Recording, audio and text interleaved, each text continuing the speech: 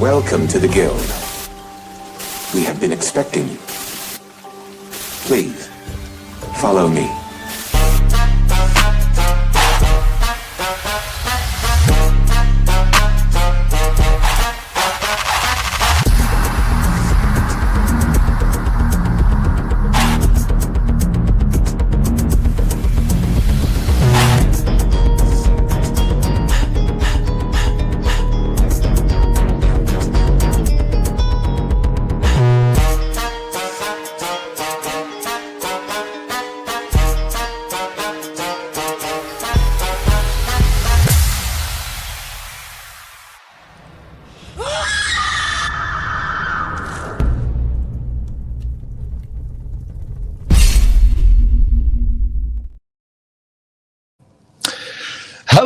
Hello, and welcome to our very latest episode of Night Shift Let's Talk Gaming.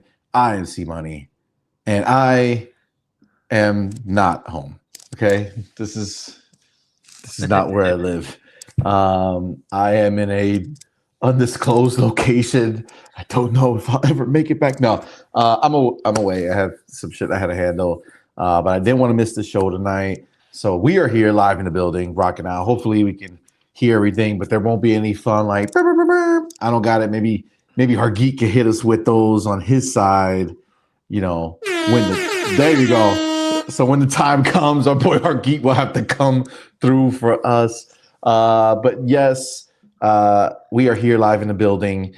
Some of you have noticed, Six Slayer, I see you, player. He noticed that this happens to be our 100th episode of the Night Shift Let's Talk Gaming, which is pretty cool. I think we should get a little horn for that. You know what I'm saying? Pop, pop, pop, pop. There we go.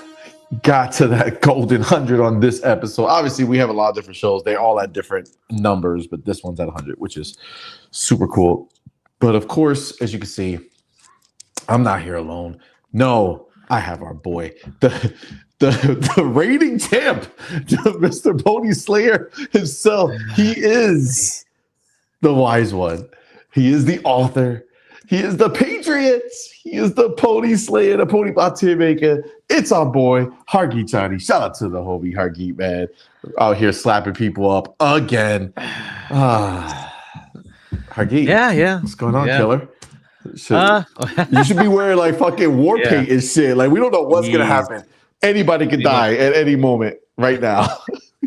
Yeah, and that was not something that I intended, but unfortunately, that's what ended up happening, and that kind of sucks. But anyway, whatever. That's that. But so it's been a busy week, a lot of work, but otherwise, I've been playing a little bit of gaming, but mostly it's just been work, and then like podcasts and kerfuffles and stuff. Kerfuffles. That's what we're calling it now. Kerfuffles. I see. All right. Well, man. Well, I'm glad you're here, man. Thank you for coming through. I'm excited that everybody's here live in the building. You know, Friday night, as always, man. This is a dope night. Thank you guys for rocking out. Of course, we want to shout out everybody who's here live in the building. We also want to shout out everyone who supports us over on Patreon and on YouTube. Of course, we want to shout out our elite members. That's right. We have the homie Dark Angelic, Queen Witch, and Broke Boy. And then we have our inner circle members. We got our homie Pragmatic Eagle, our boy Hargeet Chani, and Marvelous Marvin. Shout out to you guys. Thank you so much for the support. Of course, we have our February champs. Most top threes. Best bot of the month of February was our boy Pal Xbox for Life. Most first super chats was from our boy Mac22TH54. Biggest super chat is a tie from Ryuar and Pal Xbox for Life.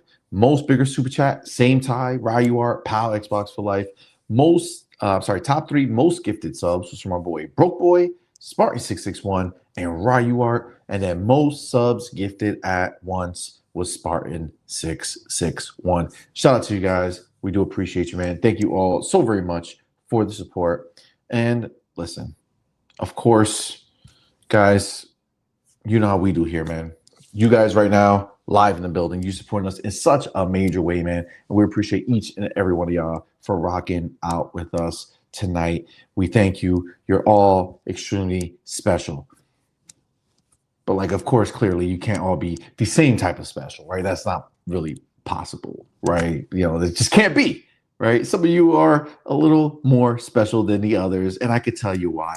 Because three of you have ascended.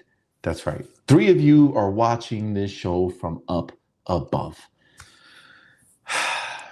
I mean, listen, I wouldn't say up above like you're gone and you're getting your last final, look down on Earth. But I will say you're pretty close at this point. No, I'm just playing. Guys, you were the top 3 people, the first 3 people in the building. We put up that on-point back signal, and you guys said, holy shit, I got to be in that motherfucker. And in that motherfucker, you were. So the real question is, who are the top 3 people? There you go, Hargeet. That's what I'm talking about. Number 3 in the building. That is motherfucking God damn it. Malcolm X Lax in the building. Shout out to our boy. Get hit with the pipes. Yeah. Malcolm X Lax is number 3 in the building. He's not messing around. Thank you, sir. Appreciate you for your support. Thank you for being here, man. But number 2 in the building, 2, is our motherfucking homie. Our boy. Motherfucking E-Ranks. E-Ranks in the building. Pop that shit. Pop, pop, pop, pop, pop. That's what I'm talking about. E-Ranks, you're not messing around. Thank you, my brother, for being here. Thank you for being number 2 in the building. Numero dos. He says, seems like some people have been lying about Starfield not being a good game, huh? Interesting. Oh, it is interesting. It is very interesting. So I will go ahead and say that you are correct, my friend. It is interesting because we got some statistics or some information. Listen, we got the word. And the word on the street is that Xbox done did it again. All right. But that's going to lead to a bigger conversation that we're going to talk about. Before we do that, we got to get to the number 1 person, the best bot of the evening, the motherfucking man, his goddamn self, fucking make an appearance again after so long. Fucking, he's the man with the master goddamn plan. It's motherfucking Six Slayer. Hit him with the pipes. The fuck I'm talking about. God damn. Woo. Shout out to the homie, Six Slayer. He's not fucking around. And he says number 100 even. That is what we are at. That's right, guys. This is episode 100. Your homies have been doing this particular show 100 times. That's pretty cool. That's pretty dope. If you add the other shows we have, I don't know, we're in the hundreds at this point of other shows combined with this one. But this is not the oldest show. So the oldest show is technically the On Point Gaming Podcast, which has a lot more episodes, but we've also kind of slowed down doing those shows. So still, either though. And guess what, guys? For you didn't know, we actually have something special for episode 100. All right, Hargeet, get ready with the pipes because I'm about to blow their mind. Episode 100, we have a special guest, and that guest is Phil Spencer. That's right, Phil Spencer. Hit him with the pipes, pipes, pipes, pipes. Listen, that would have been a really cool surprise, right? We don't have Phil Spencer. That's not happening. But I feel like it should have happened. You know what I'm saying? I feel like at 100, he should have been here. You know what I'm saying? Just because, obviously it's 9'10", so where he is, it's only 6'10". He could have made it. Phil, how dare you? Maybe I should have asked, but that's okay. Shit happens. Thank you, Six Slayer. Appreciate it. Thank you all for being here with us. And of course, allowing us to get to episode 100 because this is fucking fire. Love this show. So thank y'all for the support. That being said, that's our top 3. So we appreciate you guys. Salute to y'all. Now I do have the homie right here, motherfucking Jonas the Dad. Thank you for being here, man. Appreciate you, my brother. Member for 23 months. That means next month will be 2 years. 2 years that your boy Jonas the Dad has been rocking out with us and supporting this channel. You're the man, bro. Thank you so much, my brother. He says, So PlayStation thinks the Sony only PC store launcher is going to survive. They are that afraid of the next Xbox. LOL, hashtag TTS.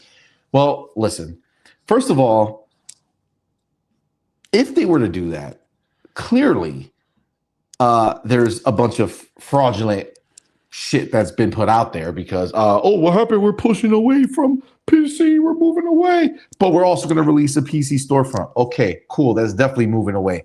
Oh, we're going to block Xbox. Well, actually, no, because we're just going to be able to download that PC storefront onto the next Xbox. So, yeah, I'm going to say that's another burger. But, Hargeet, can they survive on a PC store of their own? If it's little PlayStation.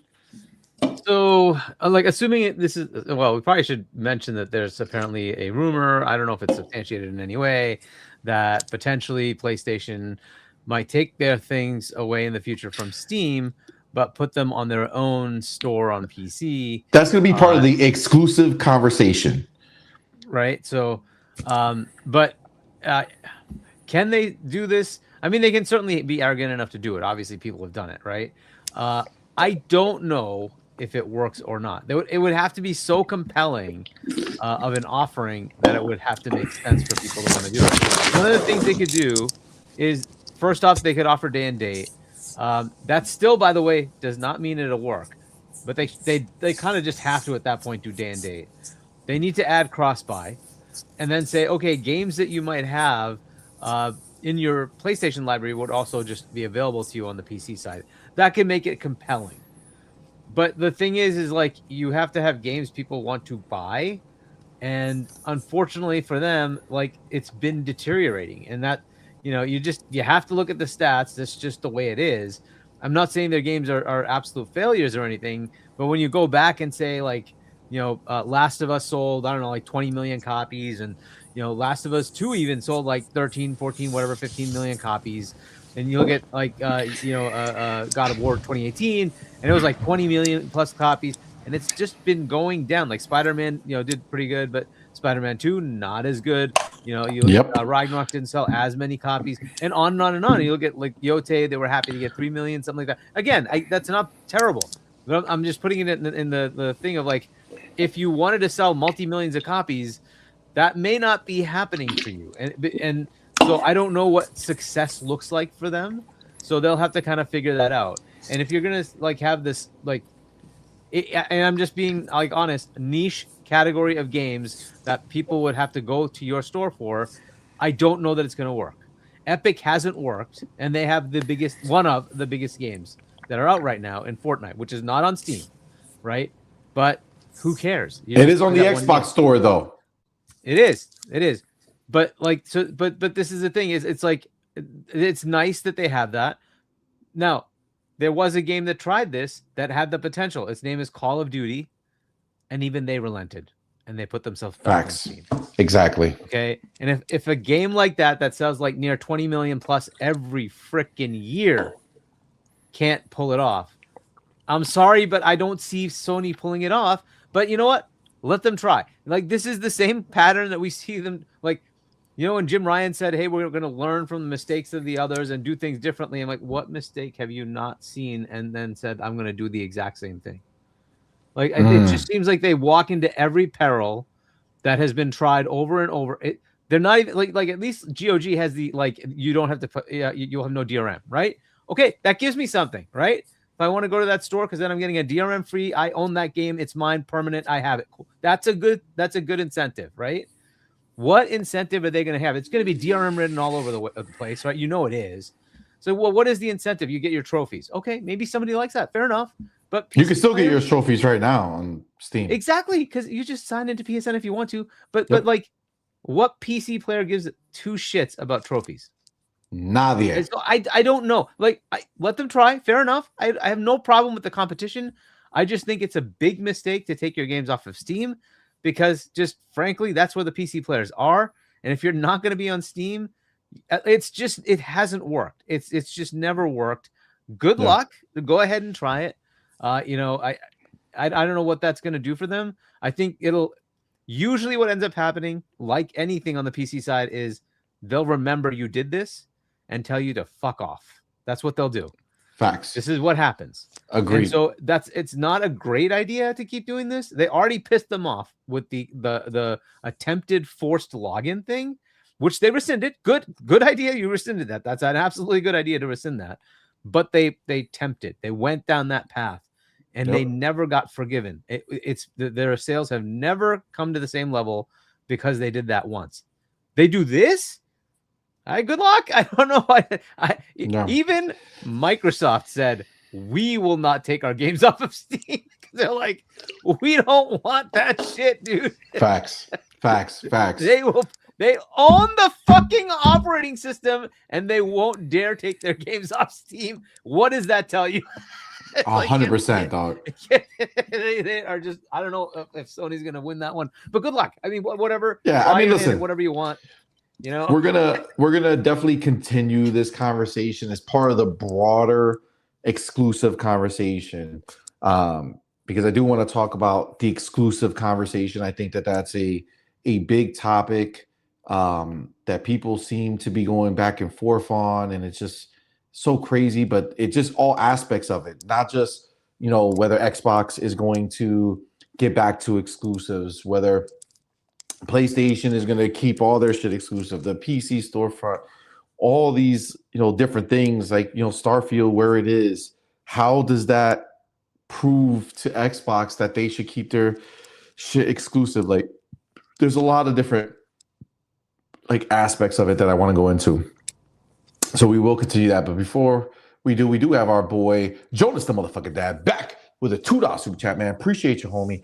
Says, let's get this Friday night going. I feel like what he's asking you, Hargy, is to hit him with the horns, baby. Fuck yes. It happened. Because he came back with a motherfucking banger. He went ahead and gifted 10 on point for gamer memberships, man. That is the fucking man. Thank you, sir. Appreciate the support. Y'all know what to do. Put the motherfucking welcome to the family emoji in the chat. Welcome our newest members, man. We appreciate each and every one of y'all for rocking out with us. Thank you so much, man. Appreciate y'all. And of course, Jonas and Dad. Thank you, my brother. Appreciate you. And yes, if you are a member in the chat right now, go find that FB emoji and finger blast the shit out of it. You know what I'm saying? There you go. That's what I'm talking about. Make it count, baby. That's where we're at. Jonas, appreciate you, homie.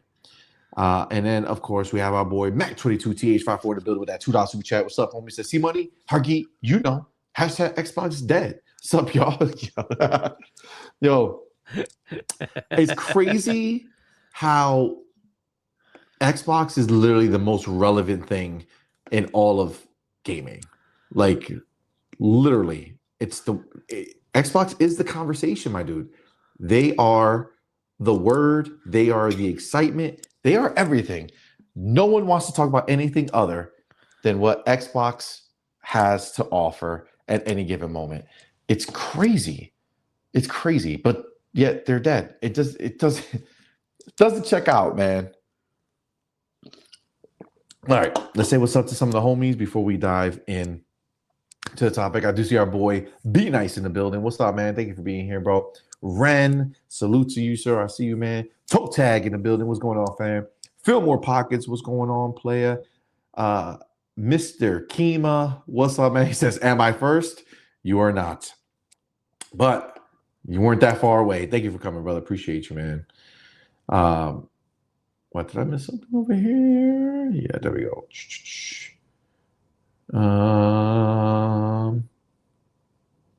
Oh, there we go. Sinastro J in the building. What's up, man? He says, sup, everybody. Thank goodness On Point is tonight because I'm bored as fuck at work right now. Well, thank you for being here, man, and I appreciate you spending your time with us, man. Got Broke Boy in the building. What's up, man? Space Shot, what's going on? Playa. Game Shark in the building. Twinkle, twinkle, baby. That's what's up, man. Thank you for being here. Boss P Vlog. What's up, man? He says, what are you going to say about AI Slop? We're definitely going to talk about it. Because it's another huge conversation. And they're even now going at our fucking Crimson Desert. It's like, yo, this mob mentality is crazy, bro. Like these motherfuckers are out here with the torches and pitchforks over a fucking painting in the game Crimson Desert. A painting on the wall somewhere. Who the fuck cares how they came up with that art? Nobody cares. That's not what you showed up for the game for. That's not what you showed up. The game is fucking amazing. God damn. People are cracked, bro. People are cracked. But we're gonna have a conversation about it because I love it. I love it. And I know it's divisive. I know some people don't. I don't know where Hargeet sits on it. I was speaking before even talking about it with him.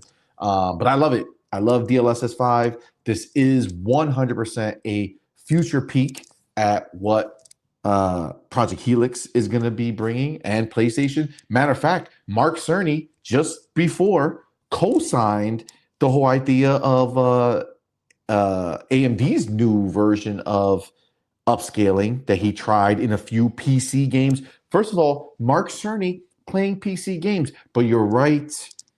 Fuck PC, right? That's what it is. Fuck PC. But okay, cool. But yeah, so there's a whole conversation that we're gonna have on that. I definitely want to talk about that, but I don't want to cross streams.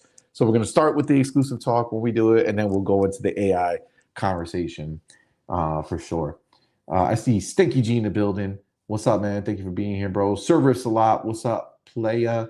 Thank you for being here, man. Cullen Prime in the building. What's going on, my dude? RIP Chuck Norris, for real. Fucking Walker, Texas Ranger. Yeah. RIP, man. Wait, what was that? Pal, Xbox for life. What's up, man? Thank you for being here, brother. Web Dave in the building. What's going on, my dude? Thank you for being here, bro. Appreciate you. Did I say Phil Moore? I feel like I did. RC Polygon, what's up, man? Thank you for being here, bro. Appreciate you. Says CMoney, you totally smacked up both Boom and Crispy Bomb on Boomstick's show yesterday. Listen, I wasn't attacking them or talking bad about them at all. It's the conversation about exclusives that is like really fucking with me. It's really fucking me because it's just, I don't know why we're still in this. Like the only way I could phrase it is this like pony mentality, right? Like, oh, exclusives. It's like, fam, exclusives have already gone. I'm not hurt. I'm not damaged. I'm enjoying the fuck out of gaming. I don't give a shit. It doesn't matter. And it's like, I feel like we're regressing. You know what I'm saying? And almost like, let's call a spade a spade. Like, I know I'm not because I'm not changing my stance, but like, it's kind of given into the pony narrative, right? What they're saying that, oh, you were okay with no Xbox exclusives when you thought there weren't going to be. But now that there's a hint, a little smidgen of an idea that possibly there might be, all of a sudden it's like, oh, are we going to get exclusives again? Oh my God, wow, this would be great. And I'm not saying that's what Boom and Crispy are doing. I'm talking about the broader space of people who are trying to talk about exclusives again. It's like, bro, you're proving the point of these ponies that most of y'all are frauds. Like most of you guys are just fucking saying that you don't care about exclusives because that's the Xbox narrative now. And then as soon as there's a smidgen of thought that there might be an exclusive, all of a sudden we're talking, oh, exclusives. No, man. No, listen, the moment has passed for me. I'm done. I don't flip flop. Okay. I'm not a flippy flopper. All right. It's never going to happen. So I went and I was on team exclusives when that's all I knew. But then Xbox showed me, they showed me the business model. They showed me what made sense. They showed me how my Game Pass has grown and has become way better since all the changes took place. They're doubling down. They really want to give us more. Yes, I am full 100% on team. I don't give a shit about no exclusives. Actually, I would prefer if they weren't. I don't care if they're timed or not.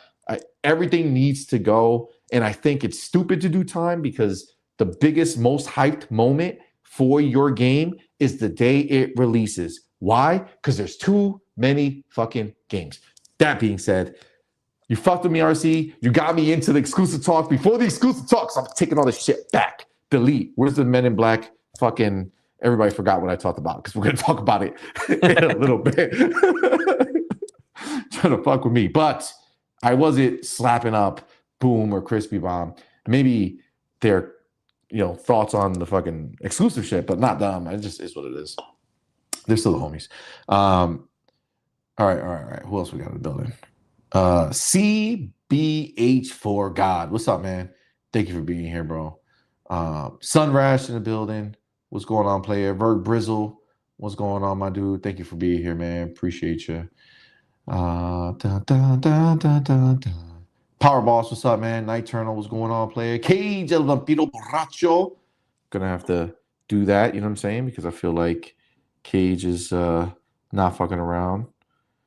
What is this? What'd you send me, 6-layer? Screenshot it, what? What is all this stuff? Well, that's weird. That's really weird. What is happening here? Okay. I don't know what you sent me, 6-layer. Can you send me a message describing what you sent me? Because I don't know what that post is, and I don't know if it's something you were trying to get me to talk about here. So let me know. So Skywalker, UAV, what's up, man? Thank you for being here, bro. Appreciate you. Did I say Power Boss? I think so. Game Shark, Twinkle Twinkle, what's up, man? The Realist, what's up, man? The Realist says, that's funny. The Realist says, CMoney will from now on be known as Chef Money for the way he was cooking on Boom's show yesterday. Shout out to you. I like that. That's what's up, man. Appreciate you. Look, I mean, I don't know, man. Look, I think, especially if you've been rocking with us, and I think even Hargeet, you've seen all the stuff.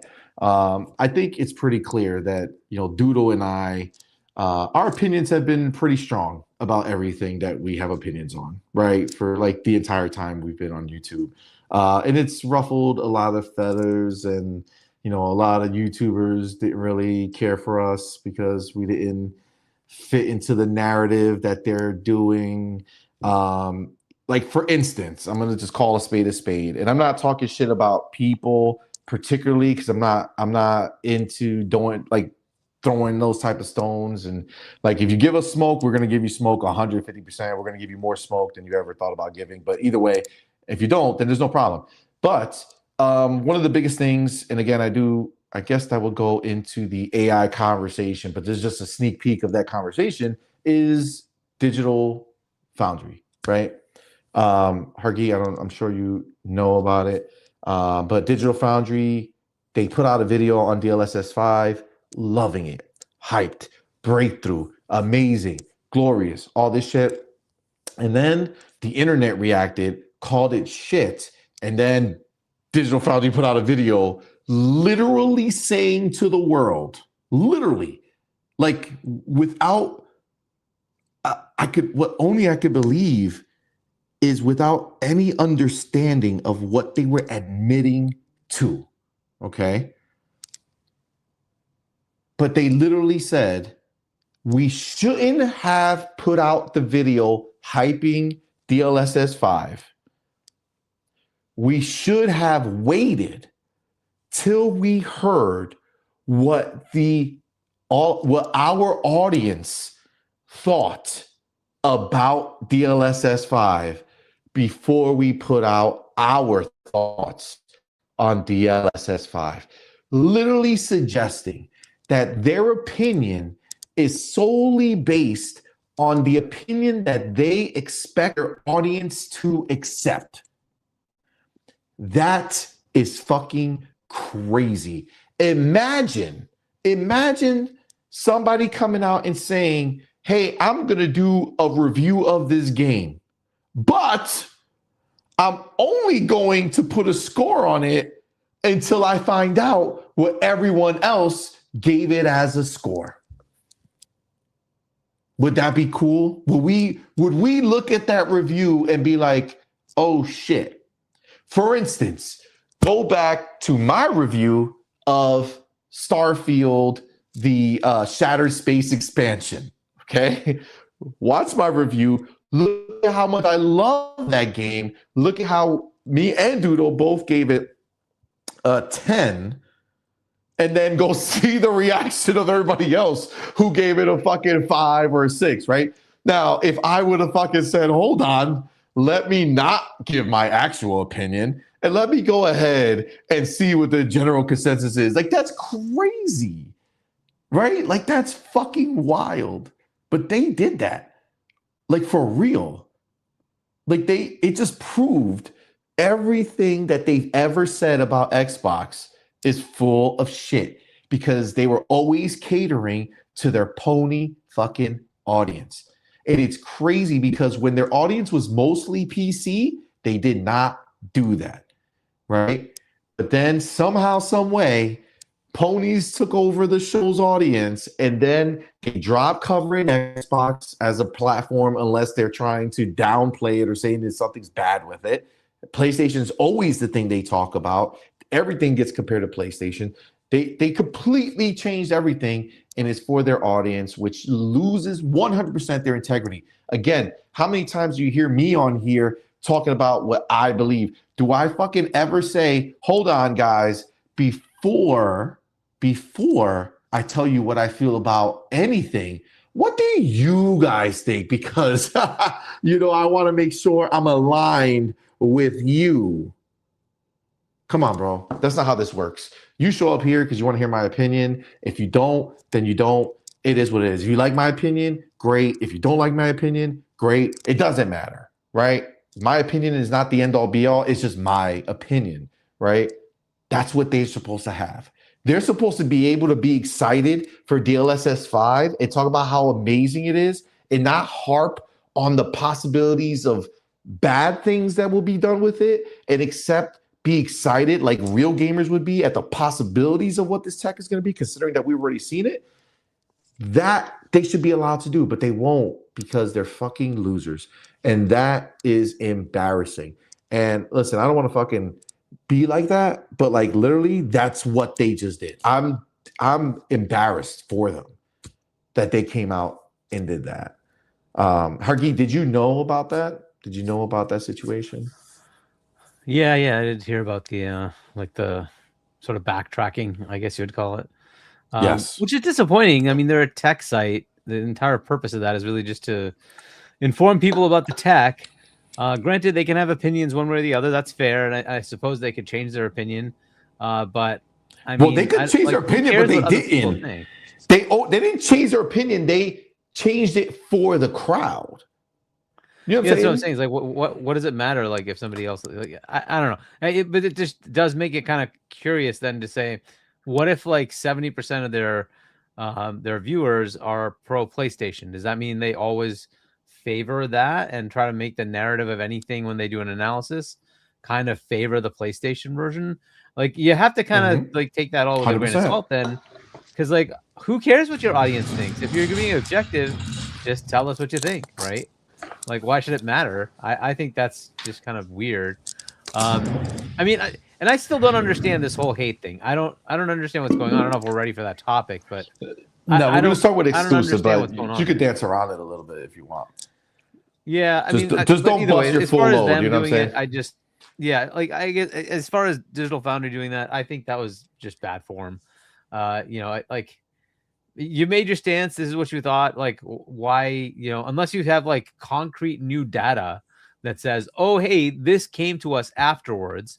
And not because people said so, but like, no, like NVIDIA said, oh, by the way, there's this.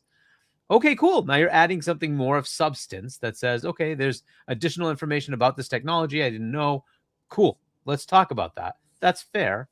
But this is just literally there's some dogpiling going on that I just don't understand. I don't even get what the issue is, but good. I'm glad. So then we're going to have a fun conversation with that. Yeah. And listen, I just want to nip it in the bud right now before people start coming over here saying stupid shit. GPE 41, what's up, man? Thank you for being here. He says, so you don't want them to voice opinions you find negative. Okay, so let's rewind the tape. I don't want them to come out to talk negative because that's what their audience wants them to do. If they would have came out with that DLSS video from the start and said, I don't like this, these are the horrible problems that they have, and this is not exciting to me, then great. I don't give a fuck. I don't need them to do anything. I don't take them for their word anymore anyway, ever since they did what they've done to their coverage of Xbox games. I don't care for them. I don't like how they are. They cater to the ponies only, and I don't give a shit about them anyway. But the fact of the matter is that they went ahead, had an opinion, and only changed it when the audience said so. And I think that's bullshit. Now, I've seen versions of this that would be along the line of what maybe you're suggesting here, and maybe Hargeet, what you suggested. Like, for instance, I saw on the internet that Fonz, right? Fonz went ahead and on Twitter, he says that, you know, he can admit when he's wrong, and, you know, talk about, I guess he was excited for the DLSS stuff, and now he's seen some stuff of people talking and it's changed his opinion on it, right? That's a different scenario. If you're given new information and you now feel that because of this new information, you don't like it, or you have a difference of opinion, or you feel like you want to change what you felt, that's fine, right? There's no problem with that. If DF would have came out and said, hey, like it just, you said it, Hergy, right? If DF would have came out and be like, hey, when we first made this video, we thought this, but we have since found out the actual thing is that this is happening or this is happening, and actually we don't like that. Cool. Whatever.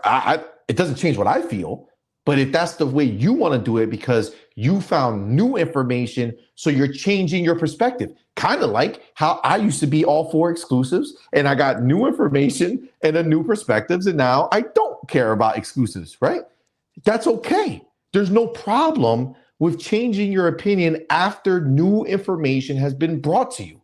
But I 100% have a hard opinion and a hard problem with the fact that they came out and literally said we should not have given our opinion till we knew what our audience thought. That is crazy. Audience thought is not new information. That is not new information. That's just emotions and opinions. That's not facts. They are the tech guys. They were supposed to do their due diligence before putting out that video. If there was some problems that they truly felt, they should have talked about it, but they didn't. Now, did they come up with a million different things to say on this new video? Sure. But only after they let us know that they only did this digging and only put out these feelings because of the audience response. And the funniest thing that I found is that they used that Alex Battaglia guy to fucking be the scapegoat. That, oh, we should have talked to other members of the team before we gave our opinions. What the fuck are you talking about? There's multiple people on the panel. If you and the fucking Oliver dude think it's dope and Alex doesn't, you didn't need to have a conversation with Alex to let everybody know what you thought and felt. If Alex felt a certain type of way, he could have came on the show and fucking told people what he felt. This is not a group fucking summary of Digital Foundry. All of you people are crazy in your own way, and you do say your own shit. So let's stop. Let's stop pretending that this has anything to do with a problem with negative thoughts, because I don't give a fuck what they have to say, negative or not. I do have a problem with them literally telling the world that our opinion is based off of what we believe our audience wants us to say. And that is fucking crazy. That is bullshit. So, yes, I needed to handle that little piece right there because I didn't want to get into letting that thought be some bullshit. I see Series X Pro in the building. What's up, man? Primus Gaming. What's up, man? All right. We're going to get this fucking party started. All right. Now, guys, I want you to understand and be clear. I'm not at home. So I don't have fucking my setup where I'm putting shit up and doing all this other shit. As soon as I get off the screen, this screen goes black. You know what I'm saying? So I just disappear. So we're not going to, do any of that. We're just anything I talk about is going to be we're going to read it. I'm going to read it here and we'll just discuss it. So let me get my chapter. I didn't even bring my book with me, so I kind of have to come over here and do this old school style. What's the time on this bitch right here? Actually, wait. Let me just pull up what I'm gonna be using. All right, go here. Go here. Go here. Go here.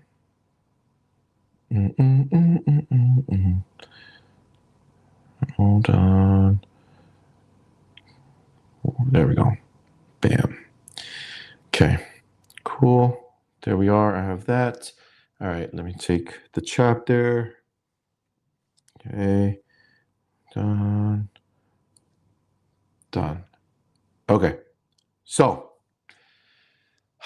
all right, guys. The conversation that we're going to go ahead and start out with here is the exclusive conversation. It's going to be wrapped in different ways, but I want to start it with Starfield. Okay.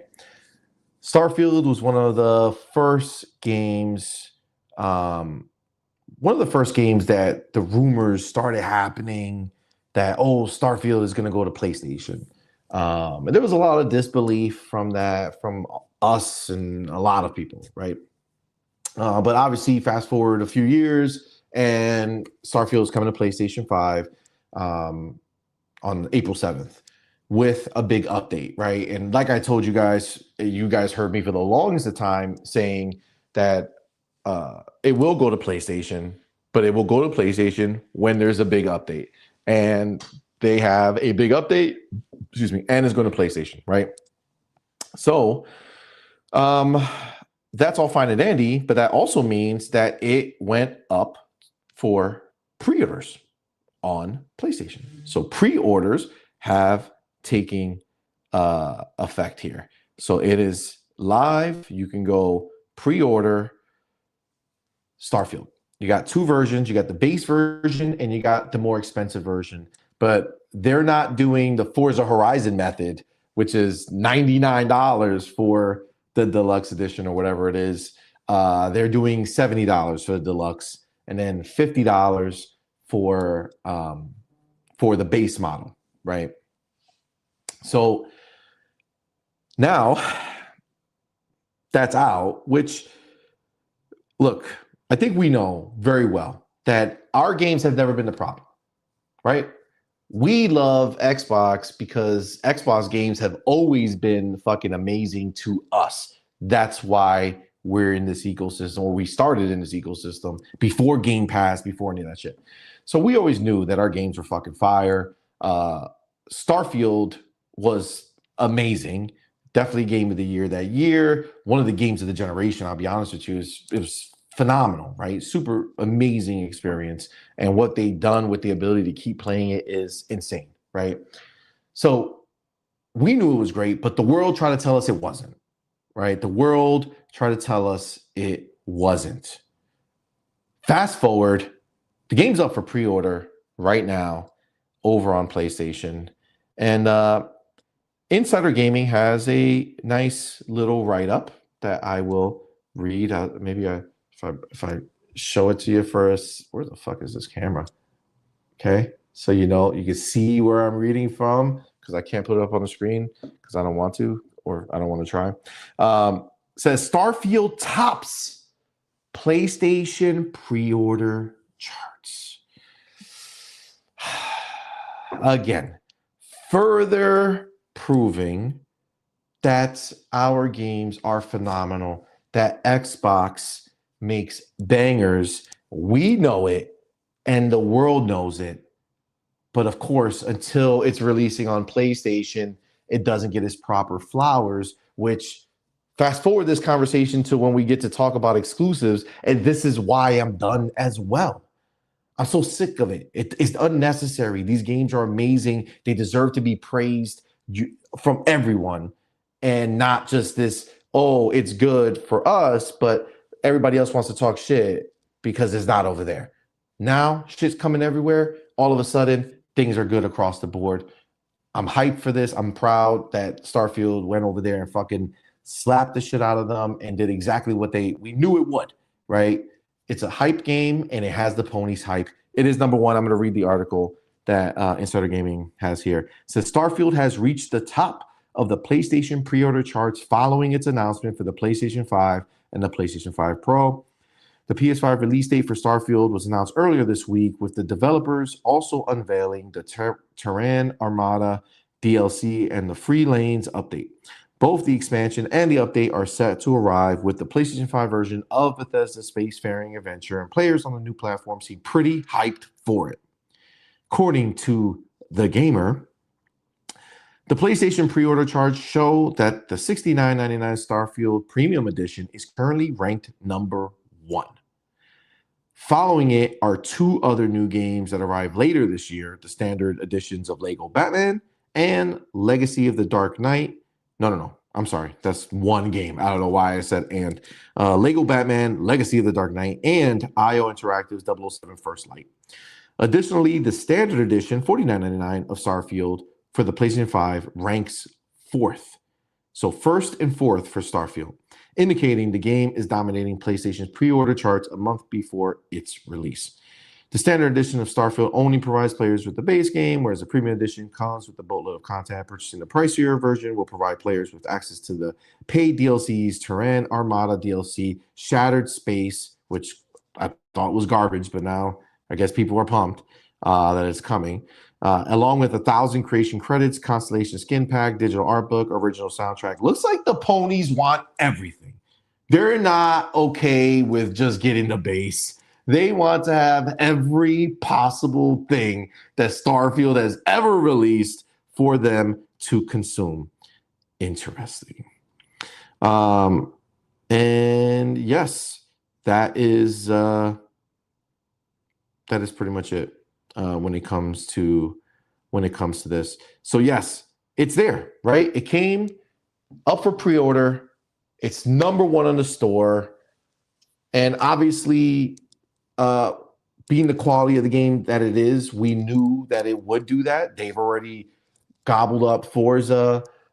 It didn't translate to massive amount of sales, but Gears of War also topped the charts when it first went up for pre-order. So we'll see how long Starfield will stay at that place. But right off the rip, it's the thing that everybody's excited about on PlayStation, right? Not just the hardcore, but the casuals. They're everybody, whoever is excited for this game, they put it out right there for the biggest edition. Can I ask on that list, where's Saros? Isn't that coming out next month? Oh shit, Hargeet, did you just fire shots? I think you need to give yourself the horns. Give yourself the horns, dog. You just fired shots. Give yourself the horns, dog. Fucking god damn it. God damn it. Wow. Oh no. Wow.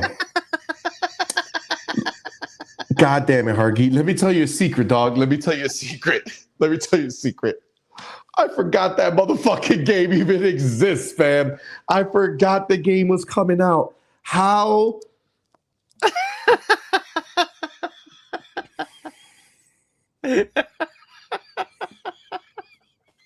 Okay. Can I ask you something? Because at first I wanted you to give me your bars on the Starfield being first, but let me ask you a fucking question here, okay? Because this motherfucker right here is fucking crazy. Just remind me again how I'm crazy for thinking that exclusives don't matter. When fucking Saros is a PlayStation exclusive game. And that shit is, I don't even know where on the list it is. Is it even on the list? Now I gotta go check for my goddamn self. Is anybody pre-ordering this shit? Oh my god. Oh my god.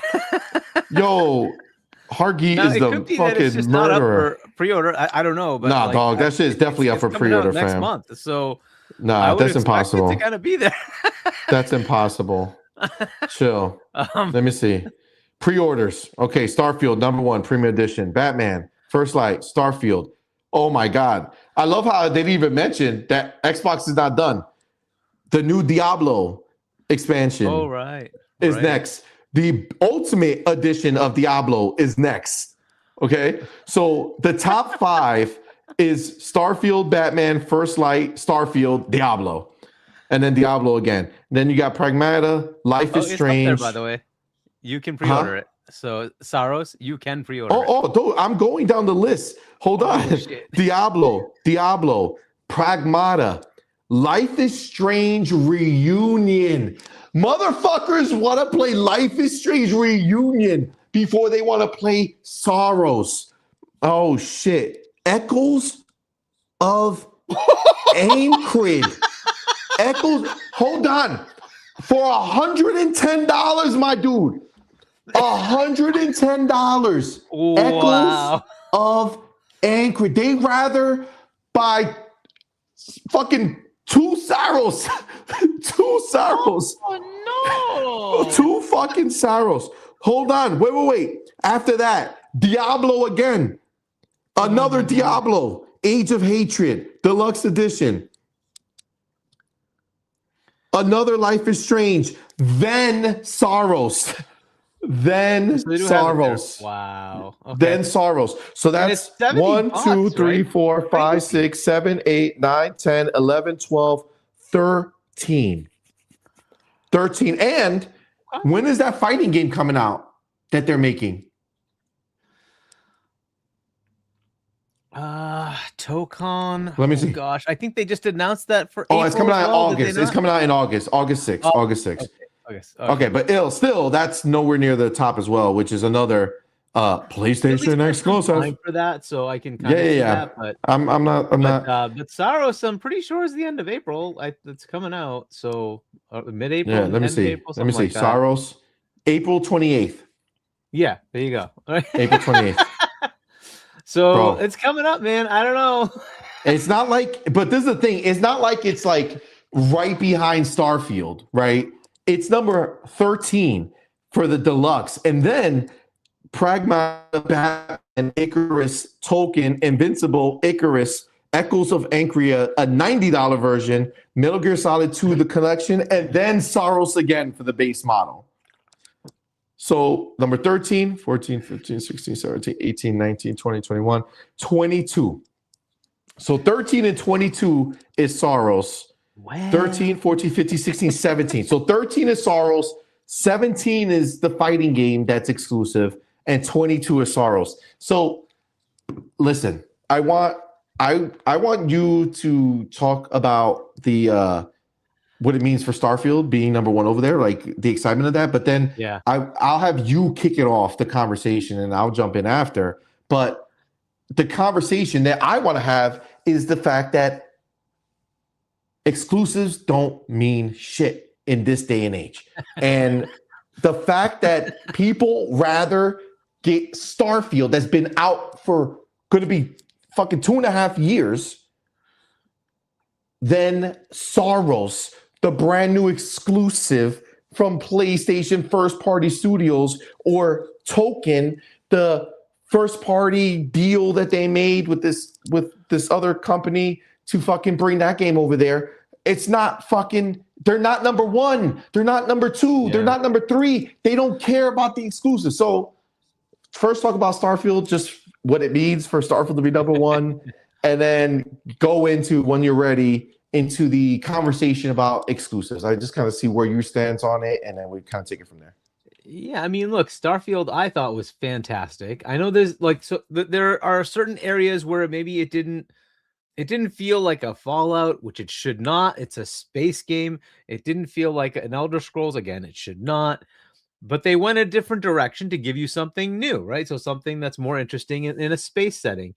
I thought it was a great game. I thought there was one of the failings of it was that maybe they hyped up that there's 1,000 planets or whatever, and you can go to all these planets. And yeah, that was not going to be full of every planet was not going to be full of stuff. That was just not going to happen.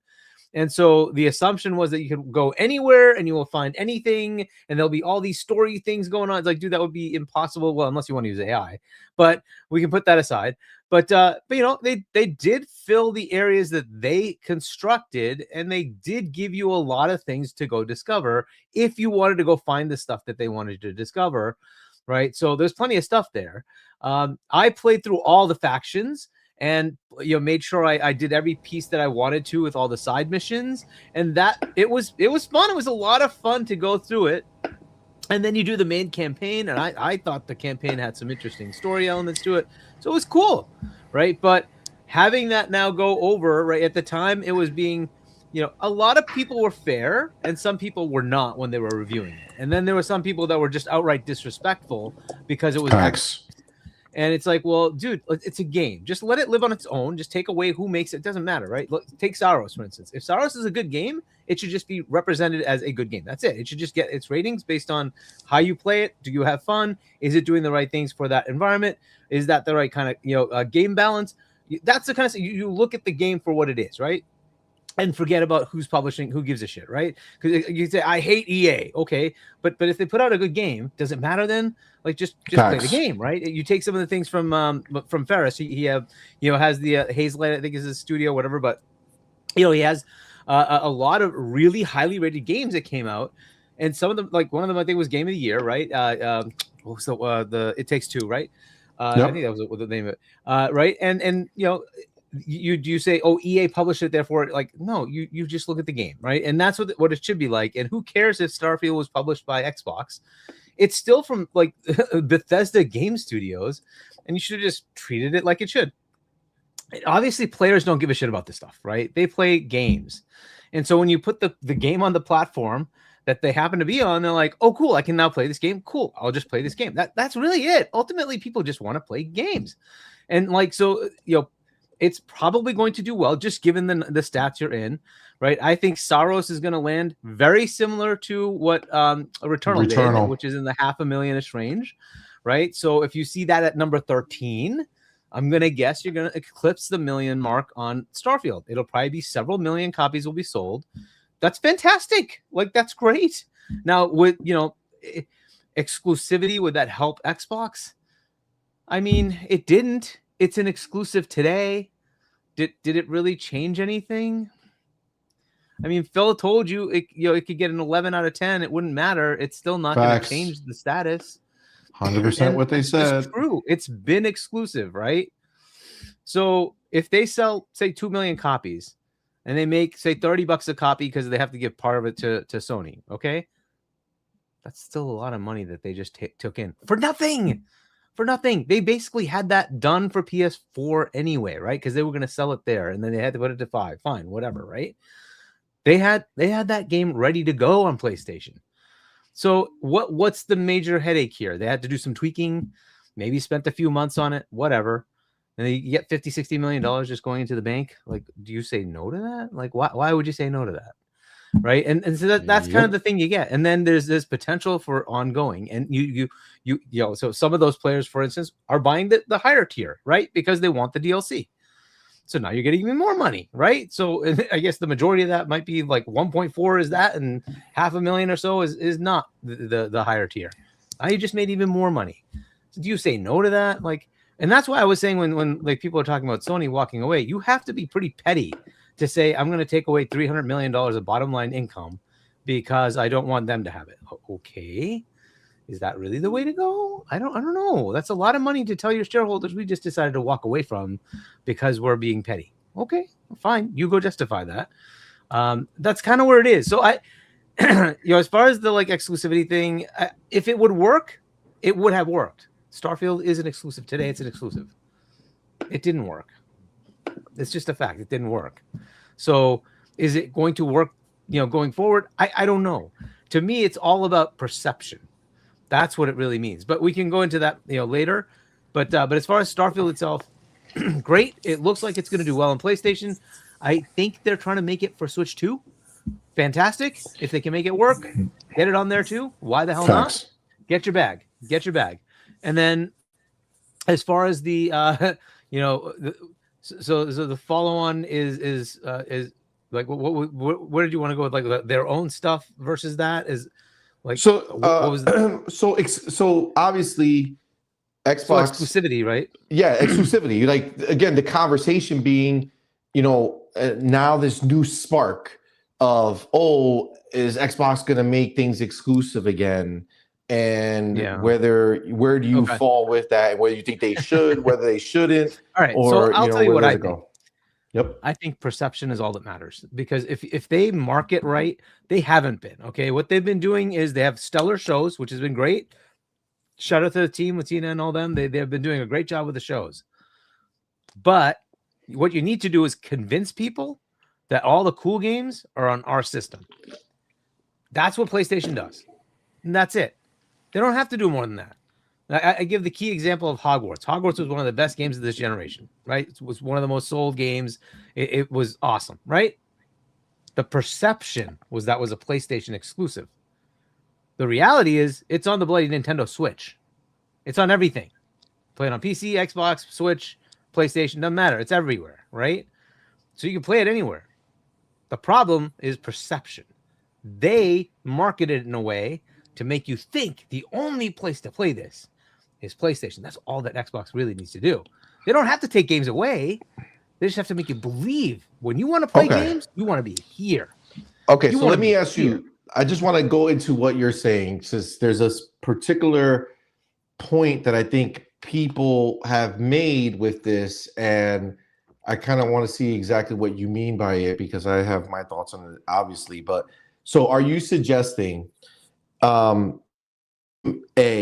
Xbox announces at a show, right? Says coming to Xbox Series X and S, PC, Game Pass, and Project Helix or whatever.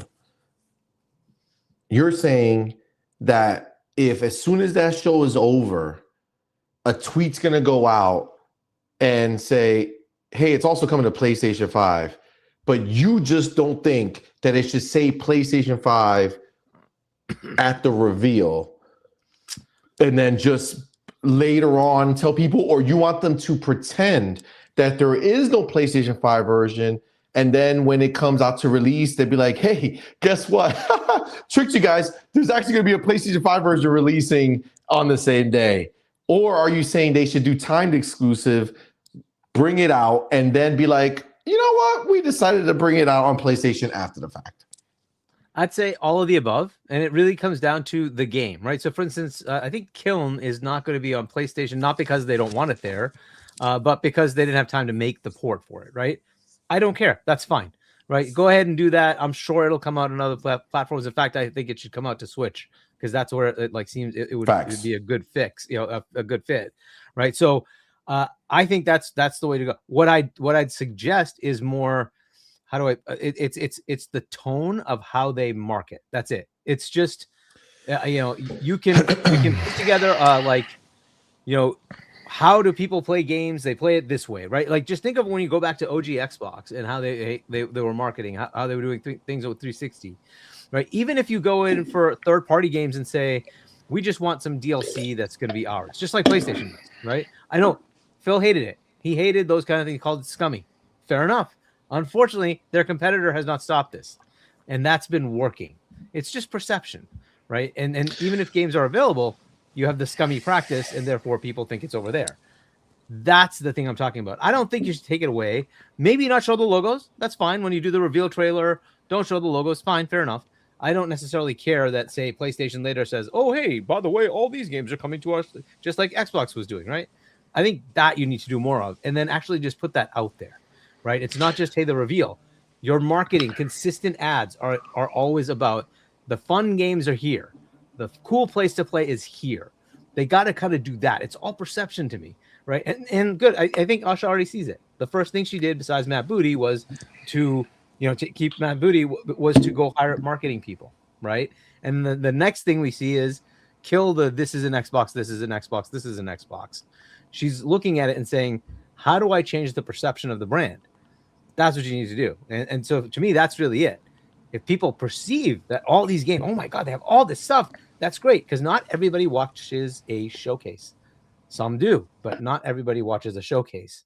If you put it out there in the normal advertising, it can change the perception. That's what we need to kind of look at. How they do that, I don't know. That's up to them. But all right. So let's talk about that for a little bit. Before I do want to shout out to My homie, Mr. Requiem. Thank you, brother, for being here. Appreciate you. It says, CMoney, I heard you on Boomstick recent show, and you are basically channeling my opinion. You seem to be one of the only Xbox content creators that gets it. Thank you, sir. Appreciate you, man. Look, I can assure you, I didn't say it because I thought you would like it. It's just what I believe. I have to say that now because of what Digital Foundry has done. You know, I want to make sure that people realize that my opinions are my own, and everybody's opinions are own. That's why Hargeet has his own opinion as well. So this is my thing.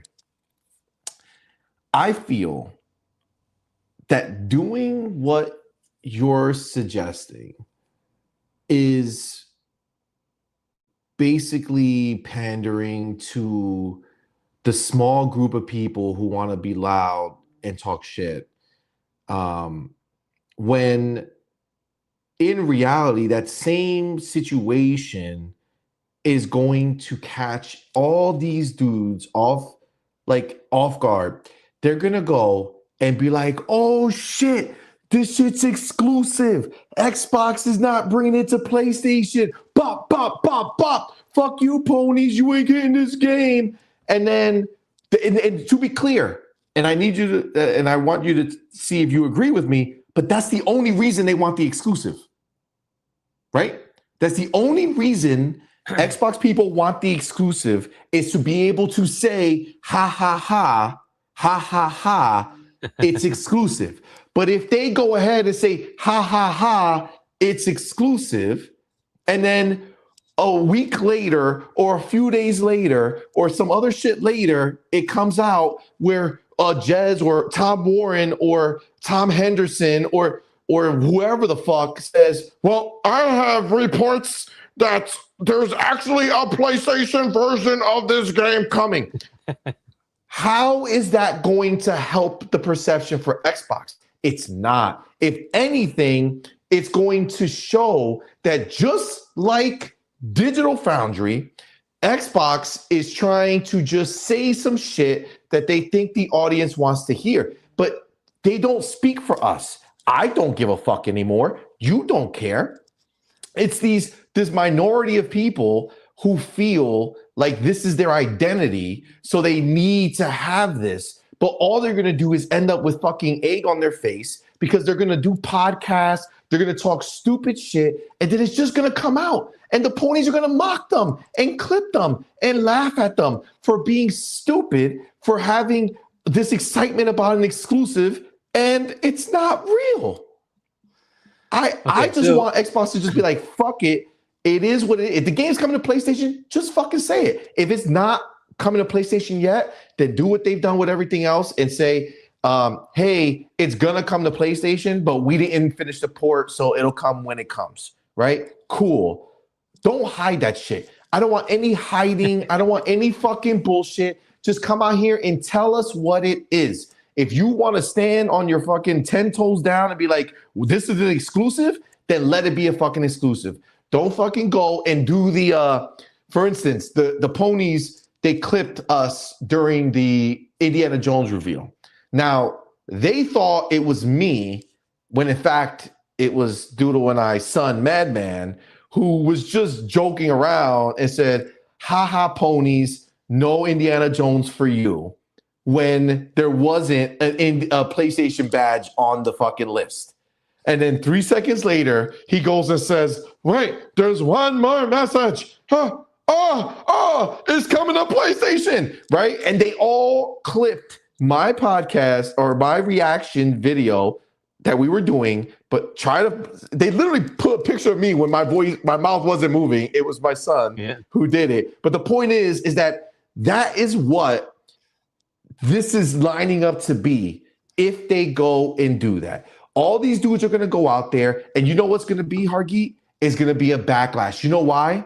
Because they're going to be embarrassed. They're going to be embarrassed that they fucking went full into the exclusive talk, and then they got slapped up by ponies because it turns out the game's coming, whether it's today, tomorrow, next week, next year, 2 years. They don't care. As long as the ponies know it's coming, they don't care, right? So the fact is that they're going to start getting pissed at Xbox again because the games are not going to be 100% exclusive for all time. what do you when you hear that? Okay, do you think what I'm saying makes any sense to the reality of how these extremists are going to go? These people who are still in their feelings about this exclusive shit. So this to me feels like Twitterati bullshit, right? This is like the little percentage of people who give a Yep. shit about this. Exactly. The average person doesn't care. So what Yep. you're talking about is still 100% irrelevant. It doesn't matter. Okay, one YouTuber gets like egg on their face. Who gives a shit? That is not how a company like that runs. What happens is far more in the standard of what people see in the day-to-day life. A lot of people do not watch us. They just don't. A lot of people don't subscribe to Twitter or any of that shit either, right? So how they get their information is ads, marketing. They see it in a magazine. They see it in some sort of TV thing. They're watching football. There's something that comes up. That's how they see it, right? There's some big billboard somewhere, right? So that's where they see it. When you see that and it all looks to go in one direction, that's the problem, right? And the perception has changed because of that.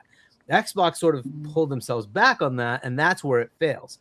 The perception is what they need to change. They need to actually advertise more. They need to actually go out there and say, hey, we've got the cool games. You want to come play this cool game? Here it is, and you want to play it on Xbox.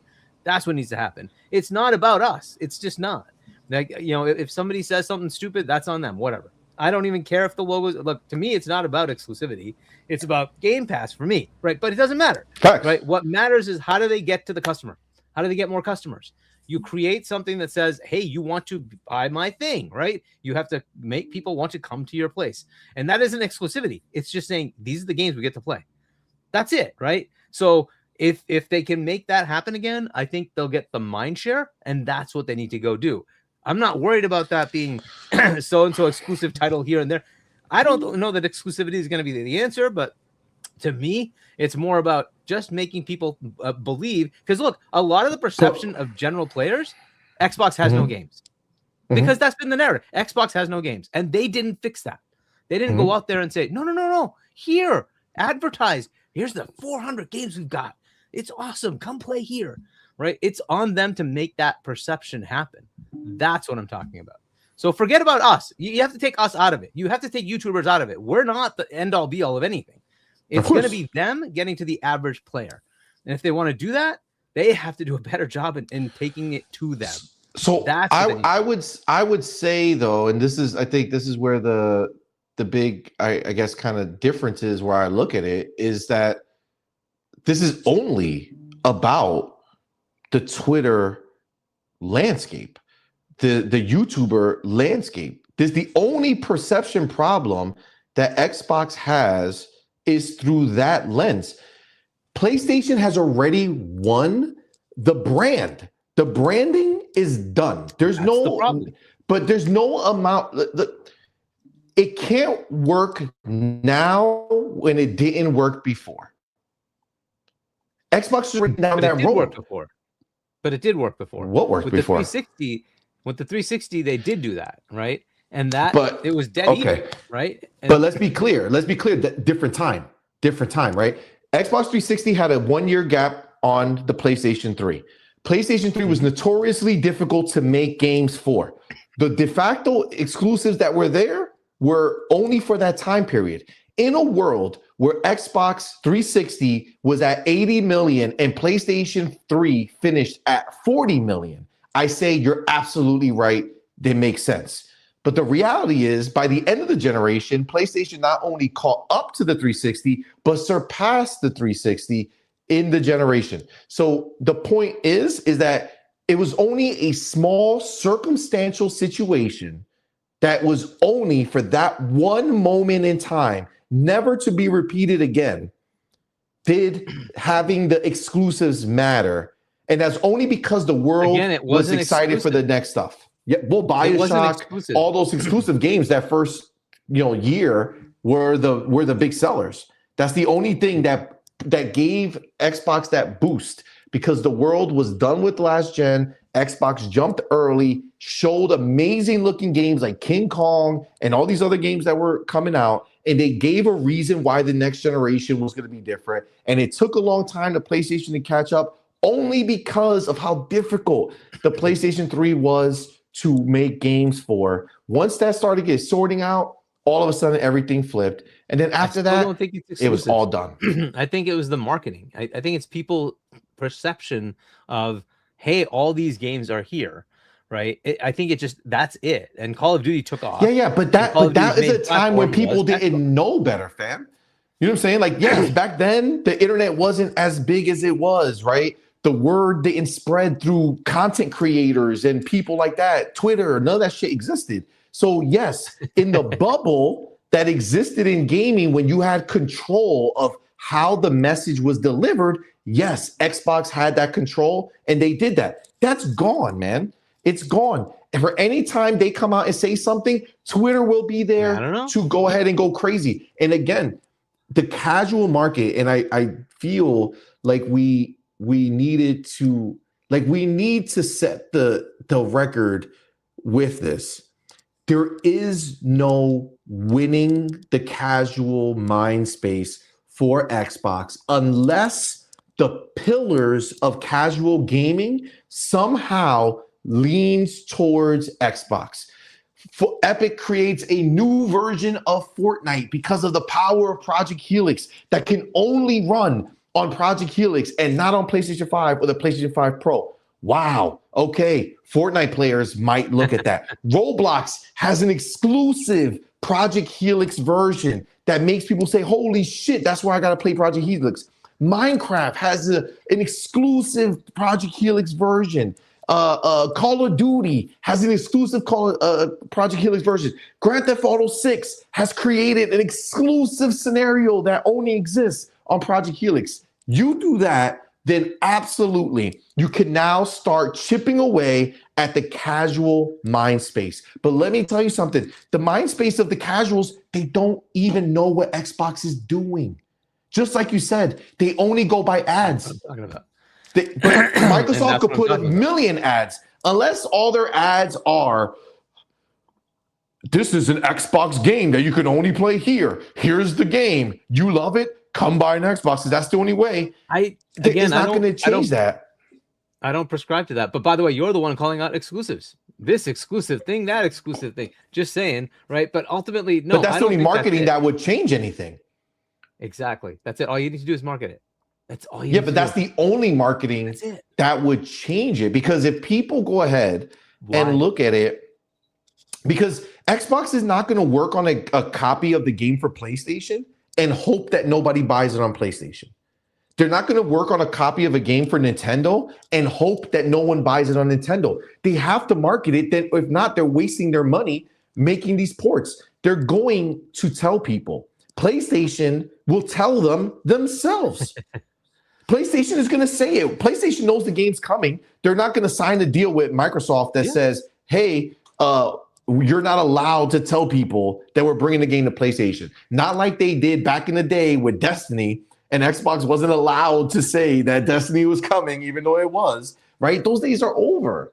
There's just no version of this where that happens. And I think the idea that you're putting forward with this is more of a pie in the sky, best case scenario, all stars align, and like this magic moment happens, and everybody just starts looking at Xbox different because of it. The problem is there's no one game for everyone. There's only multiple games for multiple people. So you can't take one game and say, this is the game that's going to do it, because that's not everyone.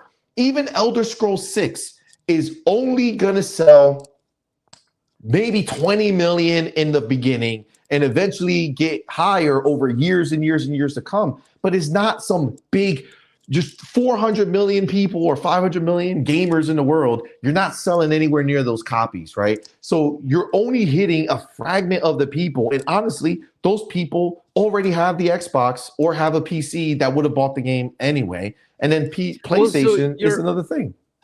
So your assumption is that, like, essentially, there is no way to win market share. I would say that there's no way to gain the casual market share. They can absolutely mess with the little 10% of gamers. With you more.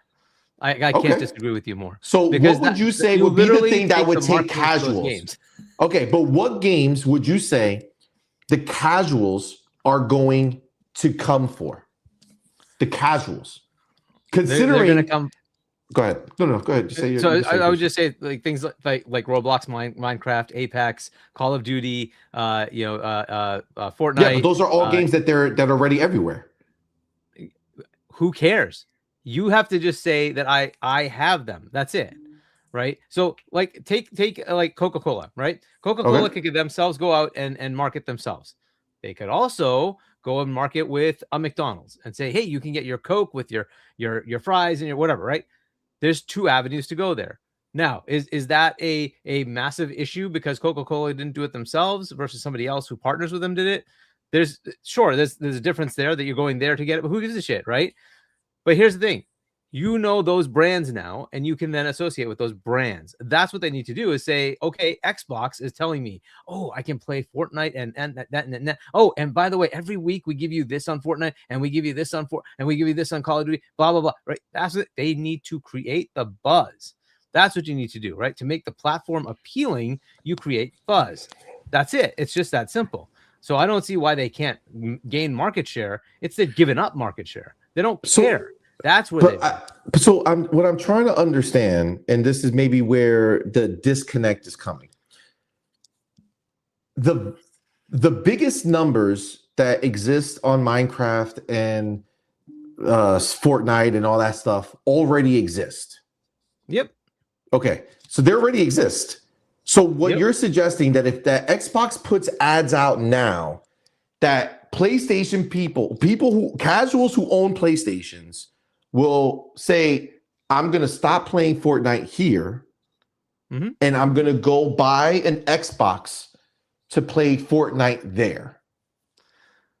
Potentially, but there's also this whole thing called new players. I know we've assumed that no human beings are made anymore, but they are, and they do come into gaming. But so do you think, let me ask you, and this is a legitimate question. Yes. Do you think Xbox has a stronger ability to get new players to come to buy an Xbox versus the people who already have PlayStations telling their friends and family, and they're the ones bringing the new players in? So is Xbox people, right? Cool, but that number's smaller, right? But if PlayStation players are telling their friends, family, hey, come buy a PlayStation and get Fortnite, versus Xbox telling these people, go buy a Xbox to play Fortnite, who do you think has the bigger draw? The company trying to advertise to you, or the word of mouth of the army of casuals who already exist in the PlayStation ecosystem? Well, the majority of the new players are going to PC, right? So I'd say Microsoft has that advantage, but they have to take advantage of it, right? A lot of that is Steam. A lot of that is like it just goes to the Epic store with Fortnite, right? And I don't know what Roblox is even on. Maybe they just do it direct to the customer on PC. But either way, these are the things that they have to kind of go after. So it's ultimately it's always about mindshare. It just doesn't matter. Companies shift all the time. It just comes to how, like, why did Nintendo fail? Why didn't what? Say it again. Why did Nintendo fail? Why didn't Nintendo fail? Why did, right? They were the top dog. They were like the bulldog of the gaming, right? They kind of the bullies. And then they were there, and then Sega was, because they never evolved. They never evolved. Sony came along. I mean, they were the more powerful console than the PS2. Yeah, but all they did was do the same thing. They had more power, but did the same thing with it, versus going ahead and pushing into what other people were doing, right? They're the kid-friendly box. They just stood in their lane, right? They really never pushed too far out of that. They had other types of games, right? So yeah, but never pushed that, right? And the games that they had weren't theirs, right? Like 007, it was a partnership with Rare, right, to do that game, but 007 is not their IP, right? And that was a huge game for them, sure. But like it wasn't a major thing. Turok wasn't theirs. Yeah, it was big on their platform, but it wasn't theirs, right? They stood with their Mario Kingdom, right? Like that's where they live. Mario World, Zelda World, and the offspring of that, right? That's for me why they never. I mean, they have other ones that are there, right? So they have other little bit more mature stuff as well. But it doesn't matter. None of that matters as far as market share. Why did it fall when it was the top dog, right? It just was a shift in strategy. Like PlayStation went and said, we're going to go get all the content and we're going to market the hell out of it. And we're going to take, Nintendo's standard marketing and override it. That worked in a lot of territories. It didn't work in Japan, but it did work in a lot of territories. Right now, Nintendo's been able to sustain themselves. Thankfully, that they're still around. Right. So, Yep. But that is kind of the thing is like, what keeps it afloat? Is it the marketing? Is it I know this platform? Part of it is that I know this platform. Cool. But is that growing the platform? I don't know. Is it? A lot of people who own Switches own multiples. Did that really expand their user base? Probably not. Right. These are the things that are interesting, right? So can it change? Sure. I think it can change. It's up to them to make it happen. And that's market analytics. They have to go figure out how they can gain market share. They also have mostly given up the world, which is stupid. They should go out to the rest of the world and try to compete, right? If I look at their market share everywhere, it's pathetic and that's bad. They need to go change that, right? So there's certainly ways to gain market share, but that has to come at a point of marketing to that customer to say, oh, you can't, no, it's not just PlayStation. We have all these games here. Come play on our side, right? That's what you got to do. And if you're out of the mind share, like they're not even thinking about you, they're never going to buy you, right? It's just that easy. Okay. So there's a couple things going on before we continue because first of all, we got the absolutely stunning and beautiful Doodle. and gorgeous Doodle in the building. Doodle's here. And again, certain points of time, facts are facts, right? Because this is what they tell us. This is what they've said. Yeah. They said themselves the market is not growing. They're just circulating the same players who want consoles. Especially on console. Yeah. Yeah. Well, that's where they are, right? That's exactly what we're talking about is getting to get consoles. But people are not coming into the console market as much because PC is so easy to get into and mobile, right? Those are the entry points for new players now. It's not consoles. And the new players tend to go to Nintendo because their parents are buying them Nintendos, right? So that's a great point. Which I think might be shifting now, right? To the point of the $450. I think it might be shifting. Yeah, well, that's why the Switch 2 slowed down, right? That's why the Switch 2 is not off to the moon, right? And we talked about that before it came out, right? I knew that it wasn't going to be the same because it's too much money now and they're not offering anything exciting or different. And she actually continues, new gen wants to play with their friends. And if their friends play on PlayStation, that's exactly where they'll go. It's not that like they don't even understand the concept of cross play or any of that stuff. Like Xbox will have to be like, hey, you want to play with your friends on PlayStation? You can still do that on Xbox. Like they're not going to do that marketing, right? It's just a silly thing to do. Like, hey, please buy our box because you could play with PlayStation players. It doesn't make any sense there. And she says also the Xbox has no games narrative was created by the same people that would go out there and say Xbox lied to us. And that's also the truth. Yeah. And she cooked. So thank you so much, baby. But that being said, there's a couple things that I saw in here that I want to address because we got the homies in here. And of course, as always, they're contributing to the conversation as we always do. Our boy Razor Ultron in the building. What's up, fam? Thank you for being here. Says, CMoney, please explain to me how T-Mobile overtook Verizon as the number one wireless provider when Verizon was number one for years and years and years and years. Cool. I could tell you pretty simply, number one, they bought out their competitors. They bought out their competitors and grew in that way. They focused on their marketing to the people, right? Their plans were good and they had good pricing. I understand the idea, but let's be clear. Verizon is a service that you just pay for on a monthly that goes ahead and delivers phone and data.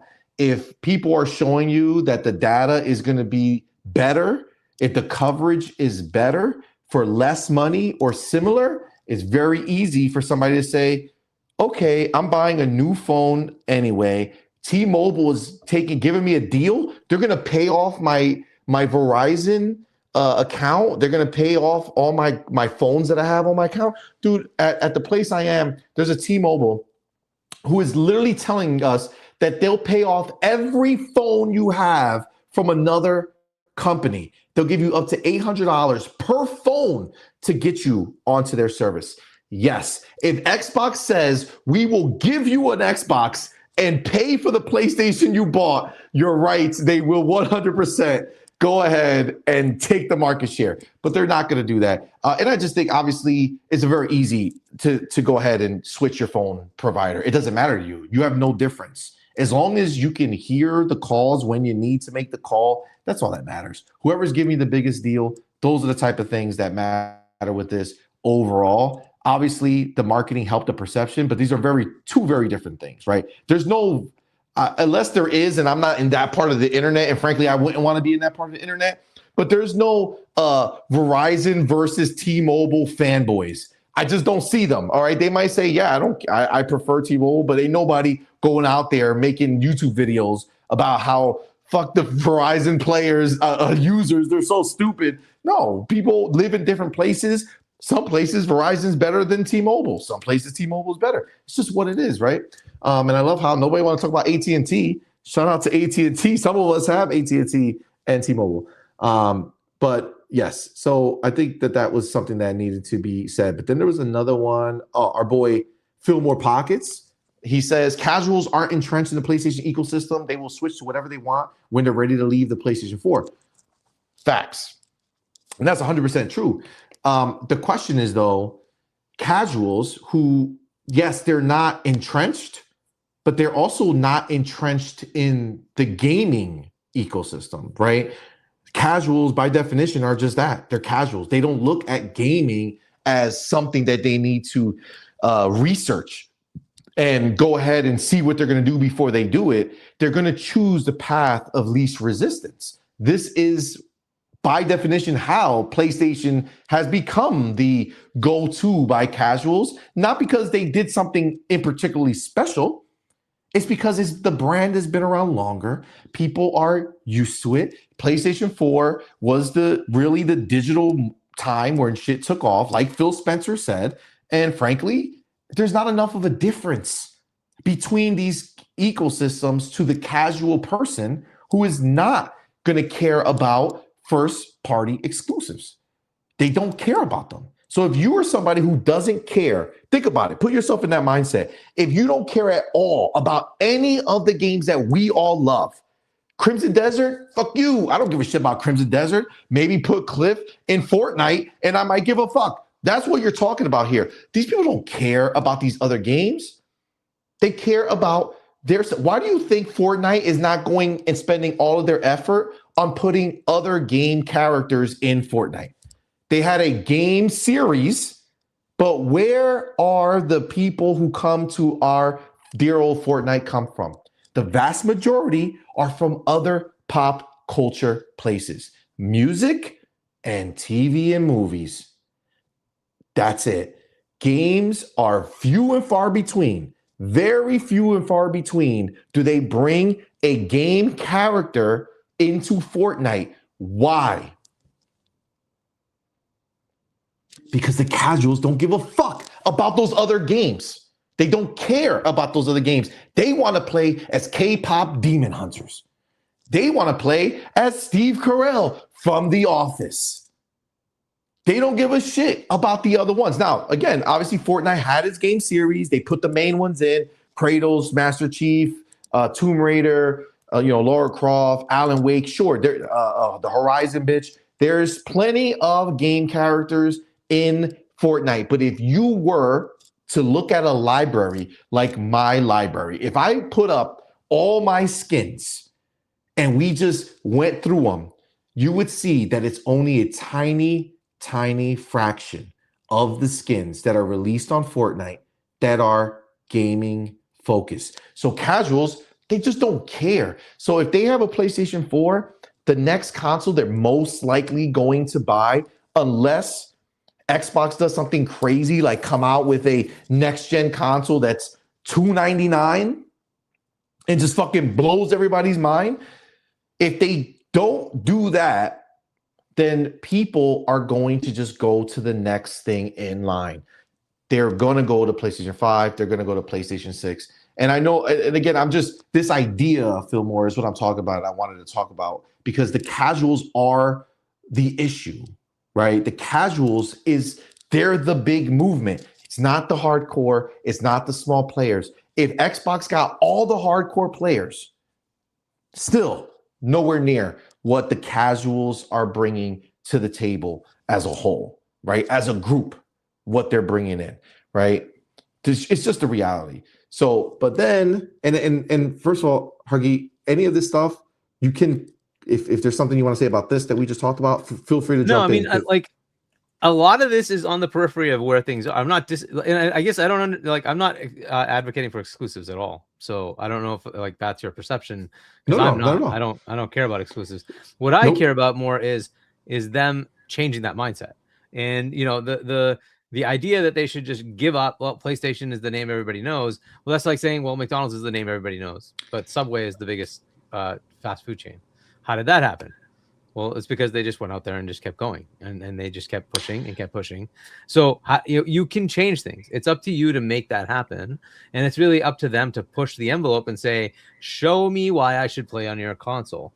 Make it fun. Make it something like, and just show it that way, right? Hey, it's friends over Xbox chat having fun playing games together. A lot of what you're saying about like the communications." That is what the next generation does. This is their socialization, right? When they're playing games, they're trying to socialize. And if they're doing that, show that. Show that your platform does that. Something they'll have, potentially, is the ability to actually do some of that bridge to PC, where like Minecraft, you can create the world and then play in the world, but you do that on PC and then you can play it wherever you want. They could do that. Roblox, you can do those kind of things, right? So maybe that's a thing they can show. I don't know, right? It's up to them to show it. It's up to them to show, hey, you want to do this here? We got this option for you. Come over and play over here. Maybe even say, go crazy and say, oh, you guys bought these awesome games. I'm playing it on PlayStation. I just spent $300 for 4 games. Oh, I just have my I just play my games on Game Pass. I don't have extra cost. You paid your PSN, and how much you pay for that? Oh, you paid that much too? And I get all these games with mine. I'm sorry, I didn't have to pay anything. But you could do that. You could be petty, and you could do that, right? That's what you have to do is just create that, right? And say, all right, this is a cool way to say, come to our side. We're not saying it's exclusive. We don't care. Play over there if you want to. No problem. But come over here if you want this, and this. They have to kind of make that perception, right? So you can win, but you have to do those kind of things, right? So fair enough that yes, people are like, hey, I do this. I buy a Chevy because I just buy a Chevy. That's true, right? But there is always the potential that Honda might come in or Toyota might come in and say, yeah, but I can give you that for cheaper, and it's going to last longer. Do you want that? Maybe that's okay for you. Yeah, right? But let me tell you the answer to that one, because I used to sell cars, and this is the reality. The only people who do that are people who are not saying that I only drive this for the most part. The only time they'll do that is if the car fucks them over, right? Yep. If they always buy Toyotas and then Toyota fucks them, doesn't matter what anybody else releases. The best cars in the world can exist. Yep. If Toyota is working for them, screw you, Toyota. Exactly. If that one time that car goes to shit, that's when they'll change. Any other time after that, they won't do it. So I want to go. I feel like I lost it. I'm just gonna. I remember it a little bit, but this is another point. And then I saw some other people kind of talking about it, and I think it's important to fucking discuss here. My boy Be Nice, okay, went ahead and he wrote. I was trying to find it. I can't find it. I was gonna put it on the screen, but he wrote something along the lines of, so then what? Like, what should Xbox do? Just give up or do it? You just mentioned the idea of giving up. And what should they do? Just give up. Okay. So this is so number one, I know that you all go to a bunch of other podcasts, right? I know that this is not some exclusive club where only the things that I say are the things that are in circulation here. All right. I understand. I know you guys go look at all these other people, and all of these other people have all of these thoughts and doubts and, how this should happen. I get it. Cool. And I understand that.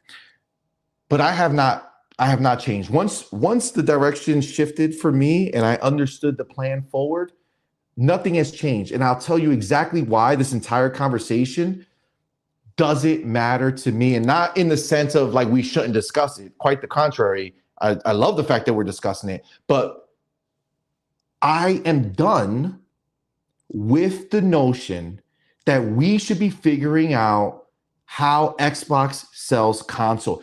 On the contrary, you're right. If you look at what Asha said, they're going back to the renegade spirit. Understand, the renegade spirit had nothing to do with sales. The renegade spirit had nothing to do with the console sales. They did not. When Seamus Blackley and that crew was going together, they just wanted to make something dope for the players who were going to love it. And they wanted to disturb what was happening out there, not go and mold themselves to be like everybody else or to do the same shit as everybody else. They specifically did the contrary. They put the hard drive in the box. They put the Ethernet cable in the box because they knew that in the future, this shit was going to matter, not what's happening today. And what y'all want it to be, and I'm not saying you in particular, I'm saying the people who are into this, you want Xbox to get back into the mud. You've been listening to me since we stopped talking about exclusives and started seeing what's going on. You've been listening to me say Xbox has risen above the shit. PlayStation wants Xbox to fight in their dirty match, in the match that they know Xbox can't win. And y'all keep asking Xbox to go back down and play with the dirty ones. Xbox is creating a new path forward, something that's completely different. And the people in the know, just like I've said multiple times now, people in the know will choose Xbox, just like Phil Spencer said, for the box that they produce, for the services that they offer, the things that make Xbox unique. The games don't need to be taken away from anyone else for people to see value in an Xbox. That is the truth. The games are what they are, but those games are going to live and breathe on everything, and we're going to be the better for it. Our Game Pass subscription is going to be the better for it. What Asha was talking about, that renegade spirit, taking risk, it was in service of us. She was talking to us, the Xbox players who own Xboxes. What does that mean for us? Taking risks for us. I'm sorry, but exclusives don't mean shit. It's emotional. It is emotional. The only reason you want it is for your emotional state, which means that you put way too much fucking weight on this exclusive shit. You should not be so caught up in your feelings about this exclusive shit anymore. The shit has fucking sailed, my dude. I want Game Pass to get better and bigger. Not, well, damn, guys, listen, we're going to have to go ahead and we want to make these games exclusive for these people because they're so excited, but we're not selling as much anymore. So I guess we're not going to be able to get to that nice big third-party game where we're going to get day and date. It doesn't make sense for us to spend that money when we have to save the money now because we're losing it over here because we're not having that money coming in. Listen, I know we don't want to hear it. I know we've all joked about it, right? And yes, coming into it, I thought it was a joke, right? Yes, we are not enough. This is the facts.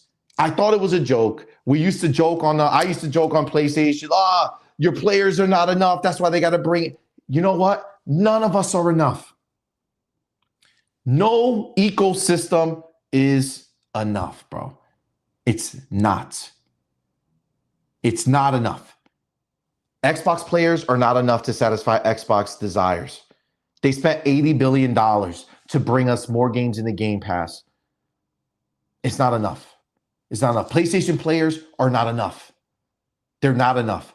Now, understand, I need you to understand, they're not enough, and PlayStation is telling them they're not enough because PlayStation has not invested in their first party in any meaningful way outside of the mistake of Bungie and all these little baby fucking studios that they bought that were not even real studios. PlayStation is saying you're not enough, so you only get 1 or 2 games a year from us. You're not enough, so we're not going to go ahead and blow it up. Let me tell you a secret, because I see the conversation. Razor, I need to know something. And I also want to ask Xboxer Mike as well, okay?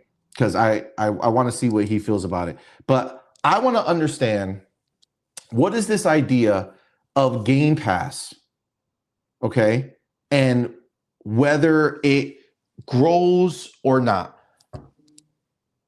Because I remember our conversations in the past have been mocking the idea that ponies come and they gloat about their console sales.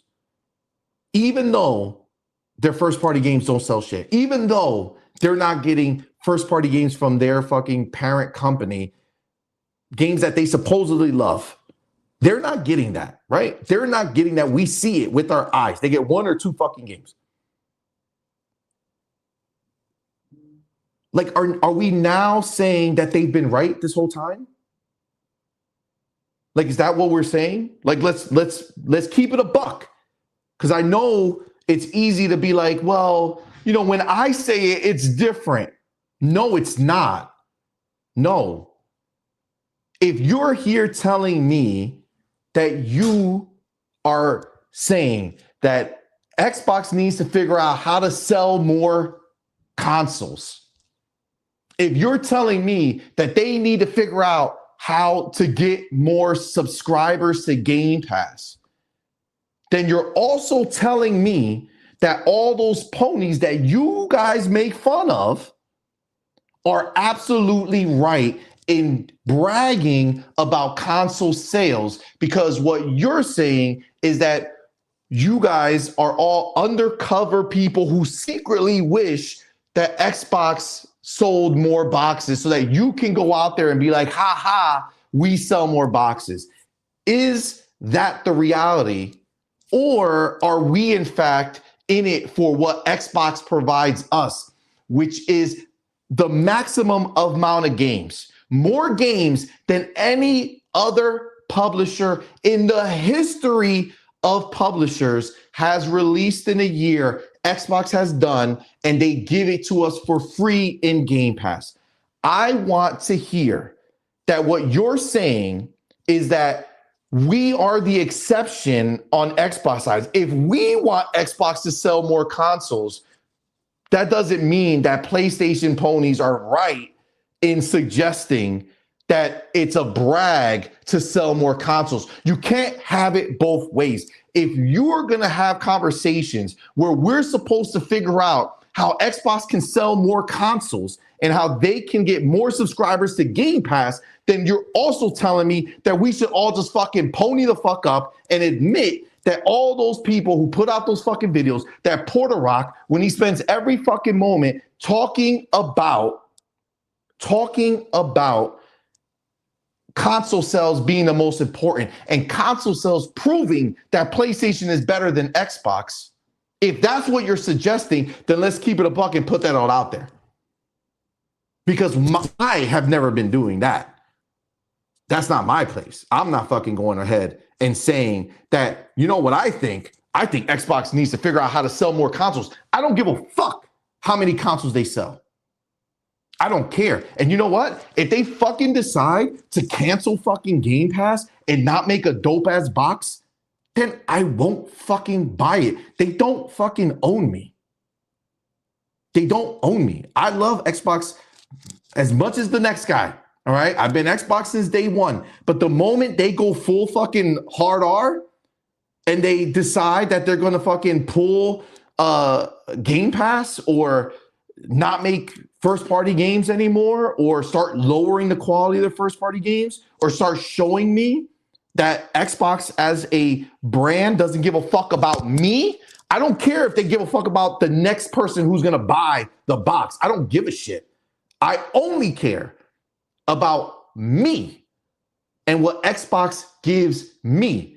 The same way I fucking went ahead and said that I'm not going to spend another fucking dollar on Call of Duty when they backtracked and said, fuck you, CMoney. You bought all those skins in Black Ops 6, and I promised you it was going to work in the next game. And then it didn't. Guess what I haven't done? I haven't spent a fucking dime. And you know what? Frankly, I haven't played the fucking game since I beat it. I beat Black Ops 7 and never fucking went back because they fucked me. As I promise you, listen, I love Xbox, but I ain't no bitch. If Xbox decides, if Asha wakes up tomorrow and says, you know what? Let's give these motherfuckers all the exclusives, but Game Pass is gone. You're going to see this motherfucker right here living his life on PC. The fuck you think I'm going to keep supporting someone who spits in my face? I promise you that. I promise you that. And it would suck if that meant that you guys all said, see you later then, CMoney, because now we're the happiest and fuck you. Then guess what? I wasn't on YouTube once before and I'll just keep it moving. It wouldn't fucking matter. Okay? As much as I love all of y'all, at the end of the day, if going ahead and having this version of it take place where that's the way it has to be, then I don't fucking need it. I don't need it. I'm not looking for that shit. Now, listen, if Xbox says, and just what it is, if Xbox makes a statement that says, we're not touching Game Pass. Game Pass is going to keep rocking. We're not going to stop investing in Game Pass and in the third-party day one deals and in first-party games coming to Game Pass. If they say that, and they also say, hey, we're going to make everything exclusive, and we're okay fucking losing the money that is going out there, it's not going to affect us at all. We're going to keep the same momentum of investment in Game Pass. We're going to keep the same investment in the first party. Great. Good. Make everything exclusive. I don't give a shit because I don't care. All I care about is what is going to happen to me and my gaming. And my gaming right now is Xbox investing in Game Pass, Xbox investing in first party games. That's it. If they do that, they got me for life, bro. I'm not going anywhere. But if you say, fuck you, CMoney, Game Pass is gone, fuck you, CMoney, I'm not making but you're going to get 2 fucking first party games a year again, that's it, then I don't need to, I'm not tied down to anybody. I can do whatever the fuck I want. I'll just go to PC and I'll still play the games that I want. But if there's no Game Pass, then I have nothing to fucking, there's nothing to tie me to it, right? If you're just going to be spit in my face, no, I'm not going to fucking take that, bro. That's not going to happen. That's not going to happen. I'm not going to do it. It's not going to fucking go down like that. So I guess what I am trying to understand, and I see it, right? Razor says, what is wrong with wanting Xbox to grow and expand the reach of Game Pass? I guess I'll ask you the question. What's it to you? What does it matter to you? If they have 36 million or 35 million? If they go 40 million or 35 million? What is it to you that they go ahead and make more money? I don't care if they make more money. That's a them problem. Okay? That's a them problem.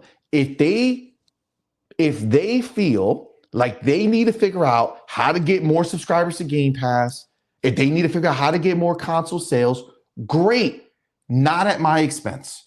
That's all that matters. And the reason that I'm so anti-fucking exclusives is because of course, memory is short-lived, right? We don't fucking remember that if it wasn't for Phil fucking Spencer figuring this shit out, Xbox was going to be gone.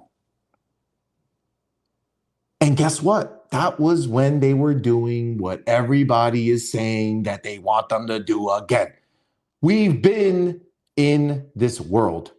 Exclusive have been there. Halo is my favorite game of all time. It is the best game that has ever been made for me. We've had that for 20 fucking years, and the pony still didn't give a fuck. These people are just gonna play fucking Halo for the first time this year. We had Gears, which I felt was way superior to anything on PlayStation, and those motherfuckers stood on PlayStation. We had Forza, better than GT since the beginning, and those motherfuckers stood on PlayStation.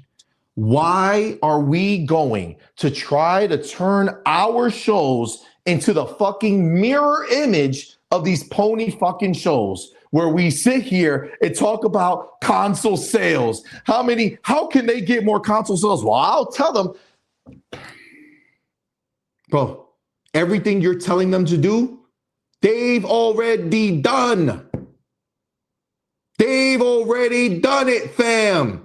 You're asking them to go back to what they were doing. Why? Because they have more games now? Cute. They had games that people loved. Still didn't move the needle.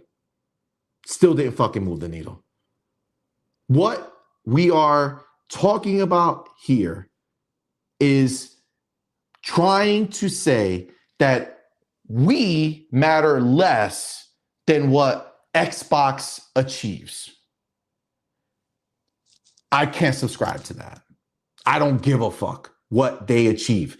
Again, if they go down the road where they decide that they're done with getting Game Pass to us, or they take out day one games from Game Pass, if they do that, then it changes everything. Because if I'm now forced to just buy all my games day one, like I used to, after having it because they wanted to cater to somebody else who wasn't me, then I'm not going to cater to them. That is the way it works for me. I am the main character of my story, and I want Game Pass. If they fuck my Game Pass, then I'm done. I'm done. I'll be Team Green for fucking NVIDIA. Let's go DLSS 5, baby. Hell fucking yeah. Because what I'm not going to do is sit there and have people fucking spit in my face and think that I'm going to fucking be like, well, I mean, I've invested so long in fucking Xbox, might as well. No, Xbox has to earn my love every fucking day. And if they don't do it, that's fucking their problem. And they don't have to. They can say, fuck everybody who's like CMoney. We don't care. Our bottom line matters more. We're selling these games. We're not doing day one anymore. Great. If I have to buy games anyway, then I'll buy them where I want to. And that's the reality of what it is. All I'm saying, and I know I went far. It's just all right. Let's call a spade a spade. Let's fucking talk the real truth, okay? I have already Doodle and myself in our channel. We don't change our bullshit to cater. We're not fucking Digital Foundry, okay? I'm not gonna fucking sit here and pretend that I feel a certain fucking way because I think it's gonna make everybody happy. That's never gonna happen here. And if you are looking at us saying, CMoney, you're not saying what I want to hear, so fuck you, then my answer to you is good day, sir. We've been down this road before, okay? If you want to go back through our time when everything changed, guess what people did? They left our channel. They stopped coming. The people who felt different than us. They left. And now I will say, and I'm not going to call you out or anything like that, but over time, some of you have returned magically. Don't know what happened. Don't know who changed, right? My stance didn't change, right? Maybe it's because you had enough time to think it over and realize that maybe it's not the end of the world that the exclusives are not going to be there. Whatever. But now you got this little shimmer of hope that you think that Xbox is going to bring back exclusives, and now we're going to go back to the same conversation. So now what I and Doodle and us over here on Point are supposed to do is be like, well, man, I do kind of wish they'd come back now, so I can go back to all that shit, right? Because it would be fun, right? If I went back to the fucking exclusives, ponies, we got this exclusive, that would be fun, right? It's not real for me anymore, right? So I'm never going to do that. I'm never going to do that. Xbox can announce tomorrow that every single game is Xbox exclusive. And I will not make a fucking video laughing at ponies not getting our games anymore, that Nintendo's not getting our games anymore. I'm done with that. I don't feel that. It wasn't an act for me. It wasn't an act. When I was doing it, it was real. It was genuine. That's what I felt. I no longer feel that. I no longer feel that. The business makes too much sense to me now. And them doing a stupid thing, like reverting to going to do bad business, doesn't make me say, ho, my channel's back, baby. We'll be at 300, 400 live viewers. Woohoo! Let me go back to that time. We're back, baby. No. Am I going to be happy for every game that comes to Xbox? Yes. Am I going to give a fuck that it's exclusive to Xbox versus going somewhere else? No, I don't. And again, gaming has evolved to far enough now that just like TV, just like music, I don't give a fuck about experiencing something in one place. Guys, how long have you fucking followed me and hear me say 100% that I go ahead and play on my PC? Why don't I just play on my Xbox? Why don't I just play on my Xbox? I play on PC because it's the better fucking experience when you have a graphically demanding game and I have a fucking 4090. Why would I play the lesser version of a fucking game when I have the hardware to experience it more? You guys also hear me constantly say that the vast majority of time when I play games, I play it on my handheld. I play it streaming through cloud. That has nothing to do with the box of Xbox, because me, as a grown-ass man with 6 kids and a business that I clearly on a weekend am not fucking home because I have shit that I have to handle, I play games for me. I don't play games for you guys. I don't play games for I don't play games for Xbox. I don't play it for PlayStation. I don't play for Nintendo. I play games for me. It's my escape. It's my thing that I love to do. So I'm not going to go ahead and pretend that I want everything to be exclusive. I don't. I want to be able to play every single game I own on my PC. I want to be able to play it on my phone. I want to be able to play on my tablet, on my handheld, wherever the fuck I want to play, because that's what Xbox has shown me. They have shown me that there is a world where I can play all the shit that I own. Just like on movies, when I go buy them, I go buy a disc, I get a digital copy. That digital copy goes into the same library as every fucking other digital copy I buy goes into. It's all there. And it spreads on all of them. If I buy it on Fandango, you know where else it is?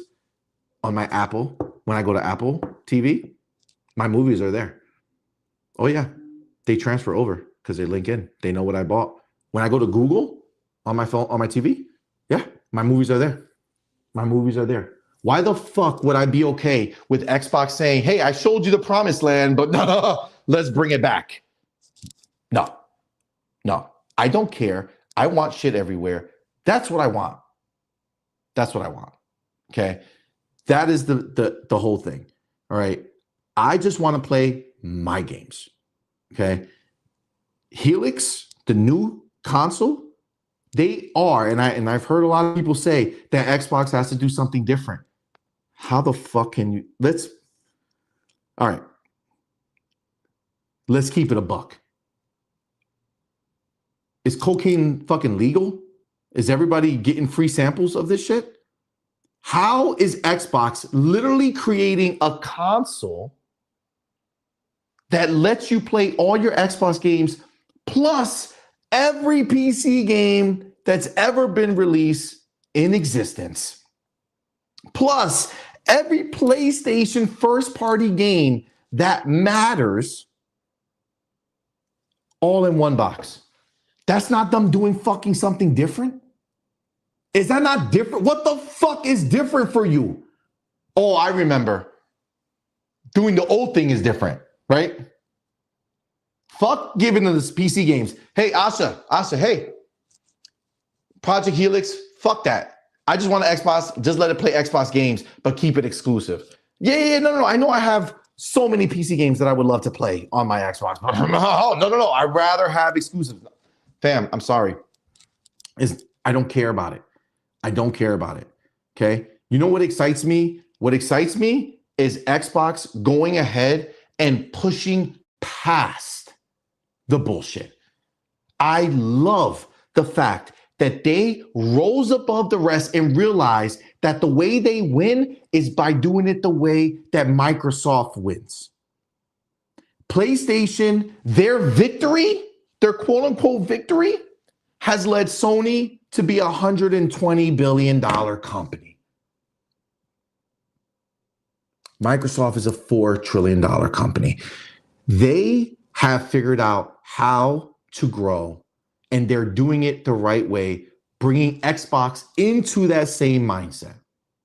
Meet the players where they are. That's what Asha said she was going to do. And I promise you that from conversations that I've had, it's pretty clear that that is the idea going forward. Now, can things change? Of course.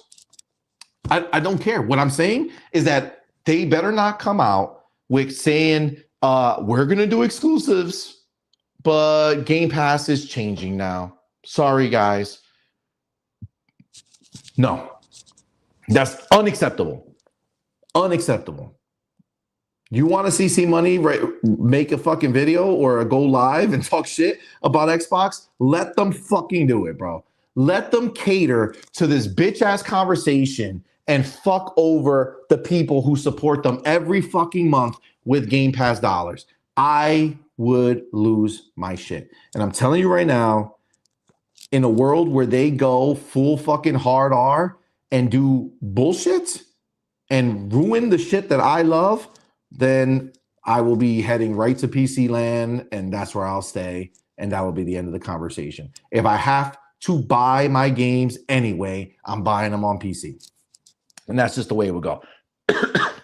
So understand, I know everybody wants to think that CMoney is some blind fucking Xbox. I'm not. I'm not some stupid person who just is such a drone that I can't think for myself. No, it's always been a choice.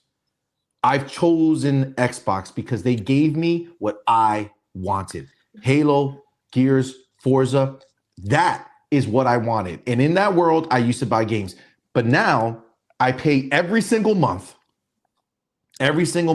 full price. I don't shop for these deals. I don't do any of that shit. And we have 3 fucking subscriptions. I pay full fucking price for 3 people every month for my Game Pass. I want my shit in Game Pass.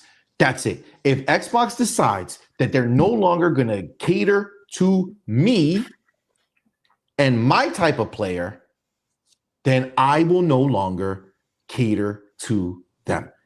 That is 100% the reality.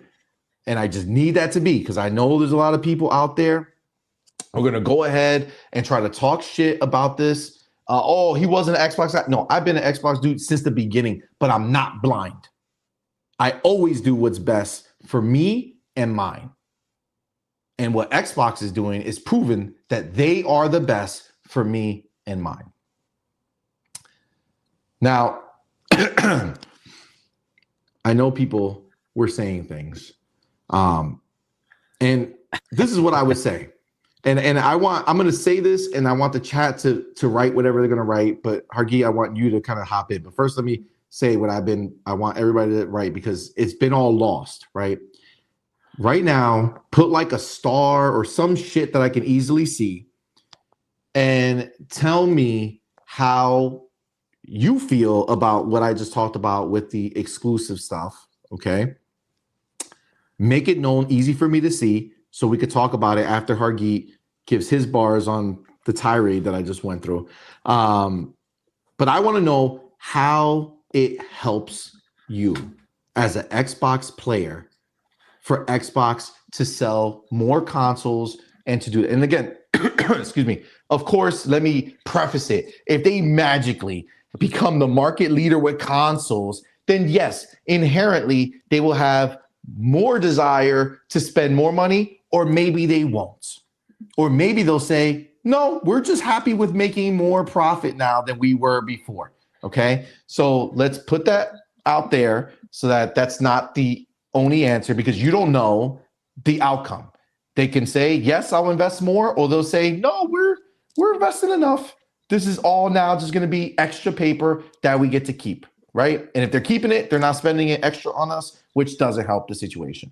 Okay, so I see a star. Red started off. Put a star emoji before your thing, and I will read it after Hargeet gives his bars. I just want to be able to easily find anybody who's directly answering what I just said. Hargeet, just I know there's a lot, but you could take it from any direction from where it is, where whatever I've said and gone through here.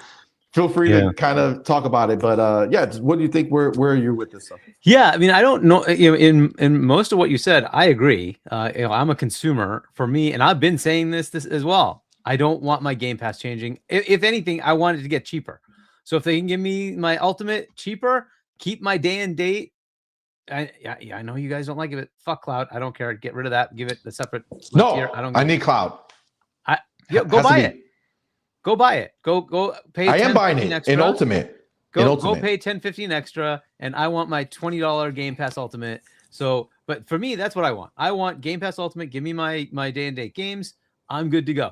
That's what I want, right? And I want them to keep making games and make the third-party deals happen, right? That they keep putting in, and Expedition 33, things like that they keep bringing into Game Pass. Awesome, love it. As far as the you know what your perspective is, normally that's all fine. The only reason we're talking about this is because Microsoft themselves said, yeah, where we're going isn't good enough. So they changed the leadership ahead of schedule, let's just say, right?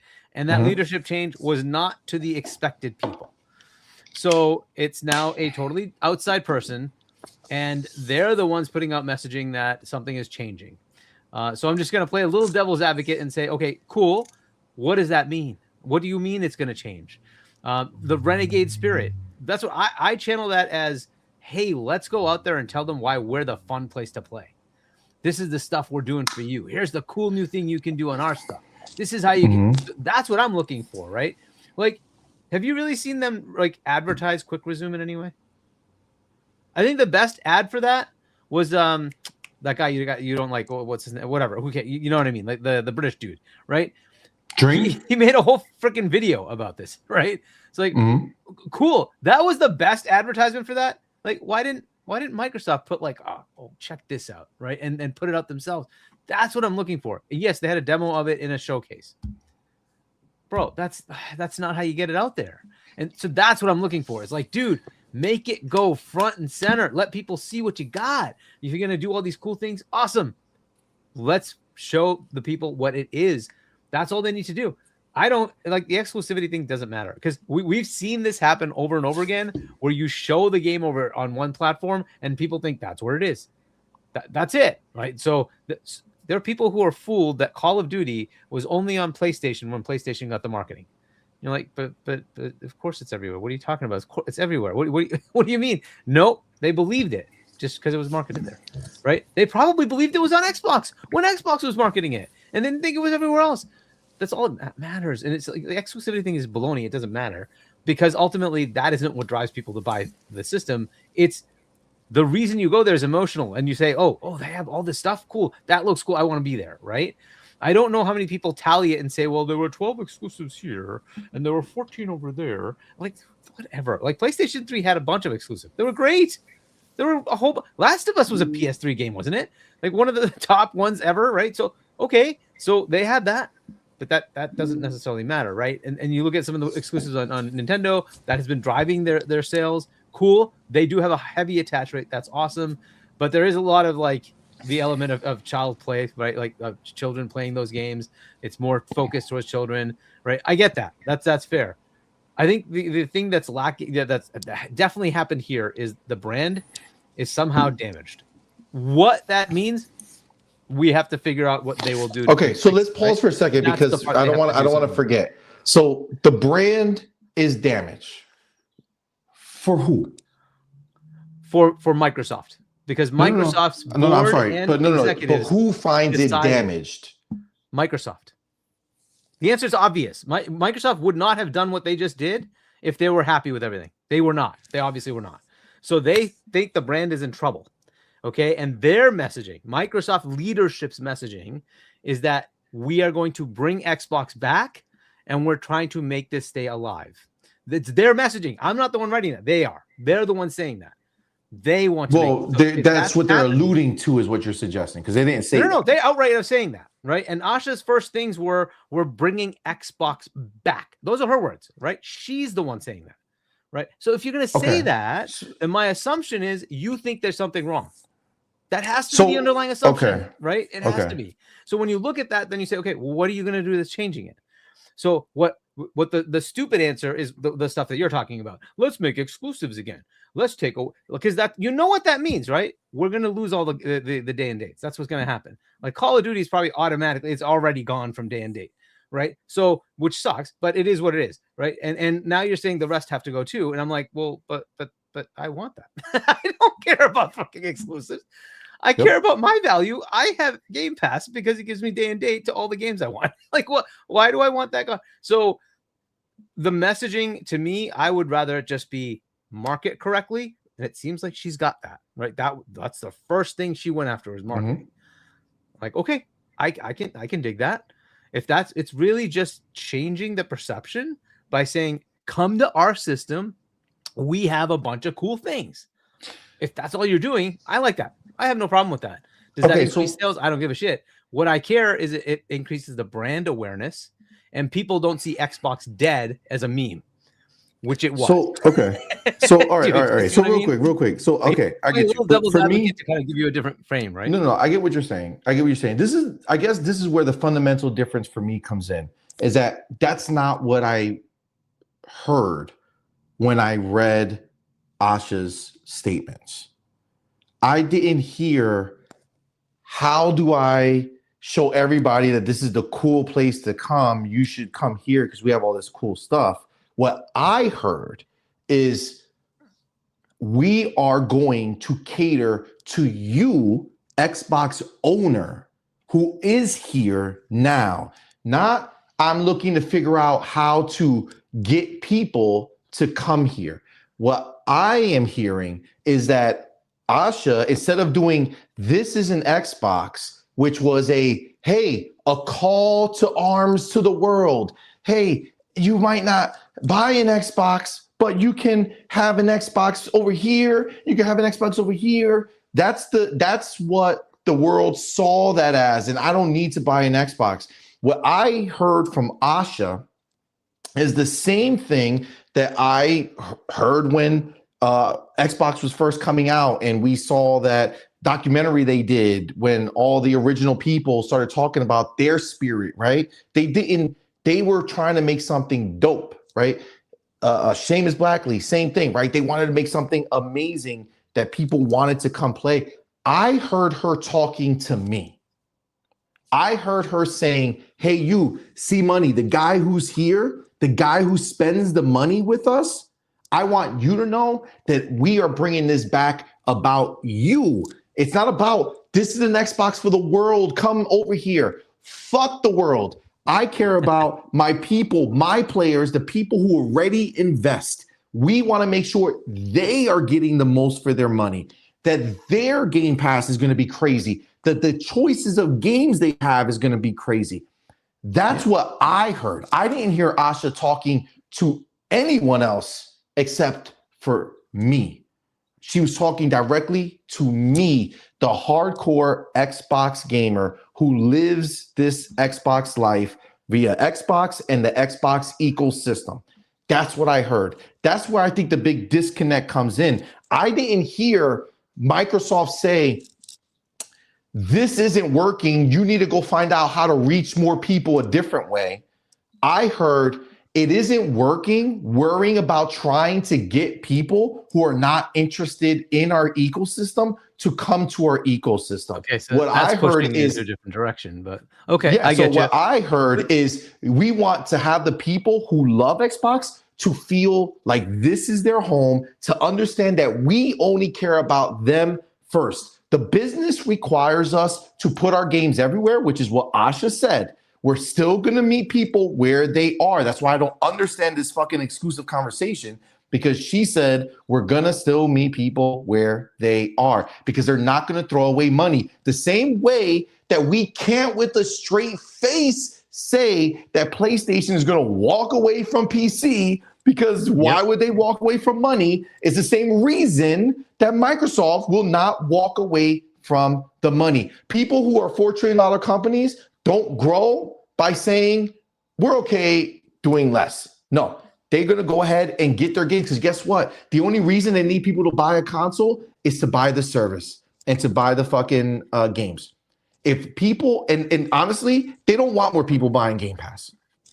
Let's call a spade, okay? They don't. Phil has told us forever that he only wanted that shit to be like 10% of the business. Game Pass grew further than what they were even anticipating. Okay. Well, no, they were targeting 100 million, right? I'm pretty sure that was the number that we got from the. I'm going based off of Phil's original conversation with it, where he looked at it as being 10% of the business. He wanted people to go buy games and do all that other stuff. So, frankly, putting their games everywhere else solves that problem, right? It increases the number of people who can't subscribe to Game Pass, but instead have to pony up and pay full price for a game if they want it. They are taking the place of the Game Pass subscribers on the Xbox console. They are in these other places, okay? They are the ones who are pumped for Starfield now that the game's already been bought by 12 million people or 15 million people on Xbox and fucking PC, right? They're the ones, the people who were lining up in droves to play Forza Horizon, the game that was fucking 4 years old when it launched. And we already have 50 million players between Game Pass, Xbox, and PC. And they went and added another 5+ million, right? Those are the people who are keeping Game Pass going the way it needs to go, because they're replacing the exclusive idea of, if we put our games exclusively on Xbox, they're still going to be played mostly by the people who are in Game Pass. Well, then I'll just pose this. What would change? What would change what? So, Phil, Sarah, this is the path. You're saying do the same thing. Okay, well, what would change? No, I'm not saying do the same thing. I'm saying focus on Xbox players.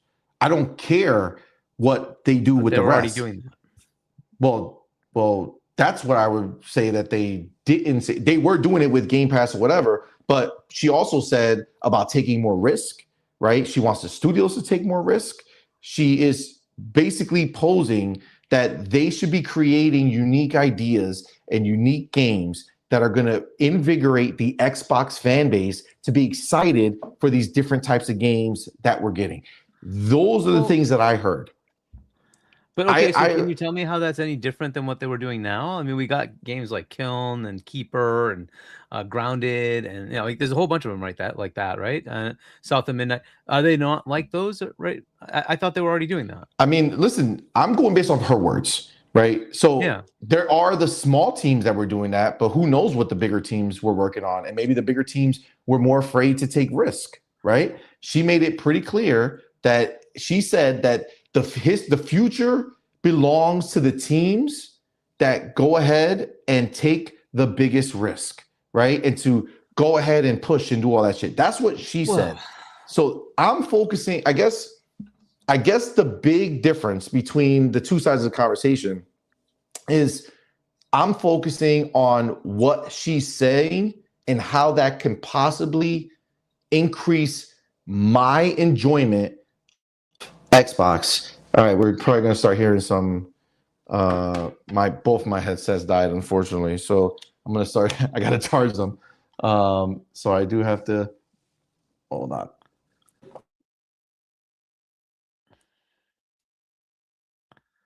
I can't hear you anymore.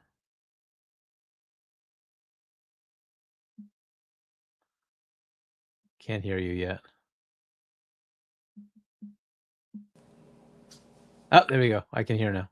All right, you can hear me? Yeah, I can hear you now. Yep. All right, but you might hear echo of yourself, but yep. Remember, guys, I'm not at fucking home, so this is an iPad, and my headphones just died. So, well, I mean, so look, it's all interpretive. That's fair, right? And so your interpretation is different than what I'm interpreting, because what I'm hearing from you is stay status quo, because I'm not seeing that departure. You're saying take risks. They've taken risks. Doom came out and it totally changed what they did before, right? And they did do that. They've been doing that. So I don't see what's really different in that. But maybe in your case, you're seeing maybe see it, right? Like we don't know. Right. So maybe they will do something quite different. What I would expect is that management at the upper layer of Microsoft said, and when I talk to my friends, they tell me Xbox is dead. Why am I hearing that? And I think that is what they were trying to fix, to say there's something wrong. How do we change that? Right. Because that literally is a meme. It's all over the place. It's literally a meme that's all over the place. Xbox dead. It's literally everywhere. Right. So but we can't, I make fun of it. It's like I have videos of running behind me of Xbox dead. It's literally everywhere. Right. And so they have to change something. And so I'm suggesting, there's two paths you can go to. So let me ask you this. This is, and again, I guess this is the fundamental difference and issue that I have. For what purpose? What purpose are you suggesting? For the outside people? Are you suggesting that what Xbox needs to focus on is how to change perception of people who were never going to buy the console to begin with? Because I can promise you that the casuals are not saying that. The casuals are not saying Xbox is dead. Xbox doesn't have any games. They don't care. They don't even care if PlayStation released games, because they're showing up for their casual games that exist on every fucking device in the world. So are you suggesting, and this is why I really want you to think about it. Mm-hmm. Are you suggesting that Microsoft is saying, we're firing Phil, we're firing Sarah? Well, he was retiring, but yeah. Oh, but sure. And then we're going to bring in Asha, an AI specialist, okay? Mm-hmm. And the change is about how can we get people to not say that Xbox is dead? Well, so how do you take a brand that's been damaged? You try to find ways to get to the customer, right? But that's what I'm expecting, right? So I'm expecting. But I'm sorry. And I know it's like you're trying to say something, and it's just my fucking mind is just rolling in my head. I hate when people say it was damaged. I'm the customer. It was not damaged. I love my Xbox. It isn't. It's only damage to people who are not part of the ecosystem. It's only damage to the echo chamber of people who believe that by saying that it's going to empower their PlayStation fucking platform. Well, you keep focusing on PlayStation. The casuals don't care, right? They don't care. Yep. There's no persuasion that's going to happen for them because they don't care. If they choose Xbox, it's going to be because they found this shit on sale or they saw some other bullshit. It's not because some hardcore game turned them. It's not. So the only people who are going to benefit from this so-called, new shift are the people who talk shit on Twitter and on YouTube. Because those people weren't buying it, whether we had exclusives or not. We already had that. So you can't say you want to change, but by change, you're saying go back. Right? That's the only definition that has been put forward. The idea of changing is going back to what they did. No.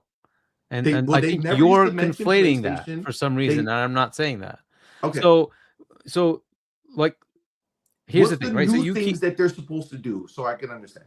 What are the new things you're thinking that they should be doing?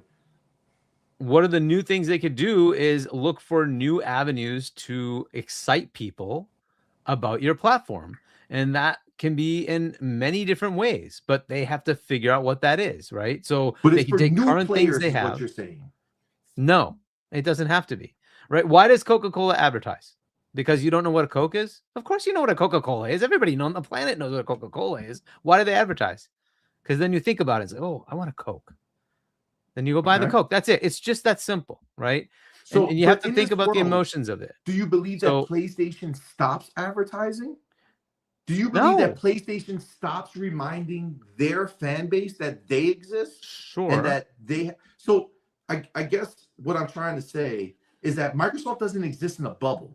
Just because they want to advertise and tell people, hey, we're here, doesn't mean that PlayStation is going to stop saying, well, actually, we're here as well. Oh, so PlayStation's still here. Okay, cool. I'm just going to keep buying what I buy. Maybe, right? But you're not going to say Xbox is dead. And that allows you to have a different conversation. Okay, so this is where I guess I'm trying to get to. The people who would be influenced by those advertisements are not people who follow the industry. And those people who do not follow the industry do not say Xbox is dead. That is a Twitter and YouTube vocabulary that it only exists there. No one else says it. No one else. But CMoney, it's never in their head. But look at Starfield. Is it number 1 or is it number 13? Well, push all that aside. Push all of that aside. Sure. You mentioned it. It's right there. It's never in their head. They don't even think about Xbox. That's the problem. But let me ask you a question. But is Starfield number 1 on the PlayStation Store right now? Sure. Okay, so question. Does that matter? Does the fact that Xbox is dead stop Xbox from receiving the money from the Starfield sales for the people who don't know shit I'm about asking Xbox? you, I'm asking you to be the board of Microsoft. Yes. Okay. Forget everything you think about your needs, as a consumer, I get all that, right? Go ahead. I'm the board of Microsoft. I'm the board of Microsoft. When I talk to anybody, they tell me my brand is dead. Let's say that was Surface, right? And they say, Surface? Good God, who buys that crap? Would you then go into your company and say, okay, we are relinquished to being crap, and therefore we should just accept that? No, we have a core set of fans that like Surface. No, stop. Let's just listen to my whole point, right? We have a core set of fans that want to buy Surface, but there's a whole bunch out there that hate it. They just hate it. Should we just let that go, or should we do something to fix that, right? And that's where they were, and they're like, okay, why is this happening, right? So that's a big brand for them, right? Surface they can actually let go. It doesn't matter because their OEM partners are great. But Xbox is like that big consumer brand, and they're like, why are people saying this is dead? Why do people not know about it? When I ask somebody, do you know about our Game Pass offering? And they're like, oh, I don't know what that is. They're like, why is that happening? Right? So that's what. So I think the board said something's wrong. I need a shift. Let's change. Right? Obviously, this happened for a reason, right? That's what I'm asking. If I was the board. So if I was the board, and I have an Xbox. If I'm the board of Xbox, and I see Microsoft, right? I'm sorry, Microsoft, and I hear from people that Xbox is dead. I would say, okay, cool story. Let me see the numbers. How many people are playing on our box? How many people spend money on our box? How much money have we been spending? How much money have we been making? Okay, cool. So what would it cost us to start a campaign to reach people who have decided that they hate Xbox and try to convert them to people who no longer hate Xbox, when I also know, hey, didn't we put Forza over there? The game that we make? Yeah. Oh, and the people who thought we were dead, did they buy that game? Yeah. Oh, so we made money. Yeah. Okay, so us being dead to those people didn't stop them from buying our game, which is in fact the actual profit maker for our business and not the box. Or to be fair, Game Pass. Game Pass makes some money. Let's be clear. I know that. But if they had a choice, they'd rather you buy the game than get it for free, right? So that is going to be my answer, 100%. I already have the avenue to bypass the Xbox is dead narrative because they are still buying my games. And it's not the only game, DJ Marsh. Starfield is number one over there again. Sea of Thieves did a big splash over there.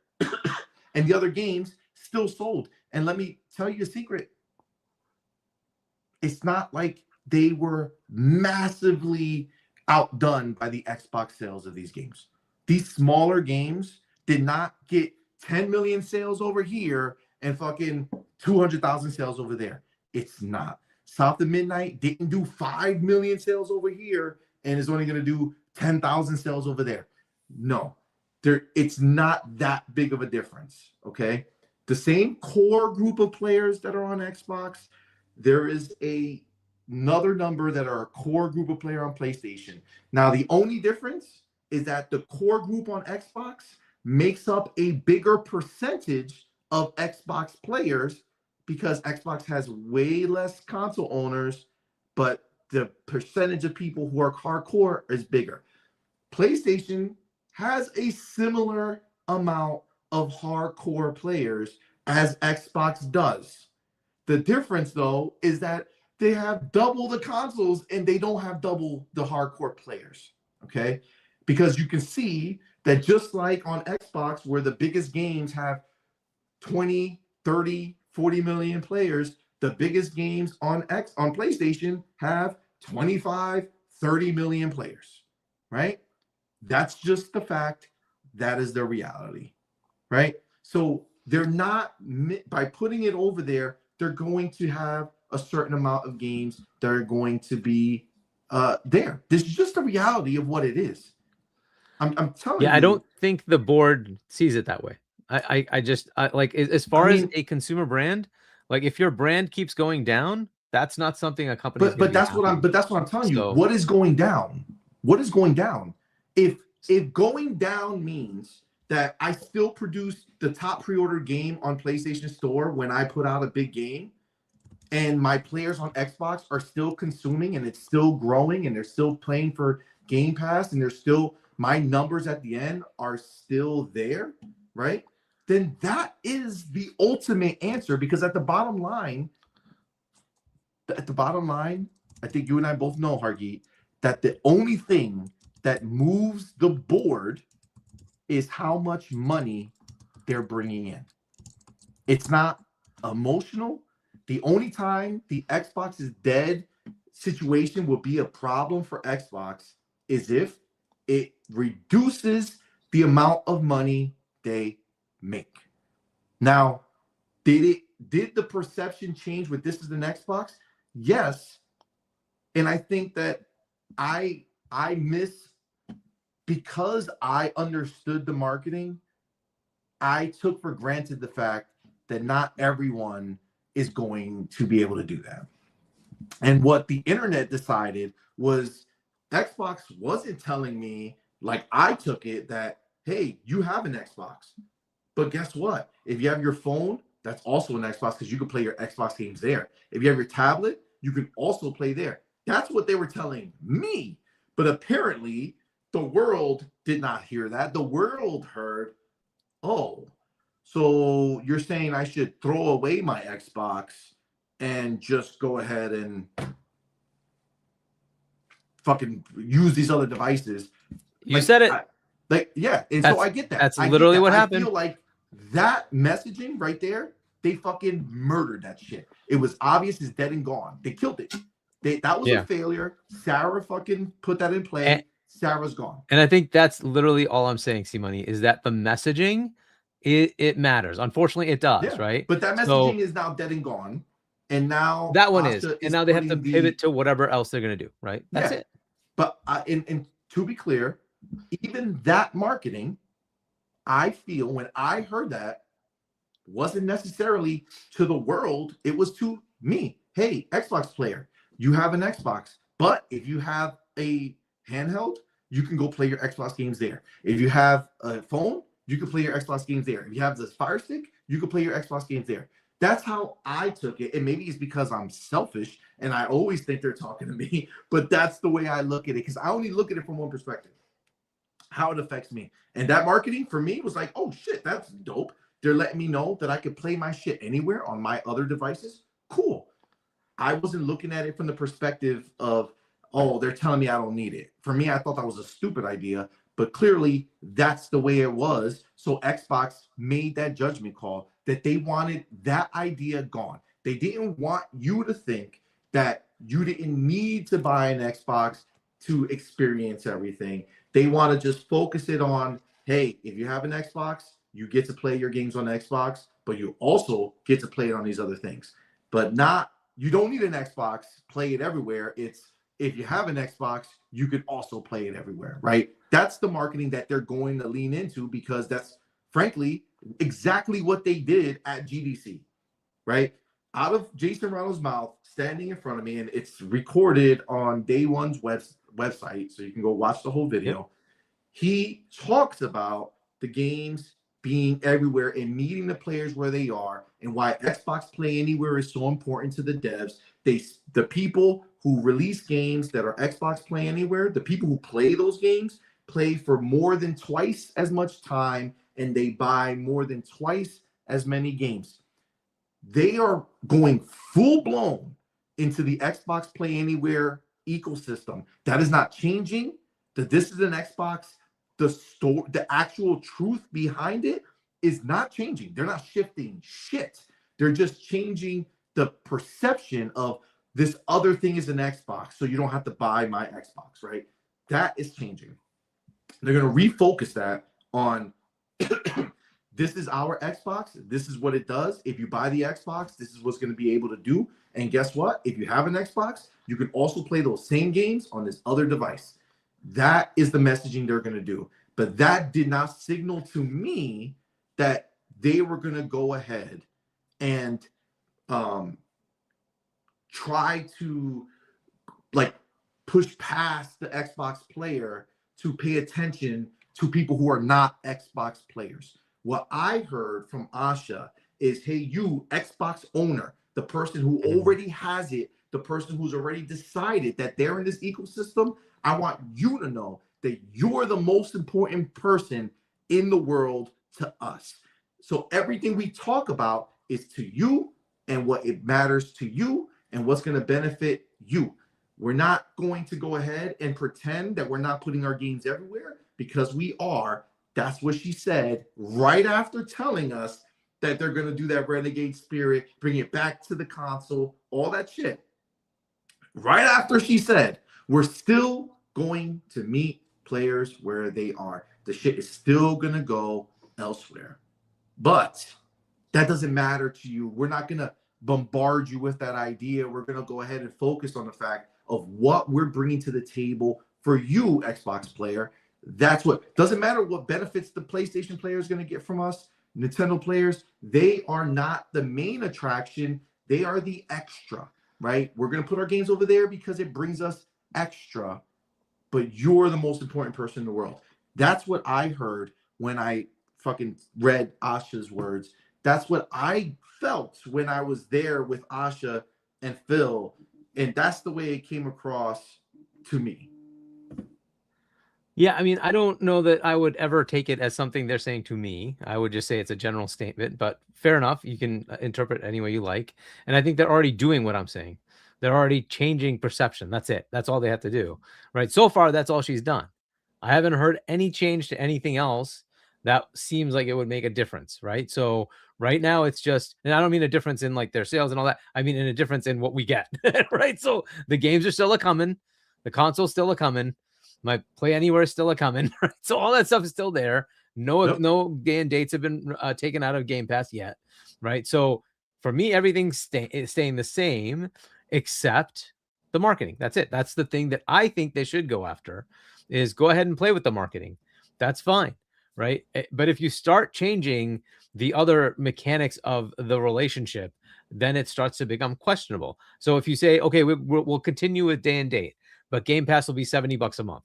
It's like, okay, well, that's no go. I'm not going to do that. What are you talking about? I don't want that, right? Okay, we'll continue with Game Pass, but you'll get your games 6 months later, 3 months later. Nope, I'm not interested in that either, right? So these are things that they have to play through. And like, again, I'm more aligned with your viewpoint, except for the fact that I know they have to do something, because that's why this whole change happened, right? And I'm hoping, right, that it's just messaging. That's all that has to change, is messaging, because I don't want the core fundamental things to change. If they can make it better and cheaper and all that, that's awesome. Go do that. That's awesome, right? One of the things you did is new features came out for the console. That's been a while, right? Like, yes, yep. Cool, that's awesome. Show me new stuff. That's great, right? Good stuff to do things like that, right? I'm hoping it's not more of the change it to an older archaic model thing, because that doesn't fit. It also doesn't fit with what I want them to do, which is expand, right? Go get more stuff and give me my Game Pass day and dates. That's what I want, more Game Pass day and dates. Exactly. And that's just because selfish me. I want my games. That's it. That's absolutely right. Like, where's that Sega acquisition? Like, I want that, right? Like, give me my Sega, right? And then, the cool thing with that, they had this whole Sega Master System and Genesis. We could have backwards compatibility for all of that too, because they would then own those platforms. So it's so cool, right? You get all that. But anyway, look, to me, that's what I'm looking for. But again, I don't know what their plan is. All I know is something has to change, right? That's why she was brought in. And so I'm looking at what she's doing so far. To me, I like it's like the little tidbits for the console user. Here you go. You can have these new features and the marketing. Totally fine. I'm good with that. Don't change my Game Pass. Don't change the day and dates, right? If you have to pull out Call of Duty, okay, maybe that's fine. I'd even say split that up and say campaign and Game Pass, and multiplayer maybe not. So let the multiplayer people pay if they have to. I don't know, whatever. But I personally would say you made the promise, keep it there. But I can also understand if it had to come out because that's the financials, fine, whatever. But everything else has to stay. I want that to stick with what they're doing. I don't know where it's going to go. I'm just speculating. But like, when I see the things she's saying, it's about that, right? And I think your perception is more, hey, I want to target my current customers. I think what Microsoft wants is to target the world, not for customers, the world to have the perception that Xbox is a cool brand. That's what they want, right? And that doesn't mean you have to be a customer. It doesn't. It just means you have to respect them being around. You know what I mean? Like, so if you're a PlayStation player, do you say, why is Nintendo still here? Why don't we just kill that stupid Nintendo? Hey, they're there, whatever. I'm not buying it because I don't want to play their games. Fair enough, whatever. Right? And that's kind of generally how it goes with them. But they're there, right? And you don't have to think of them as trash. You don't have to think of them as like, why don't we kill this stupid thing? They're there, fine, whatever. They don't get in my way, right? It's fine, whatever. I can buy a Switch if I want to play their games. Okay, right? That's what I think. They just want to get to that level to say, like, I think Doodle was saying in here, the negativity towards Xbox it's just almost never going to go away. That's what they're trying to get rid of. And she may be 100% correct. It may never work. The negativity may just never go away, but you try, right? At least give it a chance. And so that, I think that's what they're going to try to do. That's just my opinion. I think that's what we're going to try to do. I mean, but it may 100% fail. It may 100% fail. I guess my problem is knowing that you don't get one for nothing. You can't tell them to go invest crazy to try to change the minds of people who don't matter and expect them to eat that cost. And that's just frankly the problem. And why I hate the stance that they have to do something different. Why? Not because for the me. board said so. The Not board for said me so. though. You know what I'm saying? Like no, they that's can fair say whatever they for want you. to say, but for me, I don't believe they need to do something different. If the board says that, great. I don't think they need to do shit different because frankly, it doesn't change anything for me. And I guess that's where my mind gets so caught up in this fucking this bullshit about, well, they have to do something different. They don't have to do shit. They can do whatever the fuck they want as long as they don't fuck with our stuff. You know what I'm saying? Like, well, that's the biggest thing. That's a perspective as a consumer that you are. I think her job is 100% on the line on transitioning from where they are to a new place, and whatever that target is, I don't know, because that's going to be part of her, job requirement as far as Satya and the board, right? I don't know what that is, but it's something. It can't be where we are. It can't be where we are, and I'm sure that means something from her perspective. So she will try to change things. What they are, I don't know. And that, like the statement she made, that the plan is the plan until it's not the plan, right? Yep. We don't know what's going to change, right? So, but yeah, I think all we can do is say, like, this is the stuff we want, and then hope it gets listened to, right? But ultimately, they're going to make the decisions they need to make. So, yeah, I mean, listen, we already know the stakes. As long as they don't fuck with our shit, as long as I don't start noticing that all of a sudden we're not getting the day one drops in the Game Pass anymore, the third party drops, like, I feel like if there is a situation, and look, it is what it is. So I don't want to keep going with it because I'm not trying to change anybody's mindset, and I think that's where it starts feeling like I'm trying to do. I really don't care what anybody thinks about it, to be honest with you. The fact is that I don't want them to fuck with what we have. I want them to put all their energy, all their dollars, all their time into making me the happiest motherfucker that is alive. Not, I give 3 shits who else decides that Xbox is great. I don't give 3 shits about who else decides that Xbox is not dead, because you know what? Dreamcast guy has made too much money from saying Xbox is dead. He's going to say that shit no matter what is happening. And that's just the reality of what it is, right? There's nothing that Xbox can do for a Dreamcast guy to say, I'll give up my money. I'll go back to my raggedy old teeth. I'm not going to do this no more. No, he's not going to. These people are not going to stop. They're going to keep framing it the same way, because what's going to happen is the same thing. They're going to repeat its same cycle over and over again. And what I am not going to do on this channel is perpetuate that idea that Xbox needs to figure something out, or they don't need to do shit. They don't need to do a goddamn thing. They just need to keep giving me and us players what we want. I don't care who else they bring into the ecosystem. That's a them problem, not an us problem. If they go ahead, and if not bringing people in means that they fuck up their shit with Game Pass and all this other shit, then they're going to have to deal with the fact that if they take away from there, not only are they going to not bring people in, but they're going to lose the people who are already here. So that is their conundrum to figure out.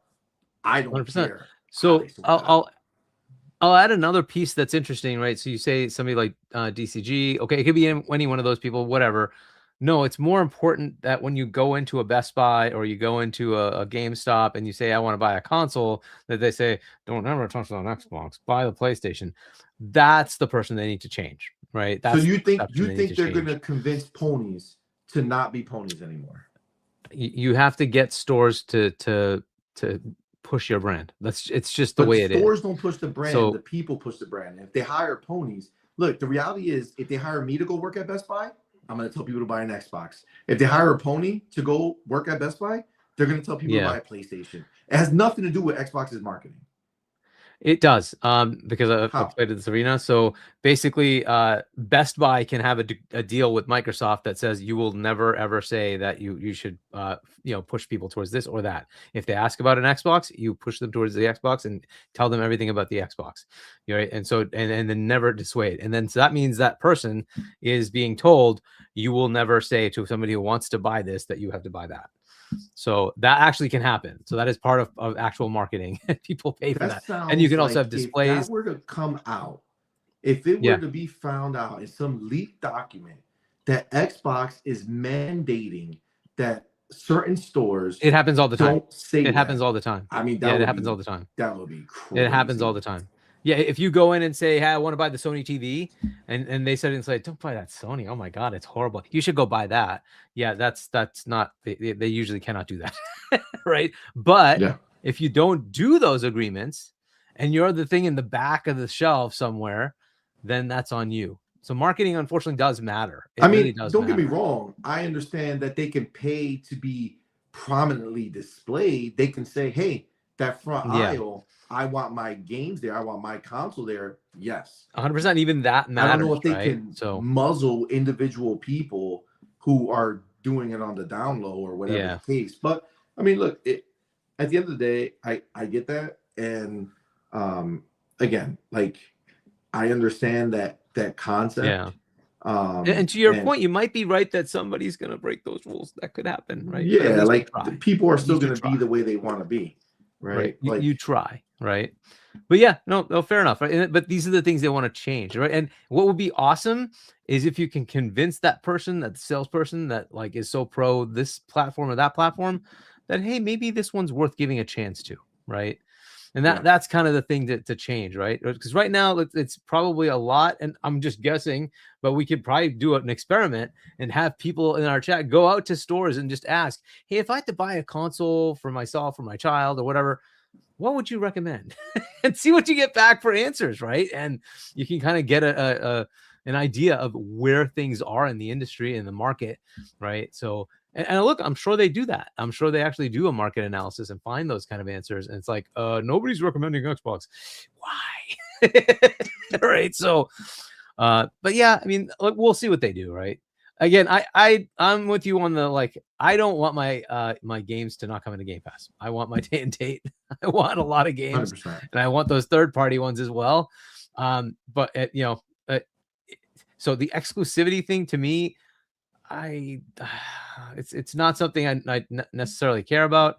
Now, will they go do it? Maybe they will, and to the detriment of some of the things that we want. I prefer the opposite. You want to grow, just attract customers by saying, "Hey, we have cool stuff. Come play." I think which the is coolest what thing. What Phil told us. Yeah, right. And but that was his plan, and so now I don't know what Asha does. This is the whole thing. Everything's up in the air now, right? So I hope that's still the thought, but if it isn't, we will find out what that means.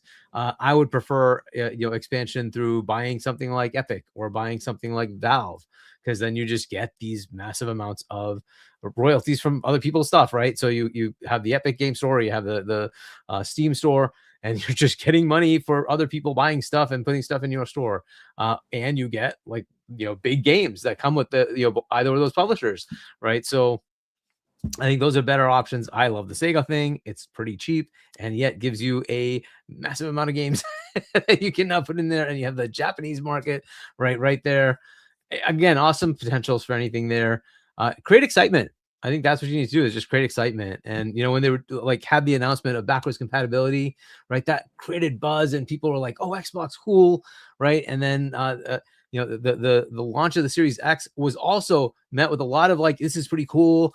Right. And then they had the dud year of where are the games? And I think it was 22, right? What happened? Right. They launched with nothing. That was okay taken. But then because the next year was fantastic. We had a whole bunch of awesome games. Right. And so fair enough. But then 22 is where's the games? And they had to move things out. And that kind of sucked. Right. But that's the thing. And then it just never seemed to really catch back up. And so unfortunately, this is kind of how it goes. But there were also a lot of big moments with like, we're buying Bethesda, right? That was huge, like massive, like jump in enthusiasm. Holy crap, right? But And then the big enthusiasm ABK from the same group of people. There was no jump I in think enthusiasm from the other side.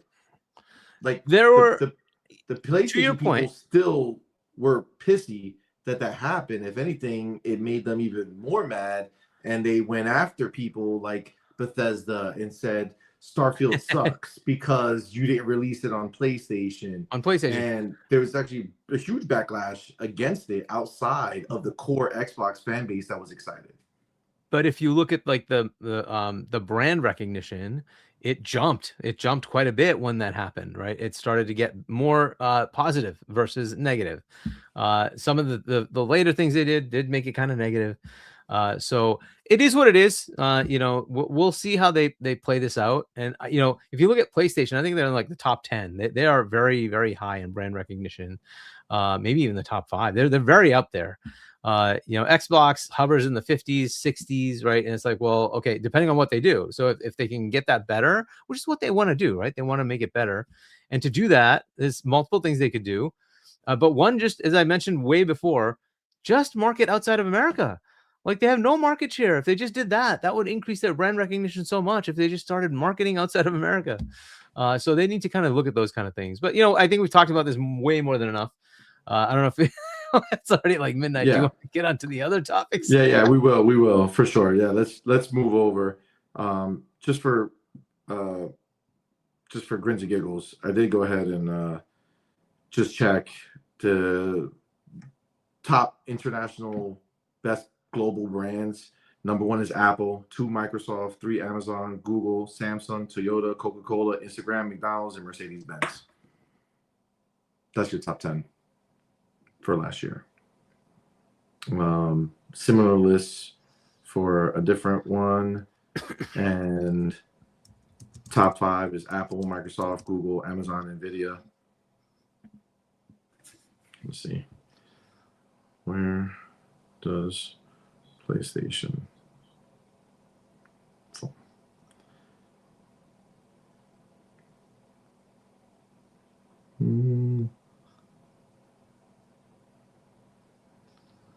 PlayStation ranks 52nd among the top 100 technology brands. What about Xbox?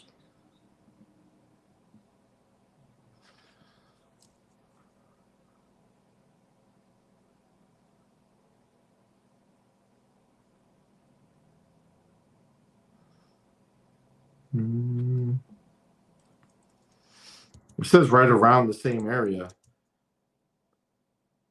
So I think the way the brands work is by category. Like once people get to gaming, you know what I'm saying, where PlayStation would be considered, then it shows Xbox is next, but Nintendo might be before them. I don't fucking know. But look, at the end of the day, I love when we have conversations like this because they're not boring, the same old bullshit. I like the fact that we get to kind of, have these strong, opinions and kind of put it out there. It's definitely a fun time, but I do want to move to the AI conversation. Let me take this chapter real quick.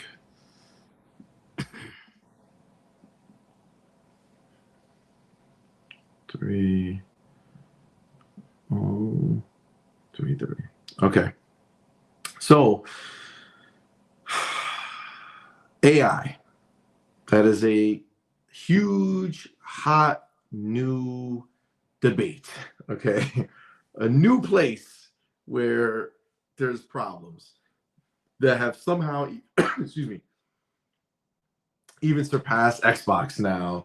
And somehow NVIDIA became this fucking huge problem because of their new DLSS 5, but also just AI in general has been such a big fucking conversation for people sitting there talking about AI's place in the world and all this shit. And, I've I've gone ahead and, gone on record and already said that, if you were on the show floor of GDC, you would understand that the gaming world doesn't give a fuck that you don't like AI. It's moving ahead without you. NVIDIA doesn't care that you guys think DLSS 5 is AI slop.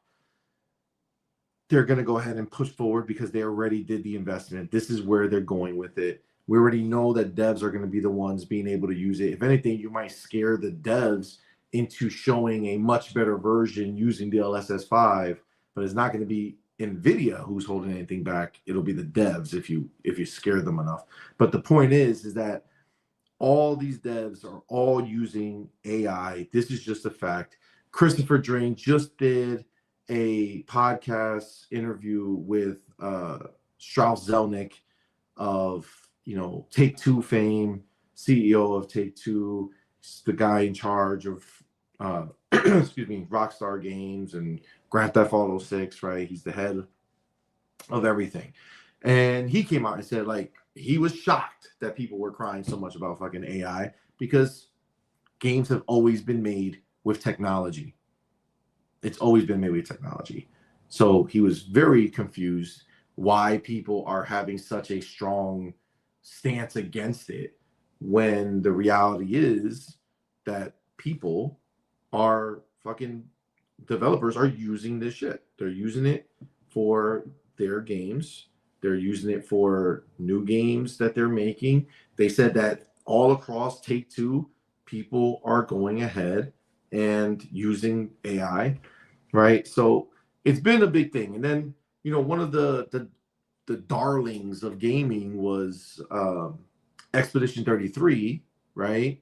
And we had found out that there was some AI art or some AI shit that was in that game. And for a brief moment, people started hating Expedition 33 all of a sudden. I think it came from the Steam shit that they had to disclose whether or not there was any AI in the game. I think that's where it came from.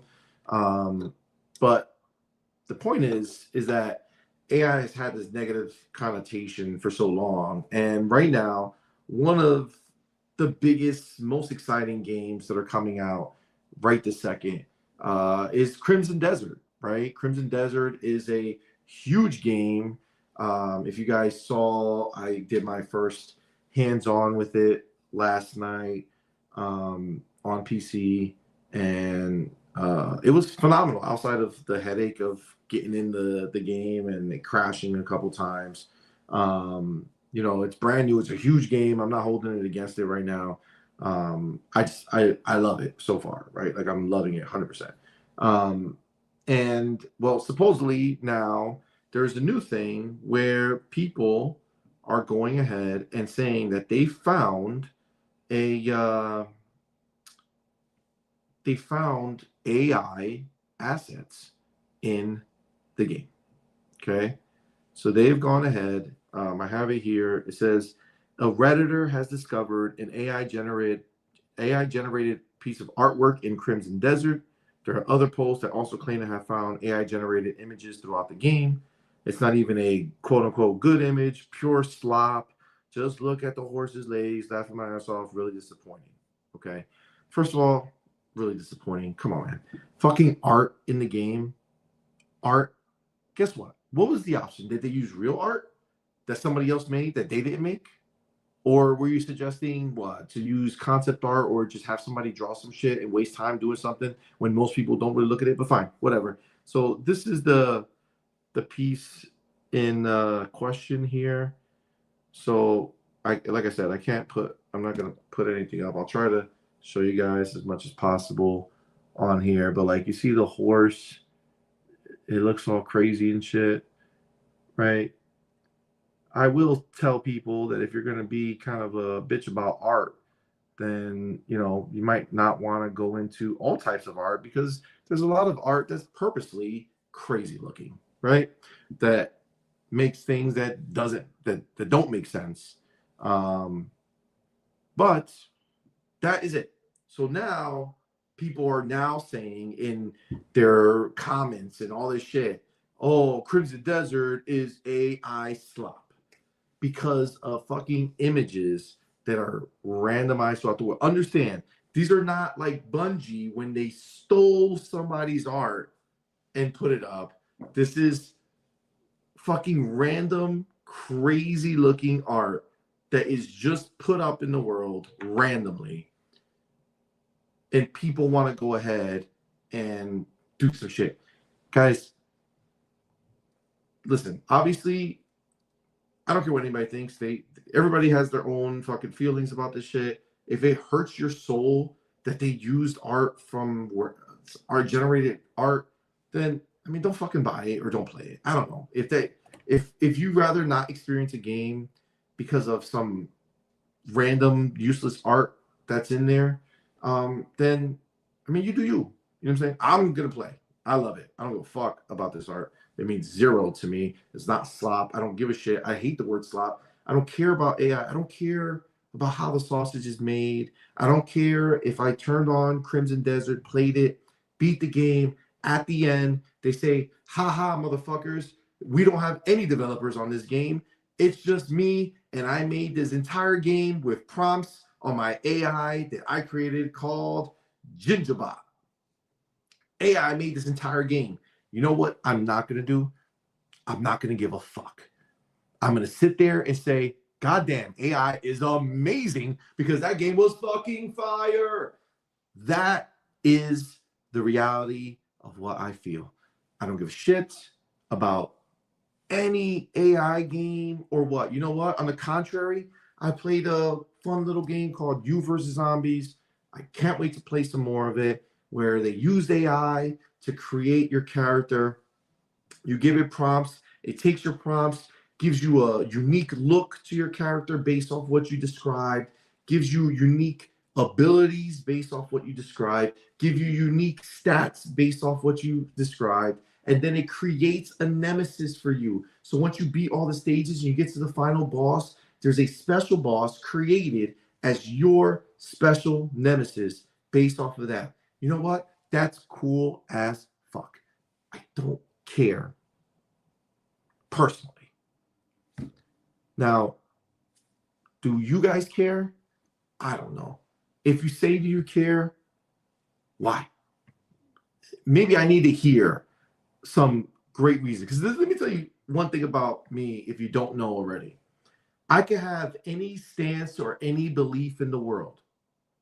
If you can show me a reason that legitimately makes me say,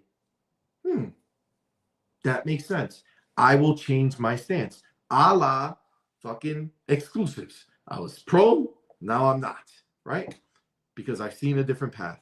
So I'm not stubborn where I cannot hear something that jogs my fucking thought process and makes me say, oh shit, that sounds like it makes sense. So I can understand that. It also means that if you're saying something to me and I don't change my mind, then whatever your argument is to me doesn't really do much to change that for me. And you shouldn't, I mean, not saying that anybody should be trying to change anybody's perception. I'm just saying that if I hear something and it's like, oh, okay, that makes sense, good. So feel free to go ahead and let me know what you guys think about it in the chat. And now that I'm actually saying that, I forgot that you guys were supposed to put stars in the fucking, on your things, and we were supposed to read them. And goddamn, there's a lot of conversation. I can't find any of them now. Jesus, how far back were the stars? Well, I apologize. I was gonna read. Oh shit, hold on. There's like other shit here that I didn't even see. What the fuck? I was talking so much shit for so long. Didn't even see the shit. Baby boy Ray, what's up, man? Thank you for being a member for 11 months. Appreciate you, homie. Salute to you, bro. Night of Cypher says, why would they want casuals then? Good question. Probably to get the 30%, excuse me, or the 70% of, wait, who? How, I don't even remember how it works. Whatever. The third-party game that's on the box, they get 70%, right? Xbox gets 30%. they want more people playing Fortnite on their box than on a different box, right? Like that's pretty much what that would mean. Just more dollars for the casual market. Let me get my homie and my brother, fucking Marvelous Marvin. Shout out to the homie with that $20 super chat. Appreciate you, bro. Hit him with the horns, Hargeet. He deserves it. There we go. Our boy Marvelous Marvin. Appreciate you, my dude. With the 20 says, I agree with you on 100% CMoney. Oh, Marvelous, appreciate you, my dude. Thank you so much. You're the man, bro. Thank you, my brother. So I am sorry that I somehow missed all that shit. Yeah, the stars. I think the first one I see is at 11:12 p.m. If you want to scroll back to then. Do you want to just can you click it or can you read it? I can't click them, unfortunately. No. All right, because my shit is not even letting me go that far back, bro. I'm on my iPad, remember, so it's like trying to cut the memory that it's using or whatever the fuck. Because I can't even. I'm stuck at 11:25. Yeah, 11:25. Okay, I'll yeah. So Ren, I'm out if Game Pass is gone in exchange for exclusives. I would go full PC. 100%. Let me find the next one. Mr. Requiem, Xbox Game Pass greater than exclusivity. Night of Cypher. Nobody is leaving their libraries for a couple of games. Game Pass, access to tens of thousands of PC-only games, access to old libraries and powerful hardware are of many great Helix-only features. 100%. Next one, Razer Ultron. I don't care about exclusive games. I want Xbox to compete more aggressively on all other fronts, especially marketing that they have better features and services on console and PC. Cool. And then Mr. Requiem, features Xbox should advertise. Refund policy. It's a good one, actually. But you're running into an issue with that, right? Who? Not you. Sorry. No. Who was it? It was Boom. Boom ran into an issue with that. He did not like Crimson Desert. Are you shitting me? I didn't even know. He tried to refund that shit? He tried to. Anyway, no online paywall, early access games, Xbox Game Pass, PC storefronts. So, yeah, we'll see if they start doing some of that. Agreed. CMoney exclusives had their time, but now content is king. And Xbox has a lot of content to get out there. Okay. Plus, Game Pass has no equal in the gaming space. Sorry, I should be telling you who said that. That was Boss Bronze, and I said the one previous one was also Boss Bronze. Just making sure, Mr. Requiem, for the features Xbox should advertise. All right, so let me get to the next one. Let's see if I can find any more. That might be all of them, but let's see. Yeah, and then we got the one that you had the $20. Okay. Let me see if there's any more. Hold on, I gotta piss real quick. Be right back. All right. Yeah, looking. I don't see any more. I think that might be all of them. But I'll keep scrolling. Yeah, I'm not seeing any more. So if we missed any, just let us know. We can say whatever you want, unless it's something bad. Right, I'm almost near the beginning, the current. Yep, that's it. All right, made it to the current chats. Okay, well, while he's gone, I guess I'll kind of give you my thoughts about AI. So I think there's a lot of fear about, especially with people who make stuff, right? People like content creation or media or something like that. Games, art, right? That it could take their jobs, right? Well, the AI is going to take their jobs. To that point, right. I have somebody in the chat right now who's talking about that. Okay, so let's bring them in and then we can continue that conversation. So, Serve, what's up, man? Thank you for being here, bro. I'm gonna read his. He has like a bunch of statements here. So he says, listen, I get defending AI because it makes our hobby satisfy our needs, but I'm never going to put AI before humans because I'm a human, not AI. He says, as an artist myself, having software do all the work and people losing jobs and we still pay the same amount for games is absolutely horseshit. He says, if AI created a whole game, should we be happy paying $70, $80 for a game? Like when we buy a game, we are supporting people's livelihoods. Now we're paying for AI. And then he sees says, like, I see the good and the bad. Okay. Sure.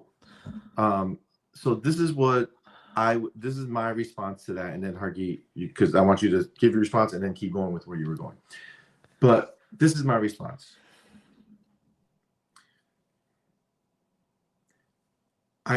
First of all, number one, I appreciate you, sir, rocking out with us. Thank you so much. I will have to say that I understand everything that you're saying. I can say wholeheartedly, without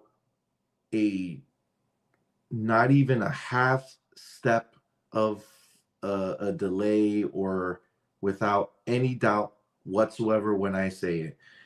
And it might not sound great. And this is not towards you, Serve. But I can say that I don't buy games to support somebody else's livelihood. That is the byproduct of me having to buy a game or pay for games. I do not buy games because a developer made it. First of all, buying a game for $70 or $80, I don't do unless I absolutely have the desire to and feel like it's worth it for me. But the people who make that game, as much as that's what it is, right? What we know right now are people making these games, and the games are what they are. Great. But like, in my business, when people buy my product that I offer them, they don't give a fuck about my 6 kids. Not one person says, hey, I'm going with you guys because I want to help support your 6 kids, CMoney. That's why I'm going with you guys. That's why I'm going to spend my money with you. It's because you have 6 kids and I want to go ahead and help their livelihood. I promise you that you should do art because you love doing art. People who make games should always make games because they love making games. Not because they think that I am going to care that this is why. I just don't. I don't. If I buy a game, I don't care who makes it. The only reason that I care who makes it is because it gives me an idea of the caliber of the game and how good it's going to be. But ultimately, I don't care how the game is brought to me. I can't pretend that I will go ahead and say a game is going to go and be fucking better to me because I know the people who made it. Like, listen, I've met developers and I don't want any of them to lose their jobs as a person. But I'm of the belief that thousands of people make games. Thousands and thousands of people make games. Like, just because AI is making a game doesn't mean that you can't continue. And if you can't make a game with a big company who's paying you, there's thousands of indie developers who are just working on their own games. And honestly, if you have the skill level, you're never going to be out of the conversation, because if you are able to make an amazing game on your own or with a small team, then people will go ahead and do that. If AI comes and AI can make a better game than the people who are currently making them. And again, listen, I understand. I know it's not a popular opinion, and I could just shut the fuck up and not say it. Okay. And I could pretend, oh yeah, I do care.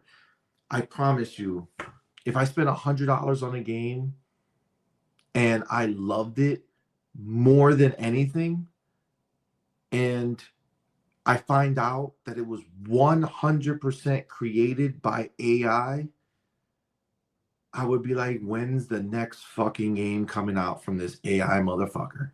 Because this game was fire. I can't front, man. I can't. This is for my entertainment. Like, I got real life shit that I got to deal with. So if I'm playing games, it's not to do any of that shit. Like, I can't pretend to care. I care about the people individually. You know, I met that team at Compulsion. They're fucking amazing group of people. I don't believe in my heart that AI can replace those people. Can AI make a game just as good as them at some point? Yes. That does not mean that I wouldn't be there to buy their game when they release it. You know what I'm saying? Like, I'm not going to not buy their game because I also love an AI made game. There's plenty of games that exist. You know what I'm saying? Like, I don't think of them as a replacement. I think of them as if 6 kids in high school who never made a game before in their life show up tomorrow and say, hey, we've been working on this game for 4 years. We're seniors now, and here's our game. And it looks amazing, and it plays amazing. And it's just 4 kids who are high school students. They just came out of nowhere with this amazing game. I want you guys to tell me, what is the difference between this group of unknown people who just came out of nowhere and brought themselves into the industry and made a game and developed an amazing game? How that group of people is different than a solo dev who has AI tools helped him make the game of his dreams, and it's also amazing. What is different about these two groups of people, like these two games for you as a player? Just knowing that people made it versus someone who's controlling the AI? Because let's be clear, I don't think we're at the point yet where there's AI companies who are run by AI who are choosing to make games by AI, only for AI, and there's just no person involved here. You know what I'm saying? I don't know of that yet, right? I think that we're still in the phase that there is at least one human involved in any form of AI, right? I think is that fair to say? Am I correct in saying that, Hargeet? That there's at least one person involved with anything that is delivered by AI? Or are there AI companies that exist on their own with their own profit margins? There's no human benefiting from the money that these AI companies are making. They're just AI. I'm trying to think if that's even possible. I don't think it is. Is it possible for an AI to open its own company? I don't think so.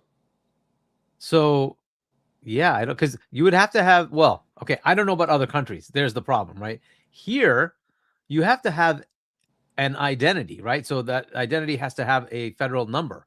Yep. Right. And that federal identity number is either assigned to a corporation, which has to have officers, or a person. Right. So yep. At least here, I don't know that you can do that. Now, could you transact somehow? The only way I could think it could be possibly done is through like cryptocurrency or something, because every bank would require that identity. You'd have to have that number to have a bank account. So yep. I don't know that it is possible for an AI at this point. You are paying a human being. And look, if we ever get to the point where money is not a transaction of labor between human beings, then money has lost its entire purpose. So that is a whole world that we have to discover at some point and what we would do. But ultimately, we pay people to do stuff for us. That's the whole point of money. That's it. So I don't know how that would work. I don't know how many people would be happy to pay an AI robot. Like, right. No matter what, there's always at least one human behind that's making the money, AI right? Somebody got to make the money, right? So yeah, It's an interesting one, but yeah, I think at least here, I think that's not possible. I think you have to be a human being. You have to have somebody Well, who runs the I thing. just don't see how anybody would benefit from it. There's always somebody who benefits. Even let's say worst case scenario, it would be the government, right? The government, because the government will collect taxes, right? So theoretically, the AI that's making money will have to pay taxes because the government's not going to let it accrue money for no one, right? Because AI doesn't have ambition, right? It's just, it doesn't want a car, it doesn't want a house, it doesn't want anything. It lives where it needs to be. Maybe it pays for electricity. You know what I'm saying? Like, no matter how you cut it, there's always somebody involved. And if that one person can use AI to give himself a better life because he uses the tools that exist in the world to fucking make something that people want to buy or spend their money on. I mean, I'm not mad at that guy. I'm not mad. Why would I be mad? So what we're trying to, the point is that if somebody is using AI to make this shit and make a living and somebody else is not, you're saying that the person who is not using the AI, their lives is worth more or are worth more than the lives of the guy using the AI, right? That's what we're suggesting. That because the artist is pure, that he's more valuable as a human in his life than the person who's smart enough to use the tools that are at his disposal to create something that makes people want to spend their money. I'm sorry, but I can't get behind that. I don't believe that. I don't believe that. No matter how you cut it, people are people, right? The guy who's working AI and using it to his benefit are fucking, it just is what it is. It just is what it is. I think I know the emotional situation. Trust me. Like, sir, I get it. You're an artist, right? You feel threatened by it. But I also see Fillmore Pockets, right? And I got to tell you, I'm in the same boat. I see people make fucking amazing AI art, okay? Amazing. You know why? Because AI, the prompt that gets AI going is only as good as the person who's putting in the prompt, okay?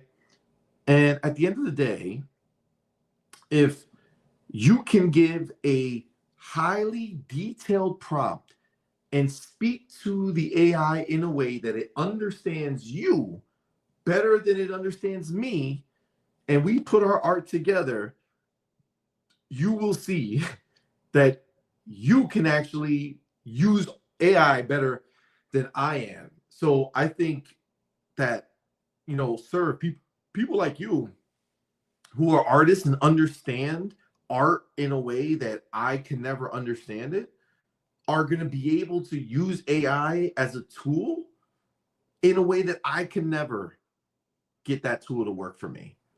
The same way as no matter how good I could swing a hammer, I'm never going to be better than a master craftsman who understands what he's doing with that hammer and not just being like, well, I can fucking, let's hit it. You know what I'm saying? And honestly, sir, handcrafted, I understand, but there's no handcrafted anymore, right? Like the computer is creating that image for you. The computer is putting it on there, right? Like you build it, you put it in the computer, and the computer is filling in the gaps. It's doing the animation. You might move it, but it still has to do it for you. You're not in there fucking moving this hand every day, right? You teach the computer to do something, and then it does it for you. It's the same thing as AI. It's just AI is smarter, right? Whereas the computer would only do exactly what you tell it to do. AI will do exactly what you tell it to do, but add a little sauce and flavor if you want it to. And you can have a discussion that goes further than that first part, and it can keep fine tuning instead of you having to start over every time. But again, I'm just saying that Ryu Art says it perfectly. And that's the kind of thing that I always go to with any of this shit.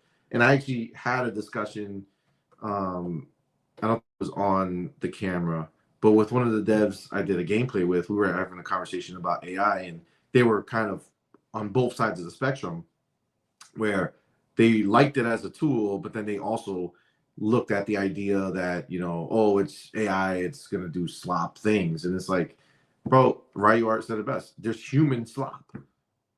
Humans make garbage. There are 100,000 games that are made every year that are utter trash. And just because it was made by a human doesn't make it good. Think about why we have a review system. Not every game is good, fam, right? Games are not good made by humans. So we gotta not try to qualify the fact that, can AI do garbage things? Absolutely. It also can do amazing things, right? I watch our son, they like going, he watches YouTube shorts and we try to cull him away from it, but you know, every once in a while he's going through them. And I don't know if you know, but YouTube shorts for like kids and all that shit, that's all dominated by AI, right? 100%. There's a billion things that are there from AI, right? And sometimes it's like, what the fuck are you watching, kid? This is crazy. Turn that shit off. And then sometimes it's like, holy shit, this is fucking, goddamn, this is crazy that they made this, right? Like, it's just kind of what it is. I don't know, man. It's fucking tech, bro. Tech does crazy, amazing things. You know, look at, I was in fucking San Francisco and I saw cars driving on the road with no drivers. And people get in the back seat of that fucking car and just be like, yeah, take me to where I need to go. Like, you're talking to a fucking car, but they get in it because they believe that the car is safe because the car has cameras and it's gonna, you know, not crash. And to its credit, one of those fucking cars were coming and I was illegally crossing the street and it saw me and it was like, you can go. Like, it didn't fight me. It didn't say, oh, I got to get to the green light. It was like, no. Hey, you human, the fuck out of my way. I'll just wait. I'll wait. I'm not going to move. So just fucking go. And I crossed and then the car went on its merry way, right? It's smart. These things are smart. Just kind of is what it is, right? If you fight the progress, you lose. If you work with the progress, if you learn the tools, then you can wield the sword better than anybody else could wield the sword. You're still valuable, right? That's the way this stuff works. Hargeet, I don't even. Yeah, I mean, so there's. So go ahead. Yeah, no, it was all about the potential for where we're going with AI and AI slop and all that, or whatever, right? But and then we had the thing from Serve where I was mentioning, I think a lot of the fear from AI is what he's talking about is, you know, will AI displace people from their jobs? Look, like any technology, it's going to, and this one's pretty scary because it can do it in multifaceted ways. That's true, right? It's not a singular, you know, field that's being disrupted, right? Hey, we're going from, you know, horse carriages to cars. It's just doing it for everybody, like everything, right? So, okay, cool. There is a potential for that. You're absolutely right. The question is what will people pay for that, and at what point would it be too much? So, like you mentioned, a lot of the things, CMoney, right? Anybody could make something, right? Cool. If I flood the market now and I say there are 17,000 per day new games coming out because that many people use AI to make a game. Cool. Whose game gets bought? Right? So that will be a self-correcting problem because ultimately most of those games will not be bought. What will end up happening is the one that was made by the person that can advertise the most, algorithm the most, whatever they can to get it out there is the one that'll get played. Right? That's going to be kind of how it works, right? And so then the question is, okay, well, how is that market then worked by the various big publishers? Do they all become indies and just do the same kind of thing? Do they just hire the one dude or one dudette that sits there and says, AI, do this for me, do that for me? Maybe, right? I also see, like anything else, there's always a, you know, a push for authenticity. So some people will want to see games that are done by people. You know, there's some areas where you're like, I don't care if that part's done by AI, but like I want this to kind of be like a human touch thing. That's totally valid, and people might still do that, right? And so we'll just have to see how this goes, right? You know, ultimately everything could potentially be. You can see some of the stuff in videos. They're getting closer and closer to real life, right? It's so you basically can just eliminate actors. They already went through the Actors Guild, right? They said no, you can't do that, whatever. But if they didn't have that in place, you could totally replace actors. It can make music, so you could totally replace artists. Right. So are we getting to that point? Possibly, Bro, it makes but music ultimately, really good. Like, yeah, to be it can. clear, one of my favorite things that I've seen are people taking big hits and having AI do those songs in completely different styles. And yes, humans can do that, but I can't make a human do that. I can make AI do it though, right? Like that is the thing. Like I've Yeah. heard X Gonna Give It To You by DMX, but as a Yep. fucking Soulsy, some shit, it was so fire. There's so many cool examples, but it's like it's dope shit, man. It just kind of is what it is. Great, continue. But look, Sorry. so I don't know if the entire global economy can handle this though. The problem with this is if I want to consume, I have to have money to consume, right? So I have to build up some sort of labor value that I can then use towards buying whatever I want. How does that work? If I can't find any work, how does that work, right? This is going to be a major challenge with AI. Essentially, I think there's going to be some government regulations that are basically going to stop this. I just don't see how it's not going I to would happen. imagine that the government is going to step in and be like, you can't replace your workforce. You can subsidize your workforce, Exactly. but you can't Yeah. replace your workforce to be a company, right? They're just going to change the definitions of a company. They're going to say, in order for you to be Exactly. a company, you have to have at least this many employees versus, or you know what also is probably going to happen? You're going to probably have to list your AI as employees so that they can count in your number, and they got to make sure that you don't replace what you've had. There's plenty of Yeah. things that they So can do. there's some oddities that are going to exactly those kind of things are going to have to happen. We will see. And like, so sir, you're right to be, concerned. It just is what it is. And like, I wouldn't, they say, oh, it's going to be white collar. Well, I would say anything is up for grabs because as you mentioned, CMoney, is a Waymo a white collar job? No, it's not. And that is being fully automated with AI. That's a taxi cab. That's Facts. not a white collar job. But to your point, right? To your point exactly. Actually, this is a great point. To your point exactly, I would not get in a driverless fucking vehicle. You know what I'm saying? Like I can't imagine trusting that the computer might not, even if a small tiny chance, freak the fuck out and send me off a cliff. You know what I'm saying? And that's our generation. You know why? We grew up with computers. We saw all the failures. We understand that computers fail. The next generation, though, that grows up with all that being normal, they're just gonna accept it, just like everybody normally does. We just accept the stuff that was there before us. It's like, oh yeah, that's just the way it is, right? Right. So they will just accept it. So it will be adopted. It's just the way it is. But these are big economic decisions. I don't know what the answer to that is. Of course, I'm not the answer to any of that. I understand the fear. I think a lot of that is also how does AI make stuff? Well, it generally goes and scours the internet and sees other people's stuff and then creates facsimiles, right? With changes, fair enough, but facsimiles. But so do we, and right?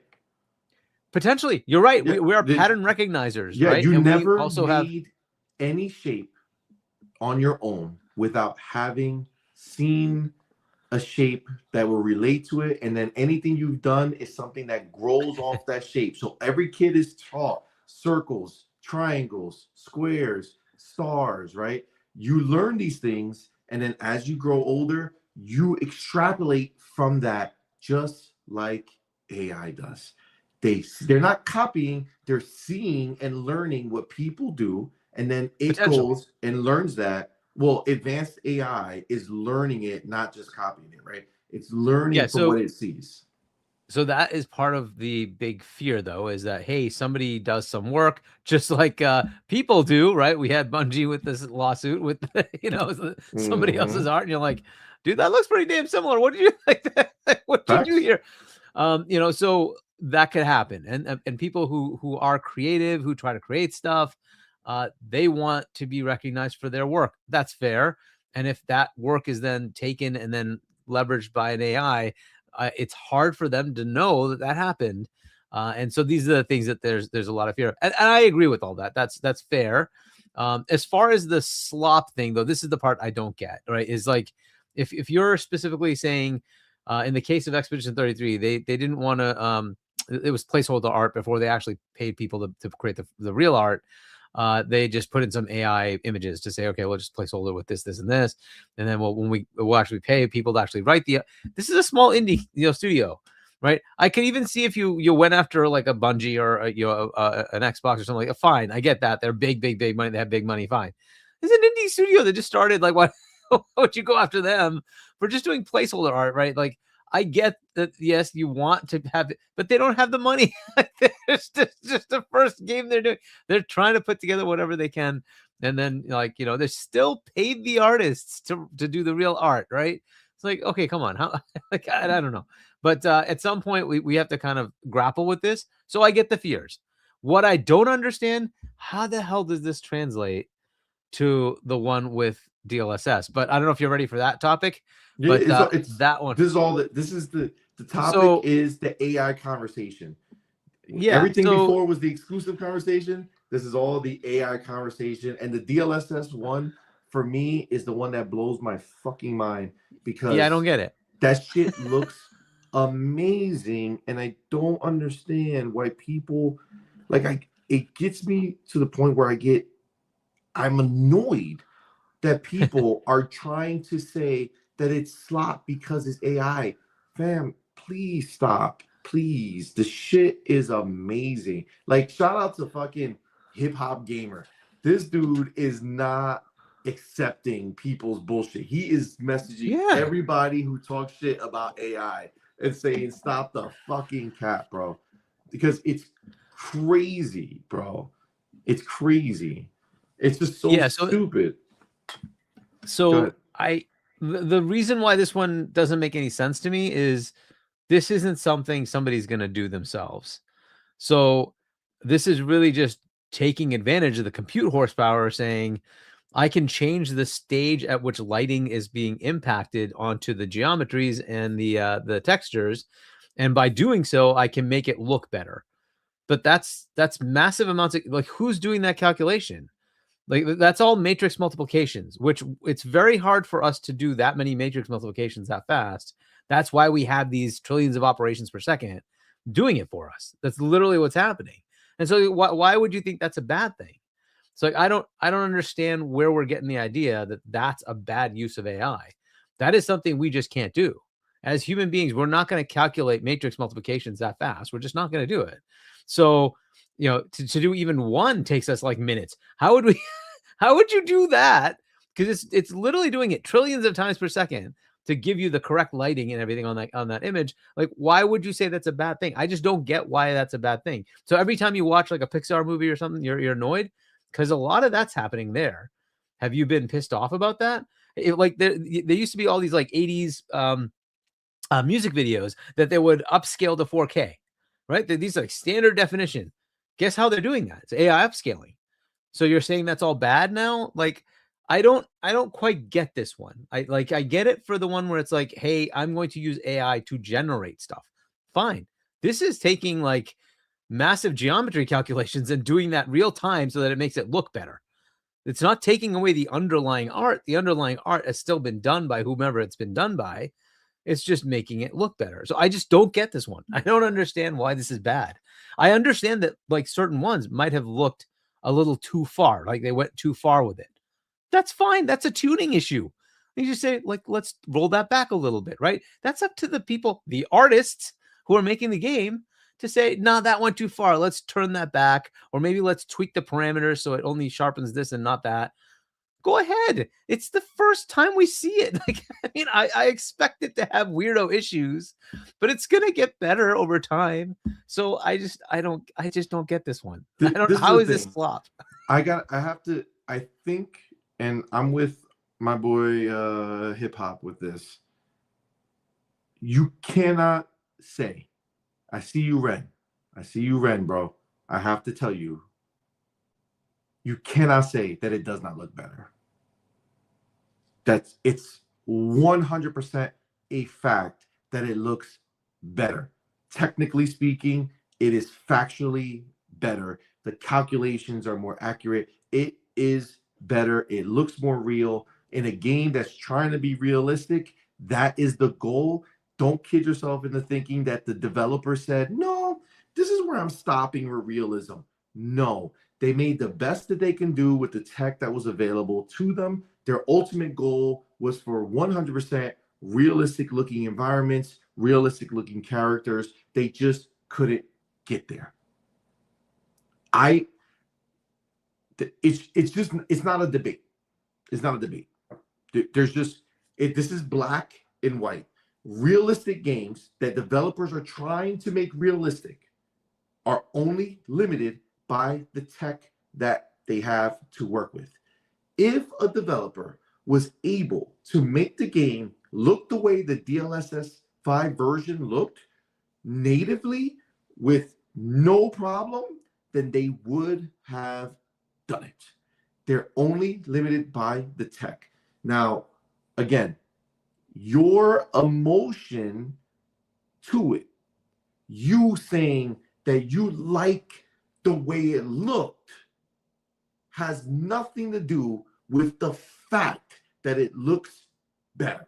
It does. It just, factually speaking, the lighting is better, the environments look better, the character models look better. Fact.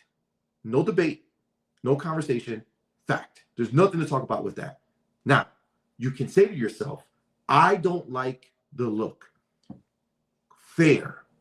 Why? Because every single person in existence is able to give their opinion. It is not an opinion to say that it doesn't look better. You're saying that it doesn't look better as a fact, and that is incorrect. Factually, it looks better. There's no other way about it. 100%. Grace looks a trillion times better, not because she's prettier, quote unquote, right? Which is what people are trying to insinuate, that it's a IG filter. No, the lighting on her face brings out details that you could not see in a sharp way. If you look at the original Grace, you can see the lines here that they put, but the shadow doesn't fill it. In the new picture, the shadow is obvious, so it's there.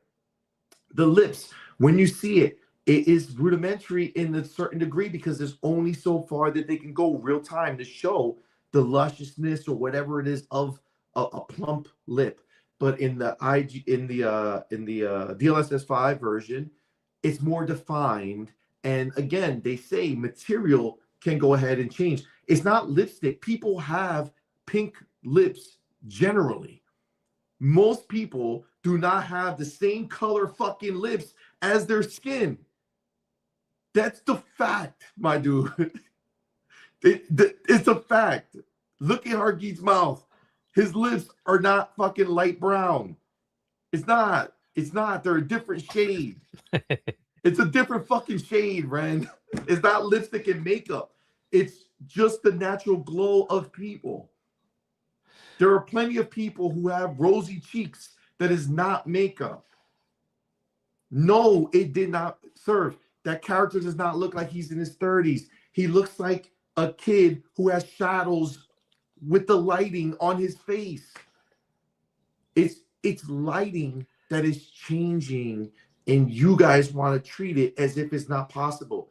Dude, the guy, like, there's been plenty written, but even yourself, go into a room, use dramatic lighting in different parts of your face, and take pictures of yourself and see if every time you look at it, it looks identical. It's not. It looks amazing. And again, everybody wants to ride the dick of the Resident Evil one, which, to be fair, it looked amazing. And Leon also fucking looked amazing with his version, 100%. But let's not fucking try to act like Starfield didn't have a massive fucking improvement to the faces. You're saying that the old way was better? No, dog. Don't try to fucking feed me that shit, because that would make you crazy. You're trying to tell me that the trees in Assassin's Creed Shadows, when they show that shit, turn it on and off, that it looked better off than it did on? No, my dude. You're telling me that in Oblivion, when they're walking in the world, that the standard way is better than the fucking DLSS 5? No, dog. There's no conversation to have here, man. It blows my mind. It blows my mind. And part of me, like, you're all my homies, so part of me feels like it's just, I don't know. It has to be some type of negative influence. You know what I'm saying? I feel like you're hanging out with the wrong crowd and you're coming back with this bullshit. Like, there's no fucking way, my dude.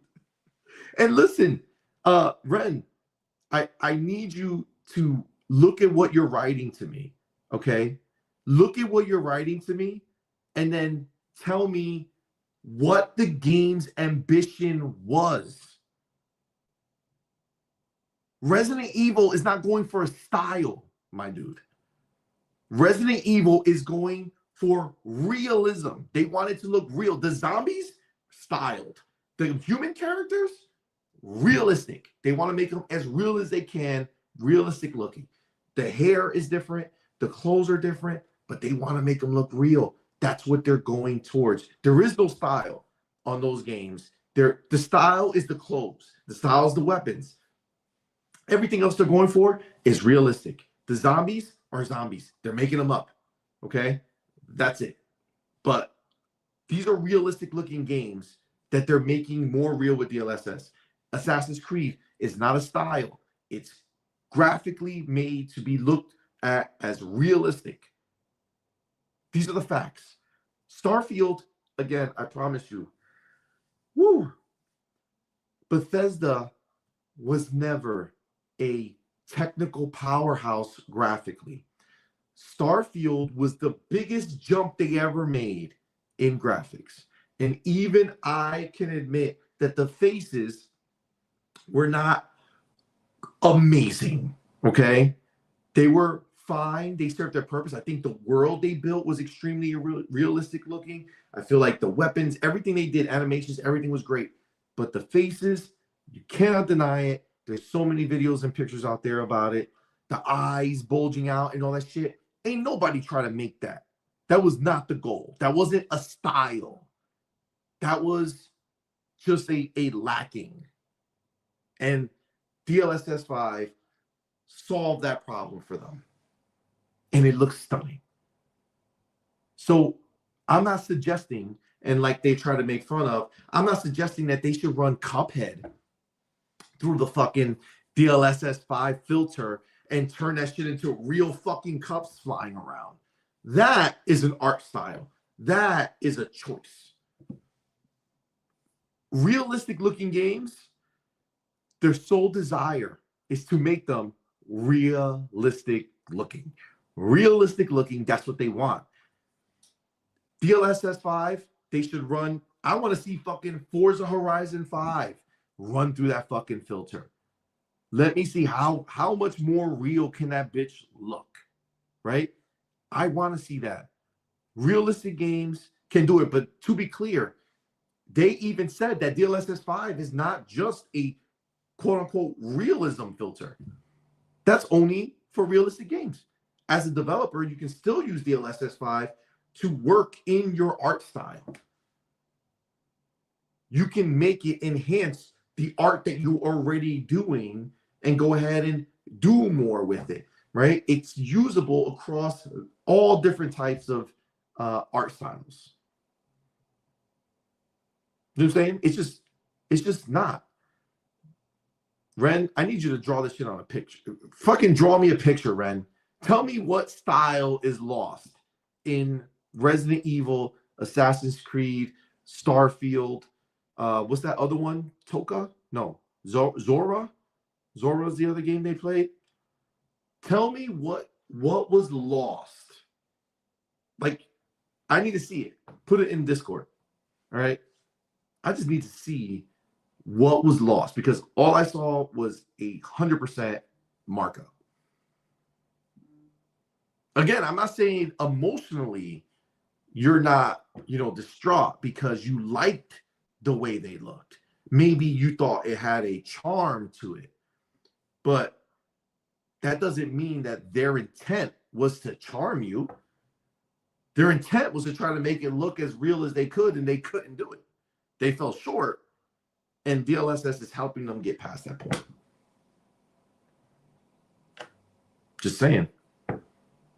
It's just a reality, right? I think the problem is just people fucking feel they're in their feels about AI. And, I get it.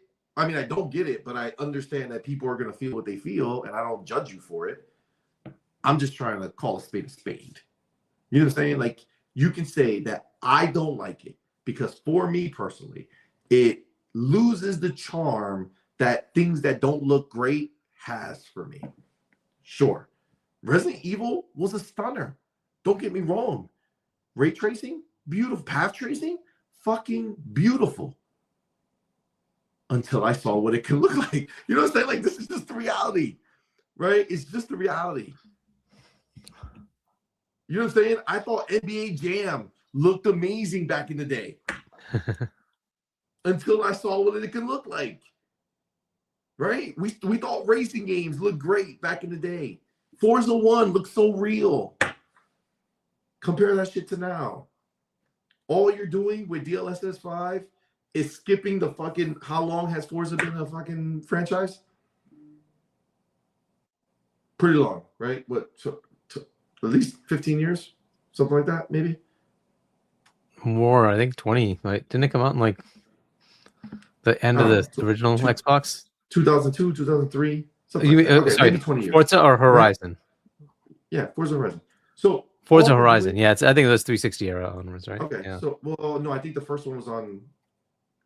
Well, maybe Was it OG Xbox? I thought so, but I'll just look it up. I could be wrong. Either way, the point, and look it up for the actual thing. But the point is, if we can go ahead and go from Forza Horizon 1 to Forza Horizon 6 with the click of a fucking button, why would we want to purposefully wait 20 years to get there? Yeah, by the way, it's 2012. Oh, then we were way off. That's 360 era. Yeah, but I thought it was like 2000, like the early 360 era. I thought it was like 2006 or 7 or some shit. Yeah. That's okay. So, all right, so 15 years. That was my first guess, right? I said like 15 years, close to that. So the point is that if tech can help us get the rest of the way, because if the ambition of the developer is to make it as real as possible, they just don't have the capability or the tech to get there. And then DLSS 5 could get them the rest of the way. Who the fuck are we to tell them that you shouldn't make her look like that? You shouldn't let her face look better? Like, what? What are we talking about here? Come on, guys. High five. High five. It's okay. There you go. We could just admit that we're wrong, but it's okay. So one thing I want to say on the opposite side of this is I love that they actually have something that now tells you this is why you need to upgrade. Because up to now, it's been like, okay, what's the difference? Right? Damn. I have my 1X and my Series X. 100%. Okay, it's a little bit more. Project okay, you Helix, added baby. some RT, right? You get much more when you go to the PC. You can actually get all 3 forms of RT, or you can get path tracing. So it's a little bit of a bump, but that's a very expensive proposition. But now you get neural rendering and you're like, dude, this actually gives you a reason to upgrade. You can easily see it. You go from here to this image to that image. It's like, it's so obvious. Like, Margie, there's finally a reason. I said it on the other one of our other shows when the show right after the DLSS 5 came out, right? And I said, I apologize. I think I apologize. But the point is, I apologize because I told you guys that you don't have to worry about the generation because all the games are going to be playable and it's just going to look a little bit better on the next one. But no, dog, y'all going to be playing some weird shit compared to what we're going to be playing on Project Helix, bro. It's going to be it's going to be a different fucking game, bro. And now that power differential actually matters. Yes, because people were saying it in the replies to my shit. And they were like, well, PlayStation's going to have it. Yeah, but PlayStation ain't going to be playing that shit like we are. That fucking power difference is going to be a difference, fam. So, bro, I'm like, there's finally a reason, right? Yep. And it's like, and this, they need to lean into that if you want to create the enthusiasm. Show it, show the difference, right? It's like, yo, we got neural rendering. Here's this game, like our game, right? We just show your own game. Here's what we do with it without. Here's what we do with it with. So you have the Series X or Series S. This is what it's going to look like. If you have it on our new Helix, here's what it's going to look like, right? And it should be night and day, right next to each other. Let me tell you something. This is the perfect example right now, and I'm telling you why. The entire conversation we had before gets destroyed by this conversation. The exclusives, right? You know what? I didn't have the 50 series. I wanted it. I was going to buy it, but then I said, you know what? It's too late in the game. I don't want to get a 50 series when the 60 series are right in the corner.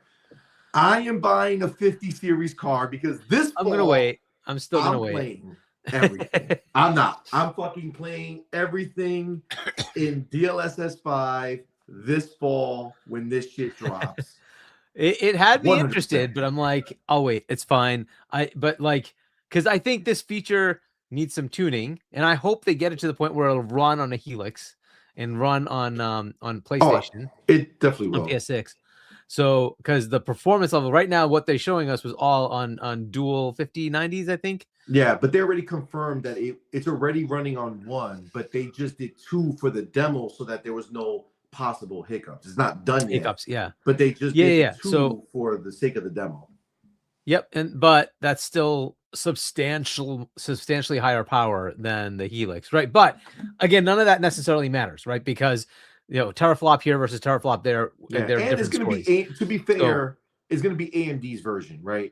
So just like Diamond that or whatever they're doing, does, right? AMD is not hitting at that same level. So the Helix is not going to be the same as the 5090 DLSS 5 version. It'll be AMD's Diamond that'll be good enough, close enough, but it won't be identical, but still be close enough. Have you seen the video where they show like the without, half step, and then full? For which one? For neural rendering. So they have like the DLSS 5. You can do the no DLSS, half step, and then full. Even the half step looks so much better. And then you have the full, which is what we saw in the videos that they were showing. So I think the half step is doable. I think that's possible on the Helix. I don't know to what level that'll be available on PS6, but it'll be something close. But this is where you will see this, that distinction of that extra power, right? So we'll see. This is making it more interesting, right? But that was the thing that came to my mind, is like, there's finally a reason to upgrade. They finally show me something where 100%. It's like there's a night and day difference. I can actually see it. It's like cool. So now I'm looking forward to what the heck they do with it. And then there's all this negativity. I'm like, why are you guys negative on this? This looks so cool. Like, what are you doing? Yeah. It's finally interesting. Like, what? It feels disingenuine from a certain group of people. I'm not saying like our homies here. It's obviously they're just taking their feelings and putting it out there, and I understand that. But there's a certain group of people out on the internet that is not about saying that this doesn't look good because it's not jiving with what they want. It doesn't look good because it's AI. It's just AI slop, no matter what. Yeah. And it's like, go fuck yourself. You wish you had AI that would fuck you because you a lonely bitch. You know what I'm saying? Like that is what we are talking about with that group of people who are doing it to be. But it's all over the place, and I just don't get the hate. I'm like, why? But anyway, so I had the absolute opposite reaction. I loved it. I looked at this and I'm like, oh my goodness, the night and day difference here. Holy crap. I like you want the 50. I'm like, oh, it doesn't come to the 40. Oh, I'm like, no, I'll hold out. I'll hold out till it's 60. I have to do it now. But I was gonna wait. But listen, it's easy for me to justify because I'm only gonna get one 5090. So when the 6090 comes out, I'll get the 6090 and take the 5090 and put it on, a different computer. So I have to do it. But yeah, man. Oh my goodness. Yo, when I saw the Starfield, the biggest disservice that happened was Starfield revealed their next update right after us seeing Starfield in DLSS 5. and then show me a video of the old shit again. Like, I God know, damn it, and you Starfield. can't play it with DLSS 5 until the fall, right? That's Because it's not even fucking out. crazy. It's so sad. But Listen, unless yeah. unless they send it to me to review, I have to wait. They're saying if they send it to me to review, obviously I'll play it and enjoy it and love it. But So well, I mean, you know, I'll worse, experience dude. it. But Yeah, I'm worse gonna is that hold, GTA is gonna come out, and we won't dude. have this You feature. know Oh. that if that shit had DLSS 5, it would be Oh. crazy. It would be fucking crazy, bro. Oh my god. Listen, the one thing I will say is that Grand Theft Auto is the only game that I went in. Actually, not the only one because I did it for Last of Us. But DLS, I played Grand Theft Auto when it came out, and then when the update came out for next gen consoles, the Xbox One console, and it came out in first person view and all that shit, I replayed that whole fucking game and beat it again. So I tell you right now, I'll play it when it comes out on console, and then I will absolutely play it again when it comes out on PC or the Helix or whatever it is with that new tech for sure. Bro, and like, what do you think, Fable? Are they gonna do it? I am hopeful that Xbox is gonna use all their games with DLSS 5. Halo is the one I want to see in DLSS 5. Oh shit. Well, I mean, That's what Halo. I wanna Okay, see. I think there's two games that come to mind that would be very interesting: Fable and Gears E-Day. Those two would Oh my be god. insane with DLSS. Dude. Oh my goodness.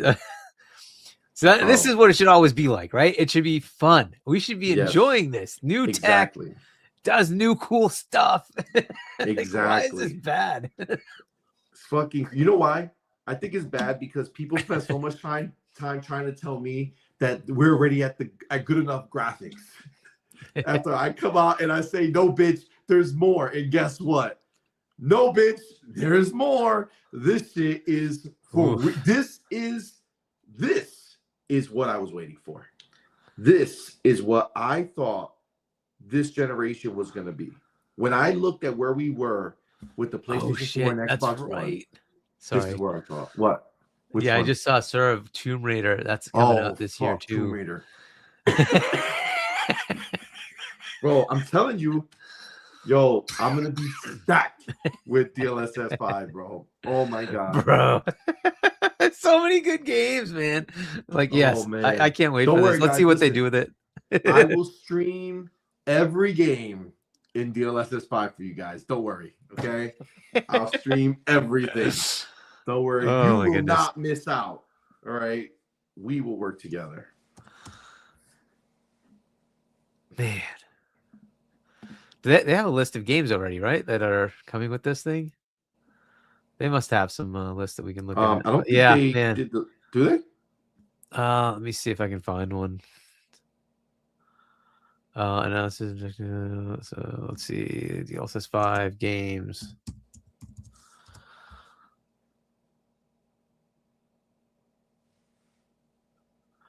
Every supported title we know so far. Here we go.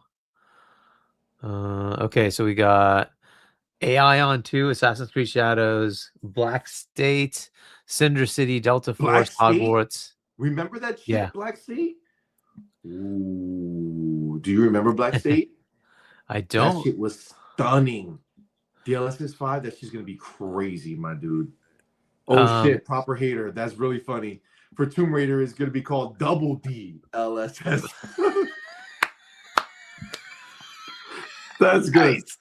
That's good. Hogwarts, Justice, Naraka Blade Point, NTE Neverness to Everness, Phantom Blade Zero, Requiem, which we already saw, Sea of Remnants, Starfield, Elder Scrolls 4 Oblivion Remastered, and then Where Winds Meet. So that's the list so far. That's crazy. And I'm sure that will just keep growing. Man, this looks so fun. Like, hopefully it'll be good. 100%, my dude. 100%. And then this is the thing, right? There's other tech that exists that is also that is fucking amazing, which is tech in monitors, and I don't know if you saw what Samsung is doing. Yeah. but I the was in the chat. I was talking to you with when you were talking about it, right? Oh, There was that's like the right. Yeah. 3D, Bro, and the then 3D fucking monitor that you don't need glasses for yeah. is life altering. So you combine that with DLSS 5 and I'm gonna die. You know what I'm saying? Like, it's just fucking crazy. Oh man. Yeah, I just can't with the people who go so far to talk all this shit nastily, right? Like, again, if you don't like how it looks, you don't like how it looks, right? And that's fine. Again, opinions are opinions, right? But calling it Yep. AI slop and all this bullshit, And again, this is something that they get to choose. It's up to the game developer to say, I want to turn this on. I'm going to enable this feature, and I'm going to use it where I want to use it. And you as the consumer actually have the option to turn it off, yeah, just you like never you do have to now see with it, bro. DLSS. You never have So to you can see turn it off. So, Ren, I saw it, bro. Thank you for sending me that. I'll definitely check that out. There's a fix, Xbox support. If you're having a problem getting into Crimson Desert on the Xbox app on the PC, Xbox support put out a fix for it. So yeah, just check it out. It's on Twitter, Xbox support. Proper Hater says, "Oh shit, I just looked up Black State, and now I remember that game already looks incredible." Yes, look up Black State, and you'll see how that shit fucking cooks, bro.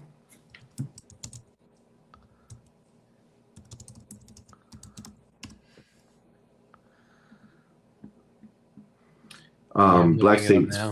Yep. Can you add it to the thing, and I'll bring it up because I can't do that. Sure.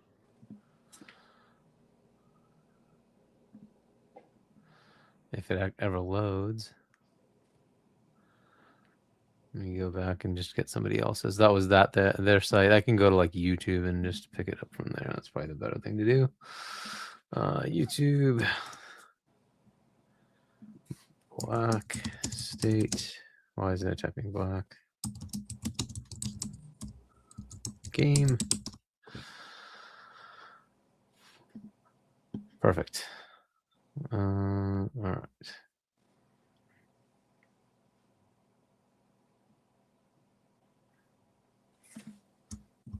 Copy.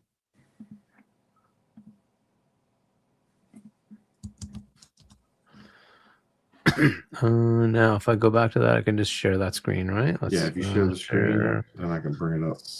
Share Black State.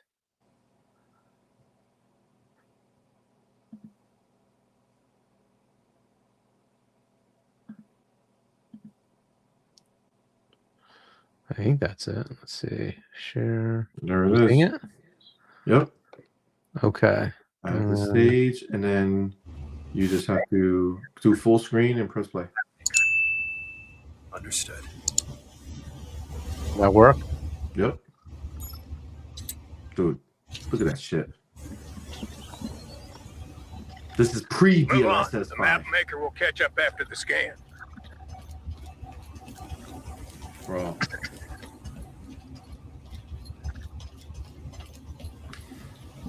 What about Kim? Nothing's changed. She's still the priority. But if you can find the missing part and bring Decius back to life. I think for me, like, cartoon shit is cool, like when you're playing a game or whatever. But like for me, there's just, I want to feel like I'm somewhere that I can actually be, but I would never be. You know what I'm saying? Like, yeah. Like I want it to feel real. And they're fucking, I gotta tell you, it might sound like an asshole thing to say, but it's just what I feel. I'm so glad that it seems like the industry's on my side. You know what I'm saying? Like, I'm the voice that they're listening to. I'm sorry, guys, but I'm the winner. All right. They're doing what I want. They're not listening to you guys. I'm sorry. You know, it's sad. It's hard to be the chosen one. You know, it's hard to be the favorite, you know, but it's just the facts, man. It's just the facts. They want to please me, and I'm gonna let them. I'm gonna go buy myself 50, 90, and I'm gonna let them please me with the LSS5, bro. It's gonna be amazing. Get this fucking game. This shit looks real as hell without it. And the crazy thing is that somewhere, somehow, they're gonna press the button that DLSS5 is gonna turn on, and then this is gonna look like garbage in comparison to what DLSS5 is gonna make it look like. That's fucking crazy. Wow. Boss Bronze, I'm not lying, dog. This is just the reality. Oh, man. All right. Is that enough? Yeah. Yeah. Yeah. We're good. It looks good. All right. Looks good. But yeah. I don't know. I think we're there. So let me ask you this, Hargeet. Now going back to a conversation we had before, just to bring it into this chapter where it belongs, is Digital Foundry, right? They came out and they put out a video reacting just like me and you. Oh my God, this is so great. Love this. Wow, what a big difference. Such a huge push. What a technical leap. Blah, blah, blah, blah, blah, blah, blah, blah, blah. Loving it. Fast forward. They put out a statement or put out a video that says, hey, we jumped the gun, guys. We should have waited till you told us how we should react before we react. I'm sorry that we gave our opinion before we read it by you. It's crazy when you say it out loud, my dude. It's crazy when you say it out loud, but that's literally what they said, that they should have waited. Even though they were just as excited as you and I are, they fucking walked that shit back, and all of a sudden, everything was a negative. Everything was a bullshit problem. It's like, come on, guys. We have fucking eyes, my dude. We're not dumb. We know what it looked like. You can't make this shit up. Like, yeah. I don't know. So now, as we've spoken on it, like, I think it's the most ridiculous fucking thing in the world, and then it's a disrespect to their audience, to be honest with you. Obviously, it seems like their audience wants them to placate them, but like, the idea that any opinion they give, it's literally just to appease their audience. I think that's crazy, man. What do you think about this whole Digital Foundry shit? I guess, how do they know their audience wants that? Am I in? I'm not muted. Can you not hear me? What happened? Is the volume up? No, volume's up, so you're super muted.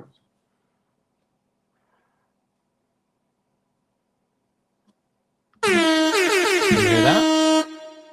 No, that didn't work either? Okay. Nothing. Hold on. Don't hear you. The voice cannot be heard. Proper Hater says he isn't muted. Oh, so can you guys hear him? Yeah, everything looks good on my end. What did you do? I don't know. I shared audio. No, there's only one speaker. So there's no way. Yeah, it looks okay from my end. We hear other of you. What? Both of you? I can hear both of you. I can hear him. I can't hear you, Hargeet. What the fuck is happening? All right. I'm going to just refresh my browser. Maybe that's what's happening.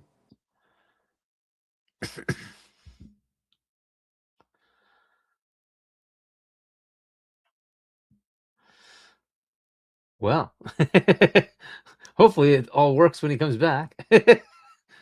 But hey, yeah. So Digital Foundry, man, I don't know. That just seems kind of odd to me. I wish they had just kind of stuck to their original thoughts. They could have had an expanded panel. I don't know what they ended up doing because I didn't actually watch the whole saga play out. But I don't know if they just had an expanded panel with people who had different ideas. That's fair, but I don't know. There you go. Let's see. Can I you hear can me now? hear you. Perfect. Okay. All right. Yeah, And yeah. now I can hear myself too. But anyway. Of course, I'm gonna mute it. But fun fact, I didn't know this whole time. I was using the front ultra wide camera instead of just the normal human camera, and that's why I was a tiny itty bitty person in this fucking picture instead of normal size. So good to know that the first 4 hours and 24 minutes of this podcast was unnecessarily ultra wide. Just just to point it out. All right. So now that you can hear me, so as far as like Digital Foundry, like I don't know what the like percent of actual audience of theirs actually was pissed off about this. There seems to be a lot of vocal people who are. Again, I don't know how much that actually adds up to, right? I'm not sure. So I don't know if they looked at it and said, hey, like we did a poll and like 80% of our viewers are unhappy with this or something like that. Or they just got a whole bunch of comments from people who called it AI slop. And unfortunately, you can have like 5% of your audience be very vocal and it feels like it's everybody, right? So because I watch Digital Foundry stuff and I of course I have the opposite opinion. I would never say that. Like why would I? No, I like the idea of new tech, try new things, right? And we'll see what it does. This is not replacing anybody's job. Nobody's going to do this. This is only doable this way. Very cool that they have this tech, and it's going to be the first part. First time we're seeing it is not going to be the way it's going to roll out eventually. But if you remember, DLSS when it started was kind of flaky, but then they made it better and better. When DLSS 2 came out, it was so much better. And then 3 got there. 4 has a lot of cool new things as well, right? Every one of these, right? 4.5 was a huge difference, and that was just like a half step. So yeah, exactly, right. So it's like, well, give it a chance. Like, well, we'll get there. So I think their initial reaction is probably the right one. Now, I don't know if they're, like everybody on their team had the same reaction. They could always just say, hey, we had 2 people, 3 people talk, whatever. Now we have like all of our panel members, are here, or all of our team members are here in a panel. And some people had different ideas. So we said, hey, we'll just debate it between them. And let's see if which one seems to be the right path. That might be another way to go, right? If they actually did have some people that like just had a dissenting view, that's fair, right? But like to just kind of wholesale say, well, we should have waited, and like, what? Why? Your reaction's your reaction. Like, why do you have to wait, right? It's like you either like something or don't like something. Like, I don't get that. That's disappointing. Because it exposes the way that they do things, right? Yeah. And again, like some people are like that, right? And it does expose and tell you how performative a lot of people are, and that's the truth, right? I think what we're seeing is the reality when people rely on this for their livelihoods, right? When this is their source of income, they can't piss off their audience because then they don't eat the same or they have less money coming in and it fucks with them.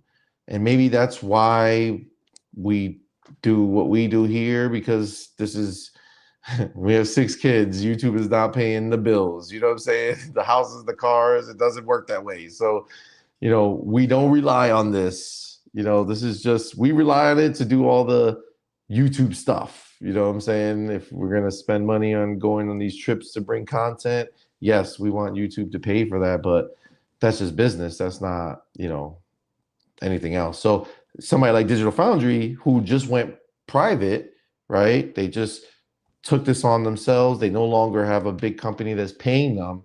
And instead, they're solely relying on YouTube and their Patreon.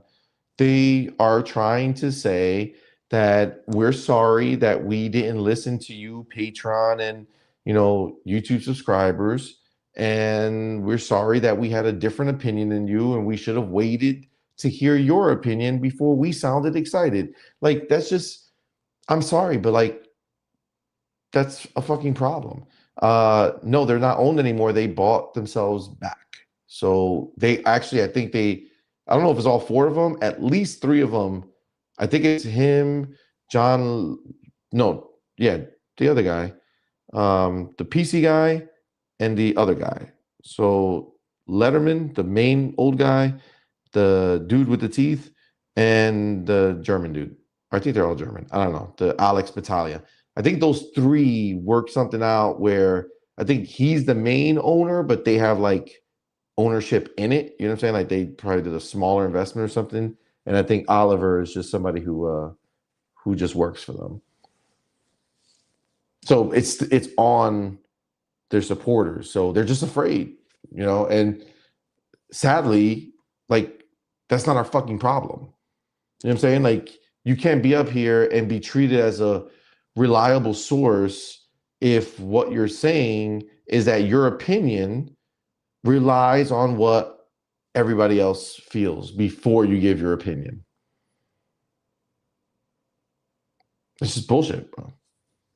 Yeah. It's disappointing, but yeah, I get your point though, right? If it is your livelihood, you probably are more careful about things.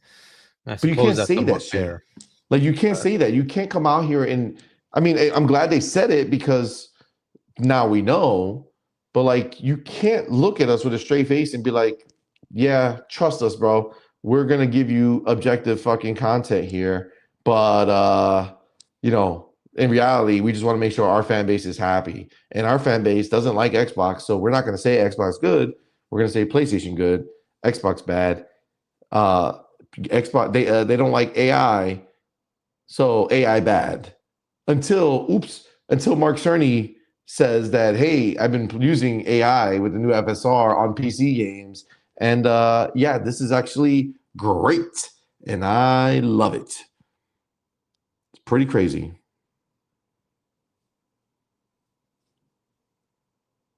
Yeah. So yeah, it is. It is what it is though. Like, and like, I'm sure a lot of the media that like, you know, goes against Xbox, it's probably the same thing. It just gets them more clicks, and that generates more revenue. It is what it is, I guess, right? Yeah, I mean, it's just seeing it in the light is the problem, right? For instance, like we knew that there are racist cops and all this shit, right? But until we started seeing that shit in 4K with people recording all that shit, it was like, oh damn, like that's just legit. Like, look at it. Like, that's crazy, right? So yeah, we all said that DF was ponies and that it's bullshit, but there's always that part where, well, maybe they're not, and maybe that's just what they actually believe. But then they come out here and they say, nah, we just kind of cater to what our audience wants to hear. Then it just proves that everything we believed, everything we thought was true, and they are just, you know. So will that make it better or worse? It makes it worse. Because now any content is, you know, not trustworthy, no matter what they do. Even if they feel like something that you think is nice or is right and they agree with you, you don't know if that's just their way to be like, all right, listen, we have to do, every time we do 10 things, 9 times we're going to agree with the ponies, 1 time we're going to agree with Xbox people. So they don't know, right? So it's just all part of the fucking thing. You never know anymore, right? So that's the problem with this. But yeah, look, I think this is great conversations to have. I think it was important. Like, there's a lot of stuff going on. The exclusive conversation, I think, was very, very important to have. And frankly, we did have a similar type of conversation on Boom Show. But I wanted to talk about it in kind of our space so that we can, you know, discuss it here. And then AI, again, this is a conversation that's been fucking rallying me up. So I figured let's talk about it. I'm glad that you and I are on the same page about the AI as well. Because I just started feeling crazy for a little bit. Like, like my vision's not great, but I do wear glasses. Like it fixes the vision. So I can see with my eyes that this shit is fucking, you know, beautiful. So I don't know how this conversation even happened. But anything else, Hargeet, that you want to say about either AI or even if you have any anything left to say about any of the other conversations we had before we get out of here? Because it's super late. Yeah, no, I guess the only thing that AI is the fact that we have neural rendering in the Helix. I'm looking forward to seeing more. What is going to happen with that? Facts. We're going to see similar capabilities. It will be very interesting to see. So this is the thing. If you go back, right, and you look at the leak for Project Helix, and you go ahead and remember that when they describe, not Project Helix, but whatever the next gen was going to be. Remember back in the day they did a leak where we saw the cylinder for the mid-gen refresh. They talked about the next gen having machine learning, all that stuff. And they talked about it having capabilities that no one, like shit that you've never seen before or shit that was never possible before. And it's like, this is it. This is what they've been cooking this whole time, working towards this. That's why they put the NPU unit in the handheld. That's why there's some machine learning capabilities in the Series X console. They were always looking for this moment, and DLSS 5 is the snapshot of that future. That is 100% what Xbox and to a lesser extent the PlayStation 6, but that is what they're going towards. That is where they're going. That is where they're moving. The fact that Mark Cerny came out now and was like, yeah, I've been playing with the new stuff. Did you know that their FSR, like their AMD shit is Redstone? That's what he calls it in his when he talks about it. Yeah. It's about Redstone. It's not Diamond.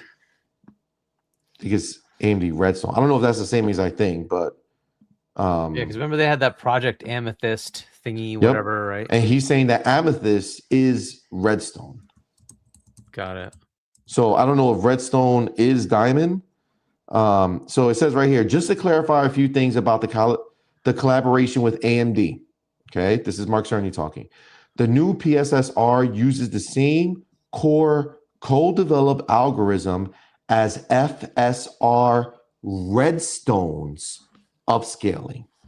And then he says, to avoid confusion, I'll use the new names today rather than FSR 4.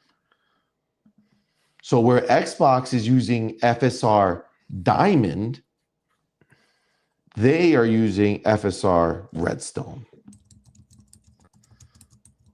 So FSR frame generation is also based on co-developed technology. I'm very happy with how the work is progressing, and an equivalent frame generation library should be seen at some point on PlayStation platforms. So this is the other thing. He says PlayStation platforms as if this is going to back, like you can use it in regular PlayStation, like PlayStation 5. So I wonder if, you know, what we've seen from Xbox is this new platform that they're creating. And, you know, a lot of people assume that that's PC and Helix, but it's a very real possibility that this is something that's going to trickle all the way down to the rest of this generation. But they can have some form of it, not at the highest level of it, but some form of this stuff might trickle down to the Series X and S platform. Minimum at X, I would assume. Just a cursory search of what's going on between the two of them. It looks like Redstone is FSR 4, and it will not have the neural rendering thing. Diamond will. So it looks like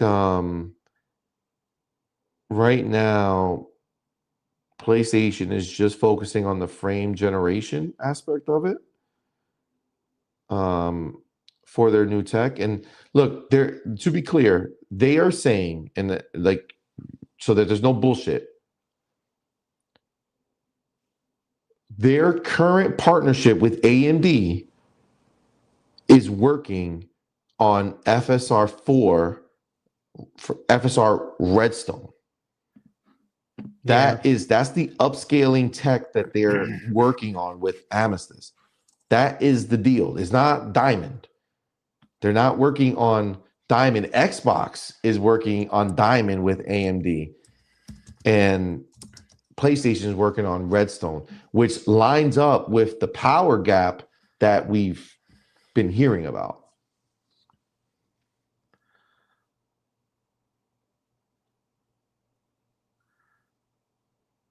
Like, that's a huge difference. And I don't think, like, understand, the next generation of console is on its way. They're telling us that they're working on with AMD on FSR 4, FSR Redstone.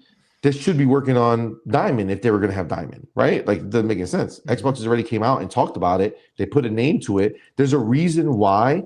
Let's just be clear. Cerny himself wants to clarify. Listen to it again. He says, just to clarify a few things about the collaboration with AMD. This is the collaboration, not one of the collaborations, not a part of the collaboration, the collaboration with AMD. The new Pisser uses the same core co-developed algorithm as FSR Redstone's upscaling, which he says to avoid confusion, I'll use the new names today instead of FSR 4.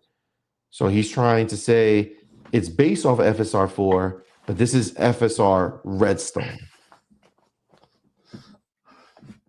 So doesn't really sound like they're going to be using Diamond. I don't know why Mark Cerny would want to purposefully talk about a lesser FSR if, in fact, he had a better FSR coming.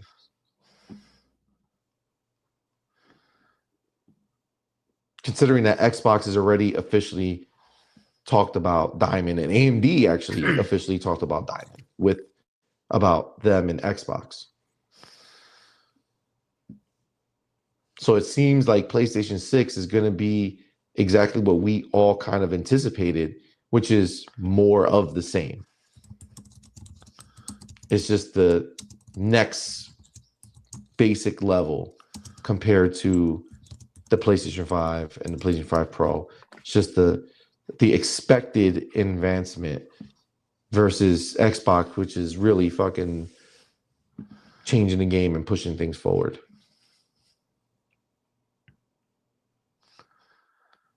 It's exciting times, man. Mm-hmm. Exciting times. So yeah. It's funny because it says great questions, particularly considering that FSR frame generation is a technology that was co-developed between SIE and AMD. So it seems like that frame generation, the Redstone, is the thing that they're working on, and Xbox is doing the neural rendering with AMD.